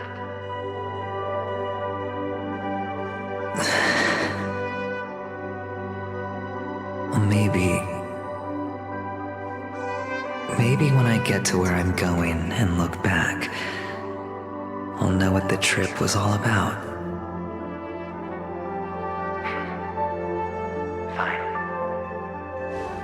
Time to make a move, my friend. I'll be waiting up ahead. Say goodbye to the kid before you shuffle off.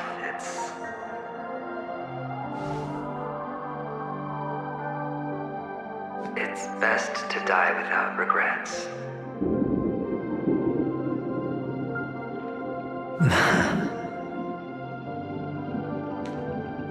And now, only we are left. Can you take a photo for me? I want a memento. Sure. Come on.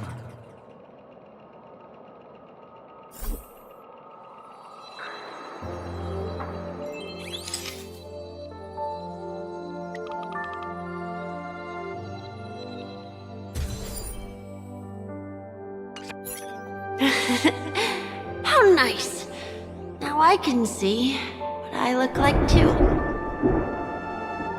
Look at the lens when you're taking a photo the next time. Your expression will look more natural. Sure, I will. Then, mister, are you going back too? I can't leave yet. I still have a show to do. Oh, you're about to go on stage, aren't you? Let's go then. I'll take you to the stage. Sure. So you're an actor? No wonder your clothes are so stylish. I'm actually a merchant. But I do have a show to do. Are you the same as those men in black in the sky? But you're not wearing black. Only ordinary employees have to wear that. My position is much higher than theirs. Awesome.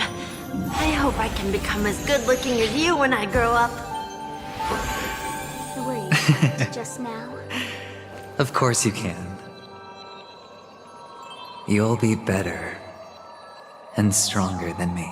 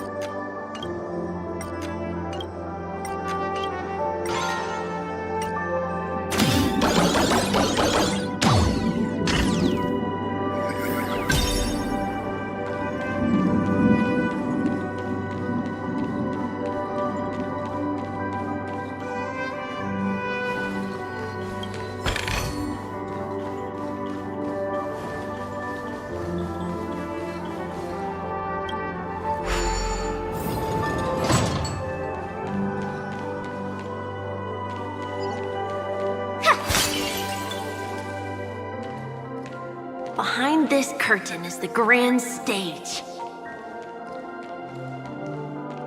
It's almost time to go on stage. Are you ready? Good luck with your show. Thank you.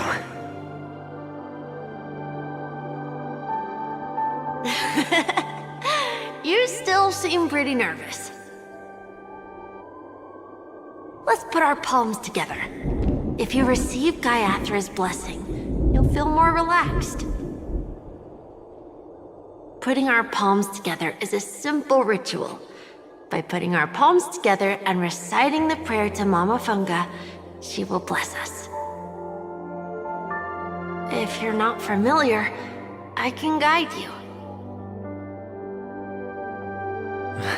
It's all right. I know how to do it. Of course I know.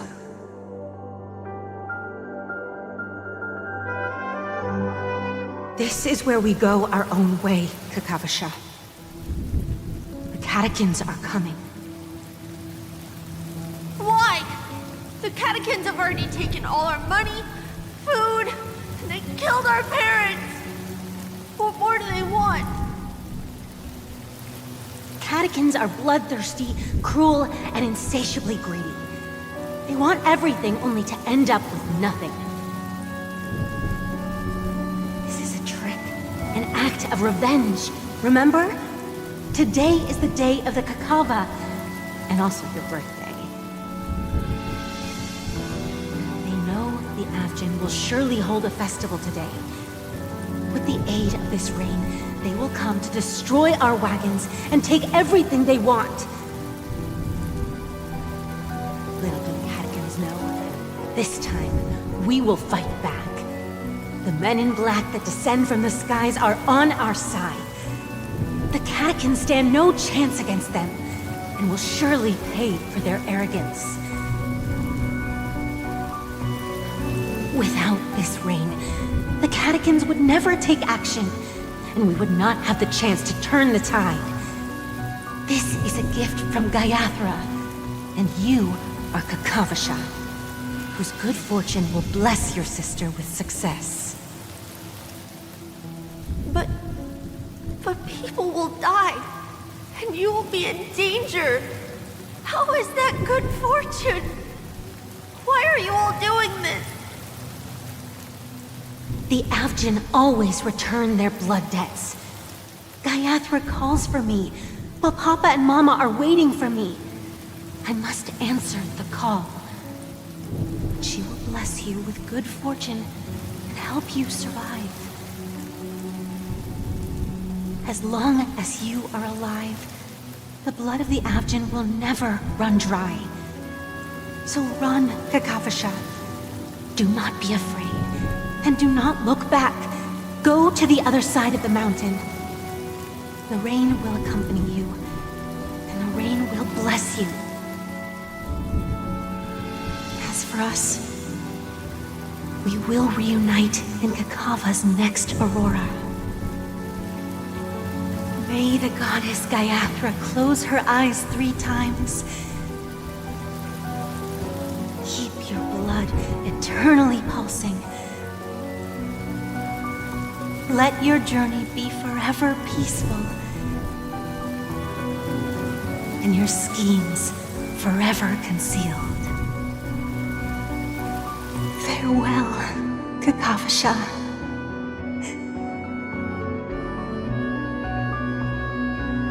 Newsflash from the Inter-Astral Peace broadcast.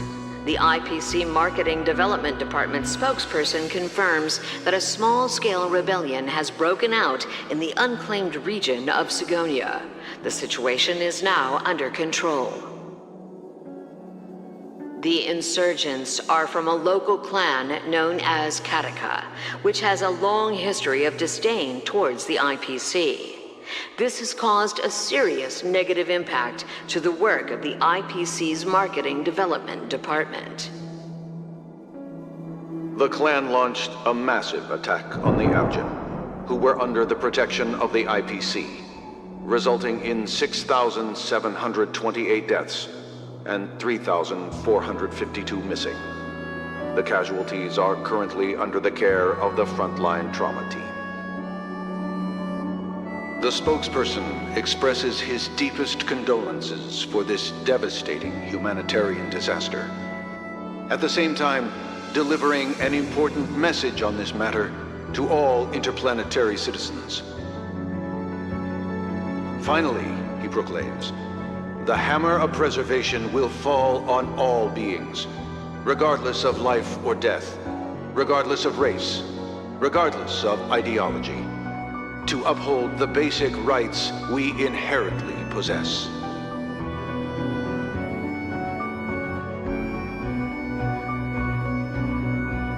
Kakavasha?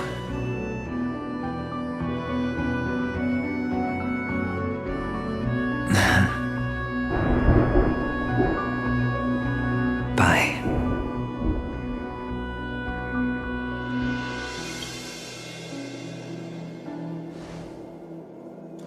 Okay. All the actors are in place. It's time for the show to begin.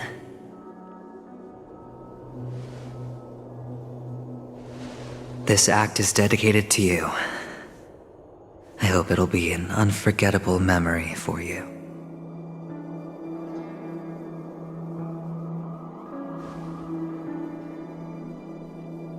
Kakavasha. By the way, before you go, I have a personal question. Do you truly want to destroy the world with your own hands?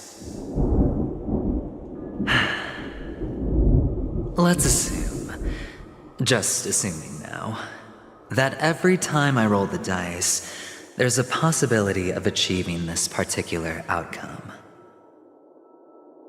Then I would be quite happy to make that wager.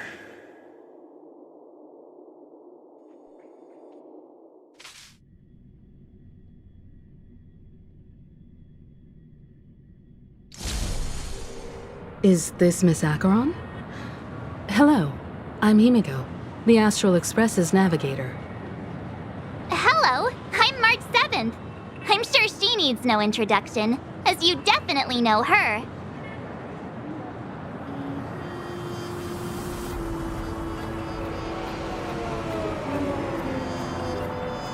Hello?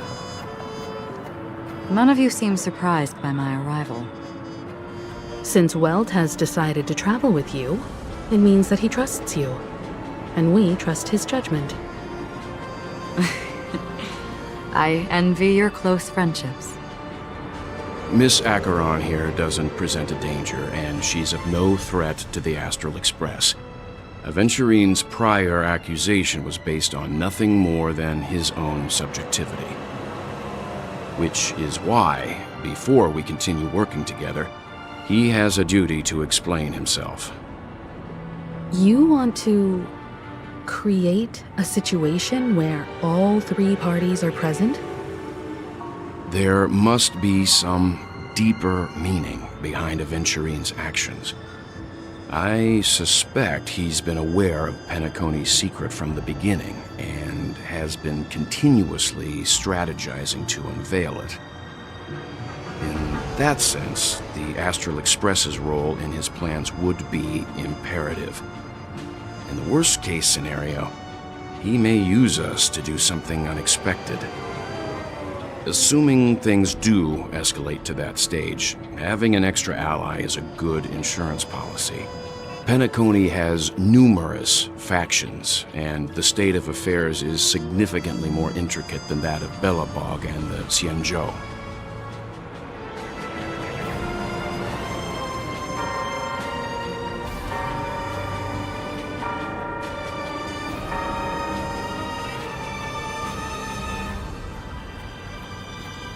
You're talking weird again.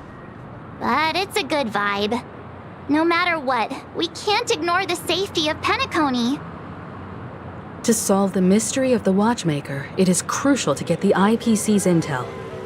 The path ahead is fraught with danger. But what's trailblazing without a little danger? Sounds like we've reached a consensus. Now, Miss Acheron? I will accompany you, of course. Let's move out then! But where do we start looking for him? No need to rush. If he truly has laid a trap, he will definitely use every means to lure us in. Ladies and gentlemen, the most wondrous, most magnificent show in Penacony's history is about to begin. The IPC cordially invites everyone to Clock Studios Theme Park. Look. Should both the performers and spectators fail to arrive, won't all of Aventurine's plans be for nothing? Let's get going, everyone. The hour of trailblazing is upon us.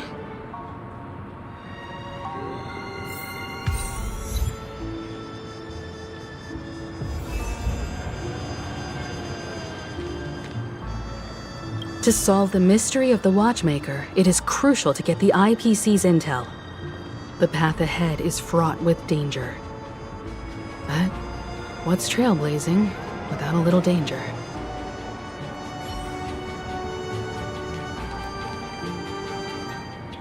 I have a bad feeling that something big's gonna go down. Are you ready? Your trauma isn't getting to you, is it? Take it easy. It'll be fine.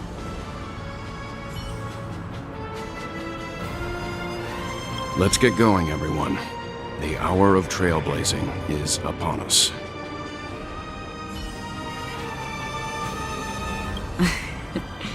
I envy your close friendships.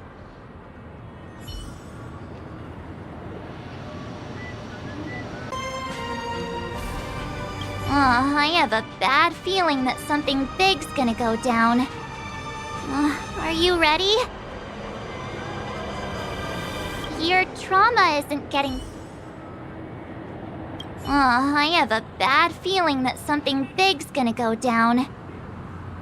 Are you ready? Let's waste no time and head to the theme park then.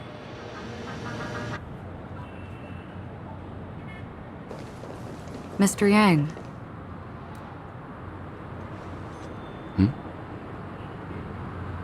Why did you not tell your companions about my true identity? It's just like you said, an inability rather than an unwillingness. Plus, it's a long story, not something that can be summed up in a few words. But I chose to believe you, and my trust in you stems more from my own personal judgment. I also believe that if it were their choice to make, they would make the same one. Thank you. I'm grateful. To reciprocate, in the upcoming confrontation, if the odds aren't in the Astral Express's favor, I will stand with you, if my meager strength is required.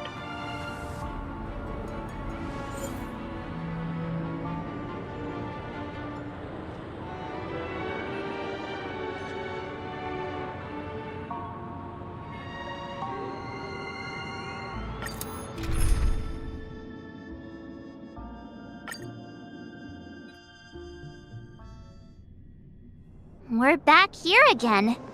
Aventurine actually chose a really conspicuous location. That guy's really taking it to a whole new level. Does he really think he's a superstar or something? Not a soul in sight. The hounds drove out the visitors, and now their whereabouts are unknown too. Everyone, pay attention. The other party has obviously come prepared.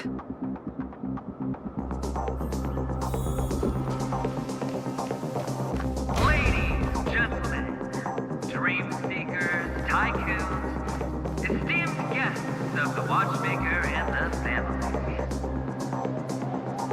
Also not forgetting the nameless of the renowned Astral Express. Welcome to the Interastral Peace Corporation live show!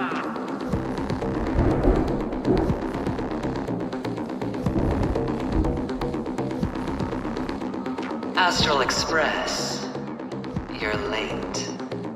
And this unsought guest. We've kept your appointment, Mr. Aventurine. It is customary to show yourself as well. I will, naturally. But before that, I've got to introduce our guest of honor. Everyone, give it up for Miss Delaron!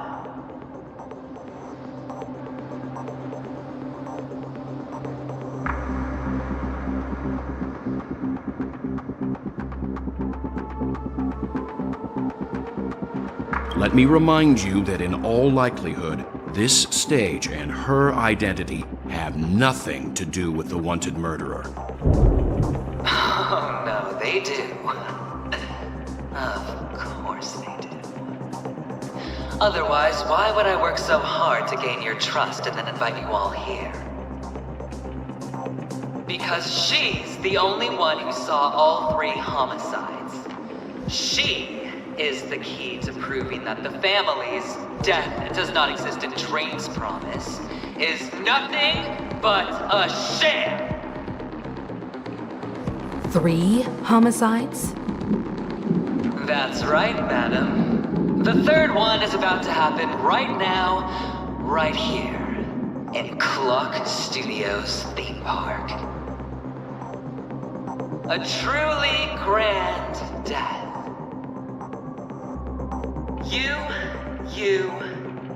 You, and you.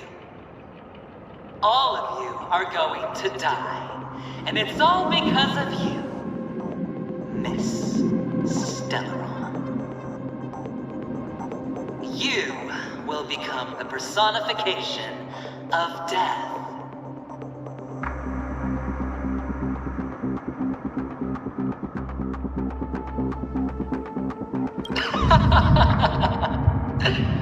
I thought my intent was crystal clear. Let me be a little clearer. I will detonate the Stellaron in you and cause a teeny, tiny accident on Penacony. BAM! The entire theme park will be reduced to a shattered dream. Then before the family can even react, I'll become the IPC fleet's navigator. Your bluff isn't fooling anyone. If you could really do that, you would have done so earlier. You wanna bet? Sure. I'll bet with you. I'm betting that it'll be a sweeping victory for me. By detonating an unprecedented explosion to prove that the vow of harmony is a complete and utter joke. You won't do it. Of course I can. It's just another gamble. I came from the wastelands of Sigonia. For just 60 red copper coins, people paid to brand me. Put me in chains. Place me in the gallows and bury me in the golden sands. But the sun could not kill me, and the quicksand sent me back to the embrace of the Guild and the IPC. Bear in mind, my victory wasn't just a stroke of luck. No. I've never been defeated. Have you ever heard the saying, sleep is the rehearsal of death? Why do the living sleep? Oh, because we are not ready for the final rest. Every night is practice for the end. You and I are escaping into our dreams for fear of death at this very moment. And death will surface in our dreams. Friends, the game has commenced, and you cannot choose to decline. Nor do you have any reason or grounds to!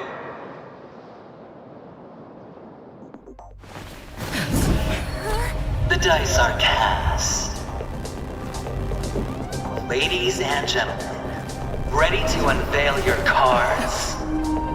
The architect's flawed stone. Of no value at all. I'm putting down the bet. I'm taking the gamble. I'm claiming the win. Oh, and fate spin the wheel. A daring gamble. Walking the brink of death for rebirth. Oh, for the Ember Lord! All right. Let's see who has the last laugh. Let the game begin! Even on a losing streak, as long as people still have hope, they'll keep throwing money on the table. The chance, no matter how small, the potential is what you hang on to.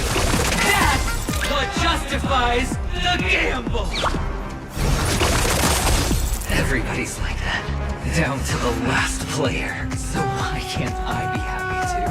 Why can't I feel that free?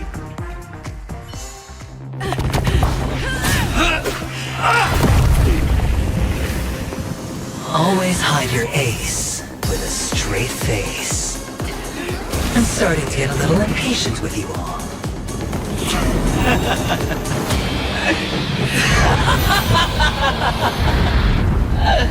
Friends, to fully relish this, I'm betting every last chip. Only by casting aside reason does one truly gamble.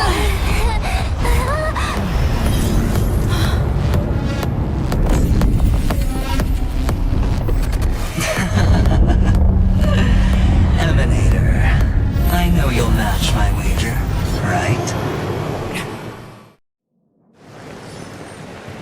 You're leaving?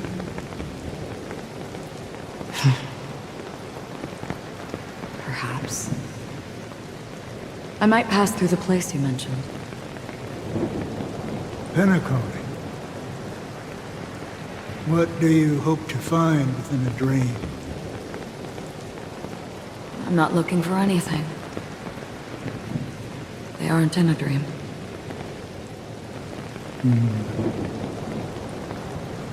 I'm afraid the family will not open the doors for you. Why?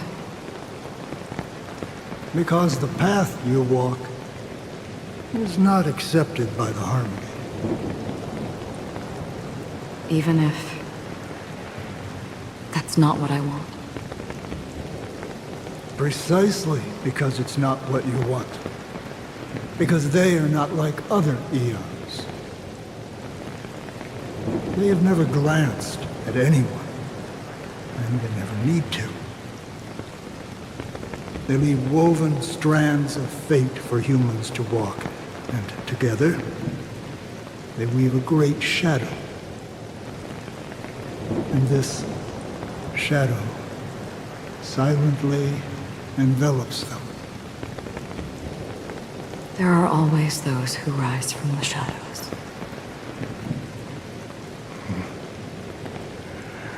They mostly become a part of the shadow. In your eyes, am I the same? You still have a strand of color, but not much.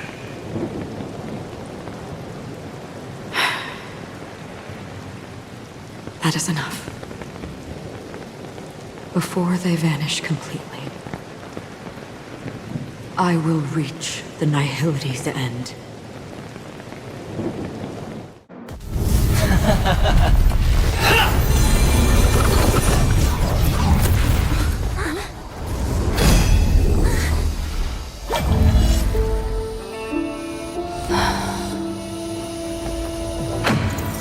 I wish to mourn the departed, weeping like rain, to swell the crossing stream.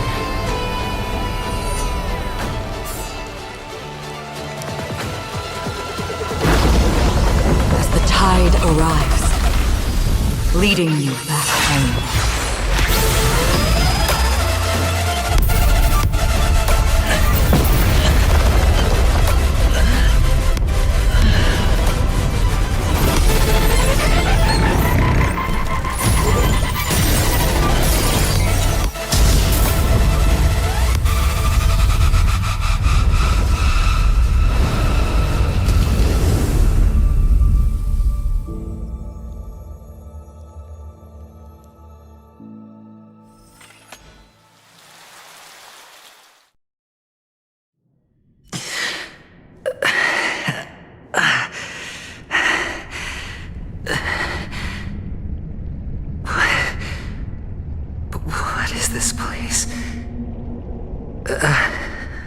A gigantic black hole.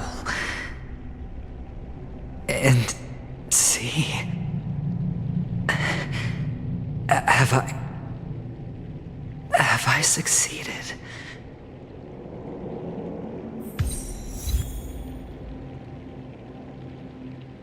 Welcome to this sad world, Kakavasha.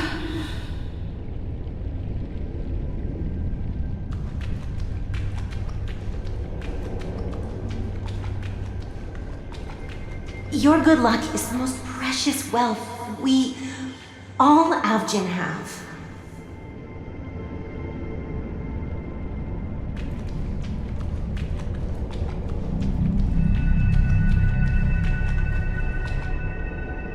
You came out alive after 2 days.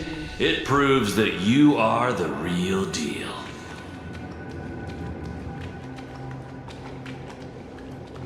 Wealth, status, power. The IPC will give you whatever you want, even what you don't want. As for us, we will reunite in Kakava's next Aurora.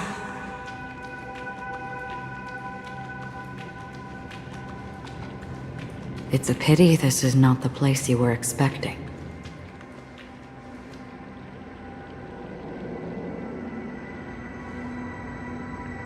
Melody, is it?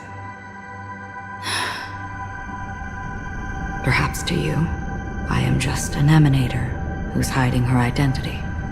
But the sleeping and shapeless never glance at anyone. They have no face, no form, and even less of a will to speak. The Nihility envelops everyone equally. Only some who have gone under their shadow can go farther, tainting themselves with more nihility. That's all. That's all. My friend, you really leave me at a loss for words. So, is this my final destination? The land of the dead? This is all but a fleeting dream. One of the thousands of manifestations of IX. Under the watchful eye of nihility, we momentarily linger here before moving on to our own paths. It seems that my death has already been determined. Even if you wish for it, I can't promise you anything. Now that you've accomplished your goal, I think you can be a little more forthcoming. What do you mean? Your performance at the theme park was wonderful and grandiose. A simple yet practical technique that fooled almost everyone. No one would have ever thought that you would have gone to such lengths, even staking your life just to prove a fact that had seemingly been disproved long ago. Real death does not exist in Penacony's dreamscape. Why would I do this? Because this is the only way you can uncover a secret that is even more unspeakable than the serial murders. To use this dream death to get there. To that promised land people constantly seek in this grand gathering. Penacony. The legacy of the Watchmaker. The true land of exile. How did you find out? I never imagined that something I learned about unexpectedly would become the key to connecting everything. It's our Stellaron friend's identity, isn't it? I see you're in the know. Let's just say I'd put money on the possibility. The murder isn't nearly enough to disrupt business as usual. Even if there were 1 or 2 murders on Penacony, most people wouldn't be personally affected. And that won't create any waves. This dream of theirs isn't a boundless sea. It's a lonely island. The family used the Harmony to build a high wall and isolate them from the vast and treacherous ocean of the outside world.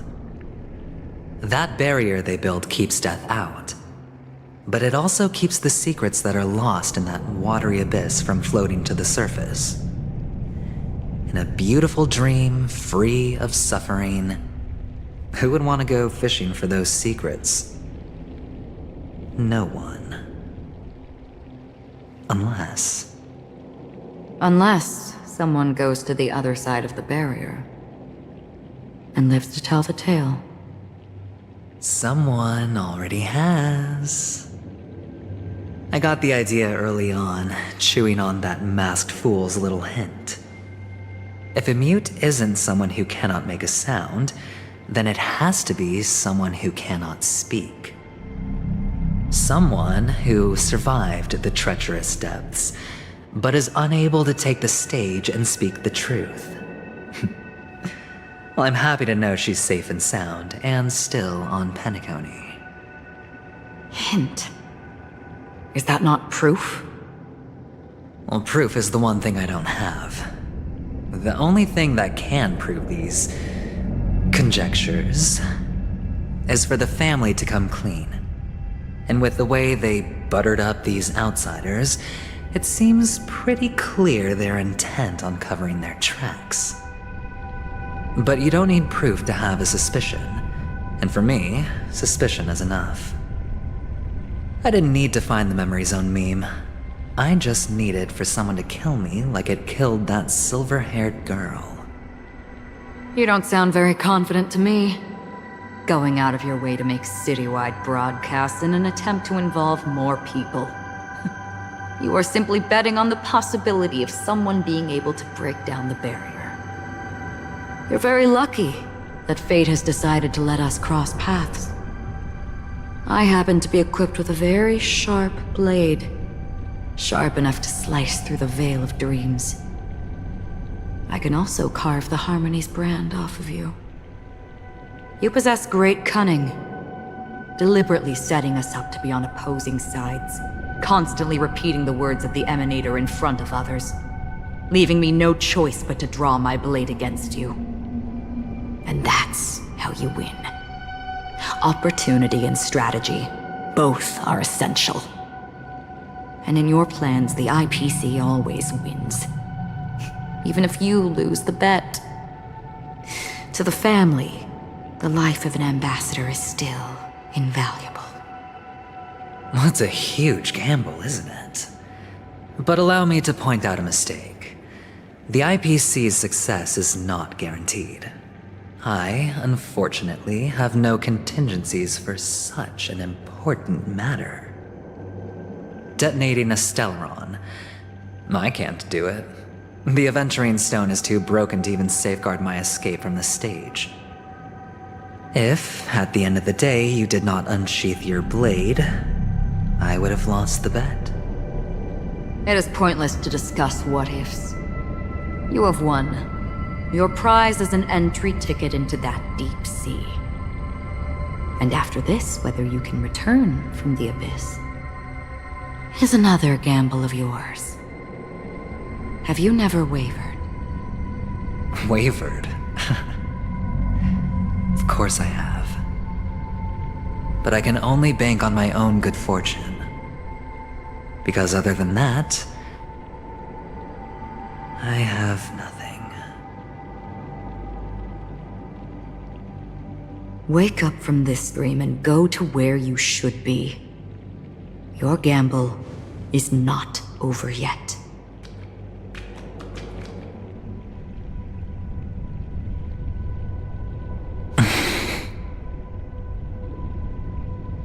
Before we part, can you answer one more question? As someone who has traveled on that road, can you tell me, why are we born into this world? If it's just to die. I don't think this and never have. Nor do you. But the nihility envelops you and I. And everyone. And because of that, it's pointless.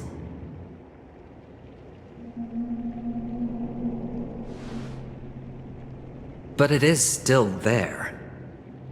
If the dice of fate are always weighted, then that is our destiny. Why, then, do we struggle against it? My answer might not be able to resolve your confusion, because it has been with you throughout your journey and is already a part of your life.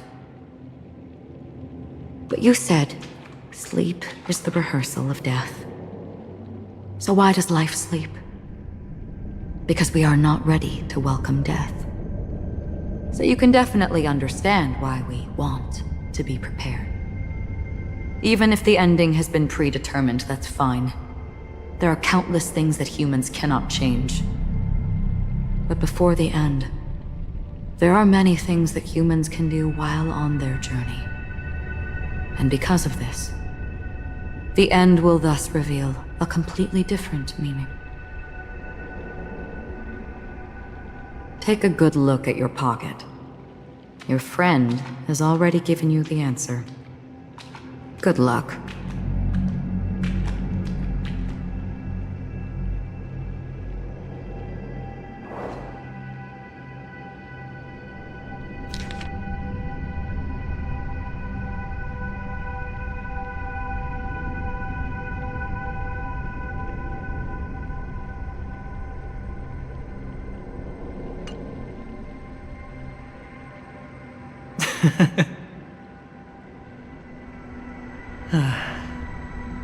Then I shall get going.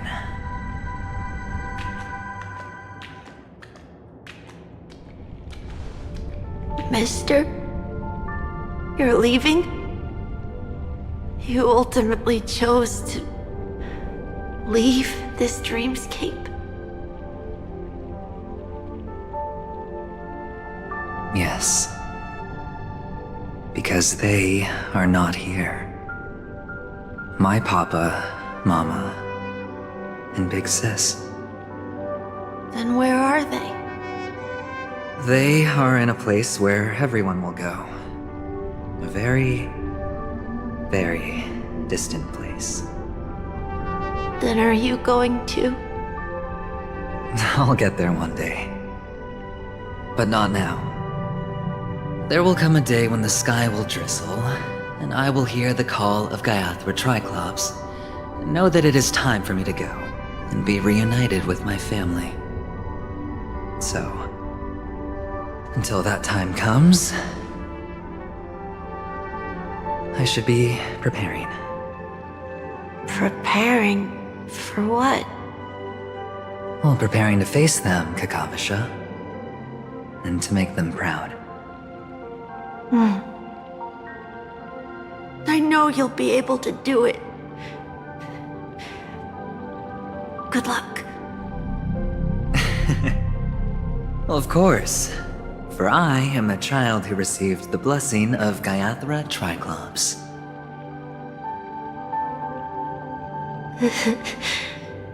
But you still seem nervous. Well, I seem that way because I am nervous. You know what? Maybe you can help. What do you say? One last time? Put our palms together?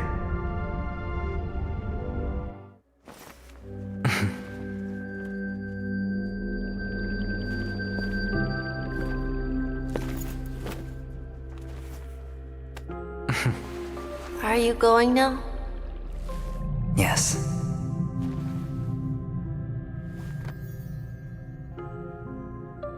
May the Mother Goddess thrice close her eyes for you, keeping your blood eternally pulsing. May your journey be forever peaceful, and your schemes forever concealed. Our paths will cross again beneath Kakava's shimmering auroras. Farewell, Kakavasha.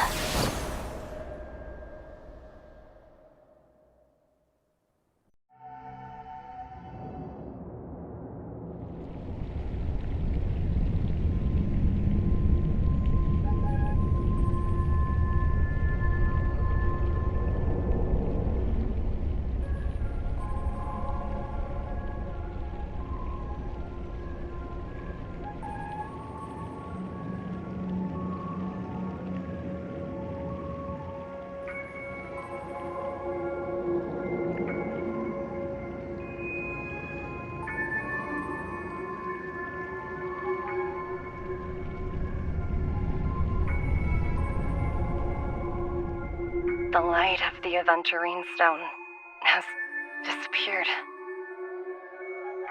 This only represents one outcome. He kept his promise. And got what he wanted. As planned, your cornerstone has been successfully sent to the family's territory.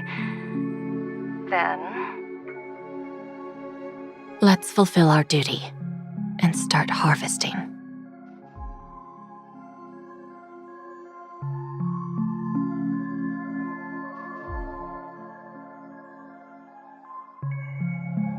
I come for an audience. I come to fill wine, and I come to claim. I bestow poison in the guise of sweet dew. Come the toil of spring and yield a fall. I patiently wait for the branches to be heavy with withered fruits. All for the Amber Lord.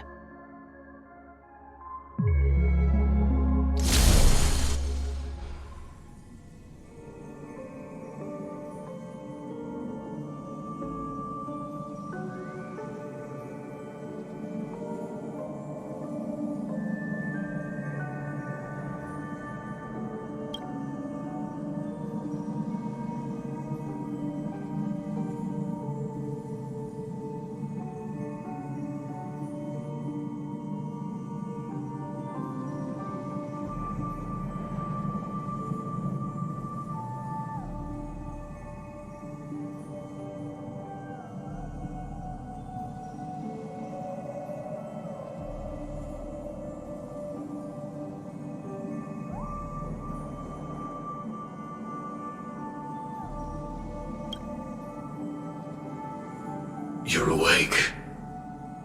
I've been waiting on you for quite a while.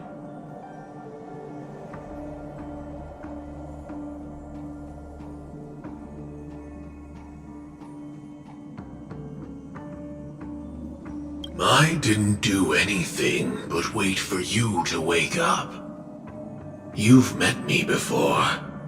I'm Sam, a Stellaron hunter. I originally planned on showing up earlier to reveal some truths to you.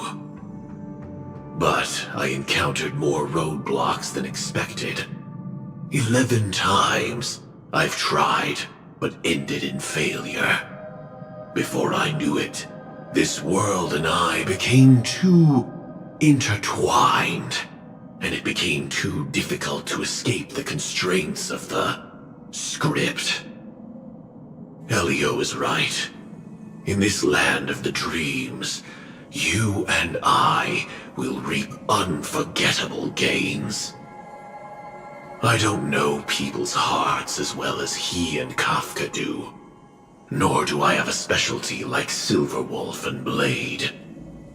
Most of the things that I'm good at only apply to villains who need no mercy. So, there is only one method that I use. This is to show you.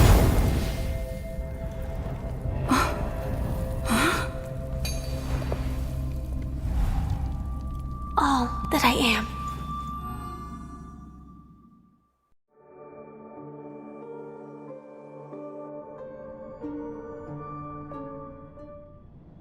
Labyrinth-like corridors and halls? Traps everywhere? The owner of this mansion must be a bit paranoid.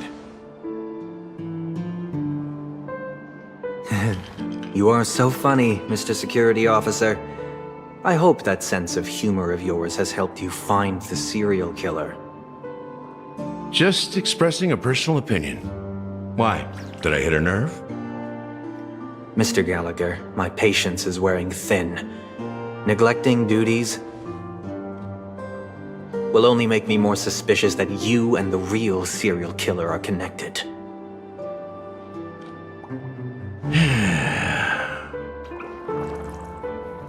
Scoundrel, punk, drunk, hooligan.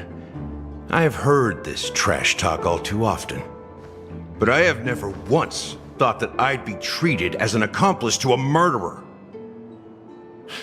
I take back what I said. Your problem isn't paranoia. You're just crazy, you know? Lunatic.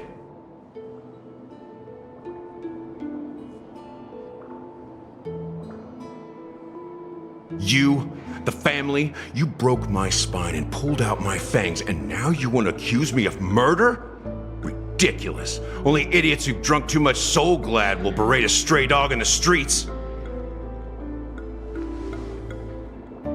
What exactly is making you say all this nonsense? You should be more concerned about the outworld visitors who are making a scene in the theme park than me. I don't need you to remind me. Once that ambassador walks through the doors of the mansion, I will know what he wants. My servants see everything. His little magic tricks may have fooled me, but no matter. I'm happy to see how it's turned out.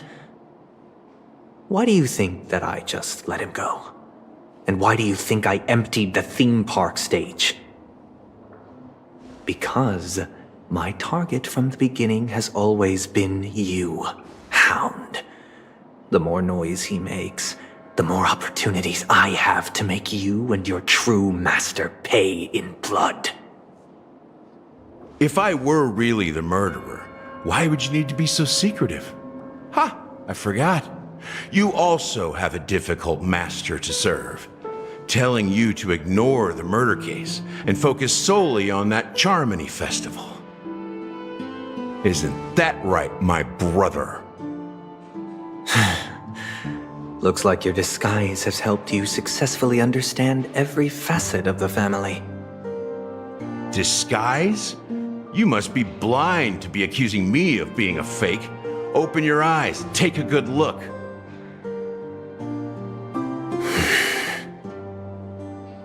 Indeed, every part of you is real. The brown hair, soft and curly like Benny's. The orange eyes, which make me miss the gaze of Sir Whitaker. That odd scar, the mark of Wolsey. And the gray vest, tie, hound emblem, bottle, the bartending, and your role as a security officer. These are all true traits. From all 52 loyal family members. When they are gathered, countless tiny truths are woven together into a lie. You collected a small piece of each of them and claimed them for yourself. Then you invented this facade, a complete Gallagher. Tell me I'm wrong.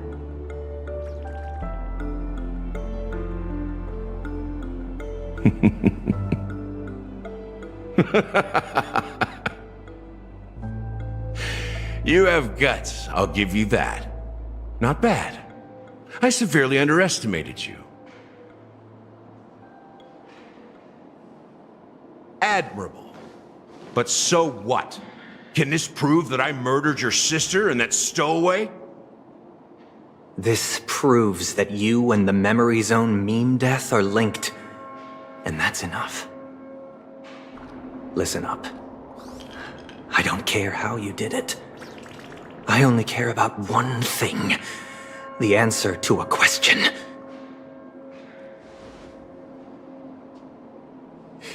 You devil. You wretched, despicable dog. Why did you kill her?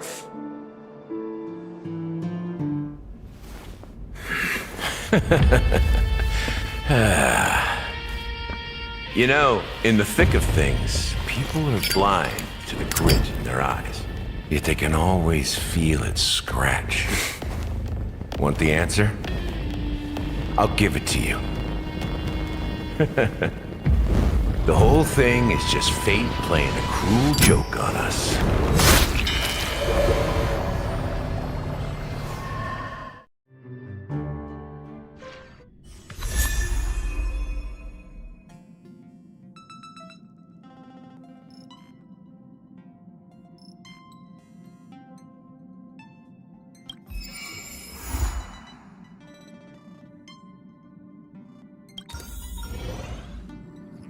Welcome to the Interastral Peace broadcast.